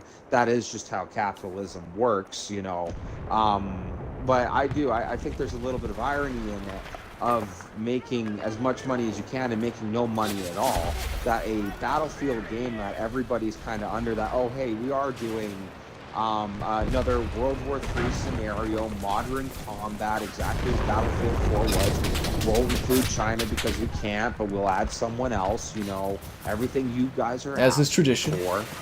As is tradition. Yeah, you know, all that good stuff. That would have a very good reception and would probably sell well. And add the curse of Battlefield, that obviously will never sell as good as Call of Duty, but that game would sell. And instead of pushing something, you know, that isn't selling at all and isn't going to make any money, is actually going to kill a golden goose, a cash cow, if you will, you could still make money. And I'm just saying, if I was a shareholder, and that's probably why I'm not a shareholder, I guess, but it would be like, God damn, just make that Battlefield game and let's make our couple million here. And if I'm worried about how much COD is making, well, then I'll throw a couple dollars and invest into COD, and that way I'm making money there too. It's really funny that in the pursuit of as much cash as you can get, you would end up not making any cash at all.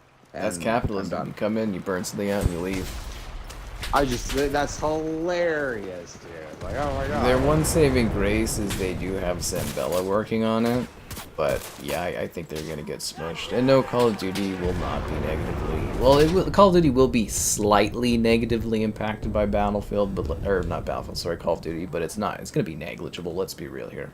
COD is COD. It's not. It won't sell. Well, actually, you know, again, they're doing a sequel to Black Ops 2, and they're remaking all the Black Ops 2 maps. You know how giddy everybody gets about Black Ops 2. I think that's gonna be negligible. But Battlefield's gonna get fucking smushed. Same with Xbox wanting to do like Gears in the fall. Get the fuck out of here. They are insane if they think Gears of War is gonna fit into the holiday season. So what, you just think it doesn't compete at all? It'll get destroyed, like eviscerated, dude. Let's think. Okay, so you got 4 games you could buy one of them, Kevin. You've got Grand Theft Auto, Call of Duty, Battlefield, or Gears of War. What's your first, second, and third choice? You know, as sad as it is, in a normal standard, it would go, well, I don't know. If we're talking 2010, it would actually probably be... No, next year. GTA Gears. I'm sorry, I'm thinking of it all wrong. But anyways, I would probably say GTA, and as of right now, I would go Gears Battlefield. I would be more excited for the Gears than the next Battlefield, personally. And you're thinking about this as of 2024 going into 2025. Yeah. I just can't see the vast majority doing that. They will buy COD, they will go GTA first, COD, then Battlefield, then Gears. Oh, well, COD is number one. You know, even with Game Pass, with COD, it just shows inflating the Gears player base, that game will die tragically if you try to release it around Grand Theft Auto, COD, and Battlefield. And you're not even thinking about the other games, Kevin. There's a lot of other games. Like, people are going to be bled dry from all the games they're going to buy in the first half of the year. And then, you know, in the fall, it's going to be even pickier, and it's going to be a massacre. Yeah. A Sky Funko Pop? I don't think it'd be that into that. Dead Space. Well, Dead Space Remake didn't really sell very well, so that's why they never did That's why the fourth one got rejected. Also, the guy who made Callisto Protocol was the one that came and pitched doing a Dead Space 4, and we all saw how Callisto Protocol did. So I think EA has been pretty smart on saying no to that one. If there is a Dead Space, you want it made by Team Motive and not that guy. I'm telling you right now. But yeah, like, I love Dead Space. Dead Space Remake was amazing. The sales numbers do not justify Dead Space 4. I would love if EA was doing it for the art of the medium and blah blah blah blah blah, but they're not. And yeah, no, it's from a financial standpoint, I wouldn't even greenlight a Dead Space 4. People wouldn't buy it. It's the sad truth on that one. Yeah. Fable, you can release it around Grand Theft Auto. It's a different game. It's a different game. Yeah. You wouldn't release it around. You probably release Fable in the summer, but Fable will be fine from Grand Theft Auto. It's not the same type of game. Yeah, there's not a bleed over on fantasy RPG, like fantasy role-playing versus a shooter game or Grand Theft Auto. But Gears, Battlefield, COD, GTA, they all have bleed over on player numbers. Ideally, you do not release a game a month before or a month after Grand Theft Auto comes out. I think the current projections are GTA is going to make a... It was kind of a wild number today. I don't know if it was accurate, really, but they're saying $1 billion in pre-orders, and in the first year it's supposed to generate $3.2 billion of profit. Is our last guy left a plane? There's one more squad around building stuff. I don't know why. I'm gonna watch this plane. It's majestic. I can't believe we lost this. I thought we were smoking him for a bit there. Should have got good. Oh, Callisto and your guys' ears all pop up in the chat. That's funny. Smash for New Year's. I know Kevin's too responsible to do that. Perfect Dark? I'm thinking that one slipped into 2026. Which means fucking Tomb Raider slipped back. Fuck. Oh yeah, because that's supposed to come out this year too. Remember, it's going to be a year after Tomb Raider comes out that Perfect Dark comes out.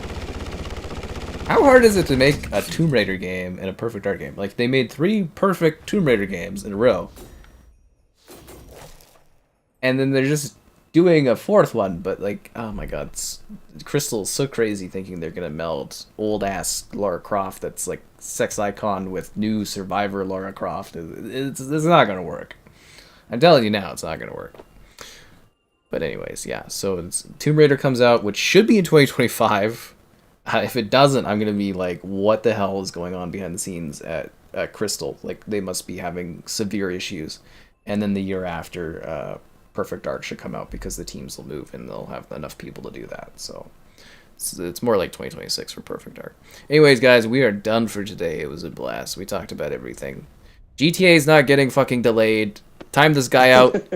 I'm sick of that. Every stream, I'm fucking sick of it, Kevin. Somebody will come in and be like, it's getting delayed. The investors for Take-Two were not delaying Gears of or Grand Theft Auto at all. It's coming out this year. Plan for it, prepare for it, it's happening. Fucking Christ, am I tired of that. Do you think it's just trolling, or? I don't know what it is. I'm fucking tired about it. It's coming out this fucking year, guys. Get the fuck out of here.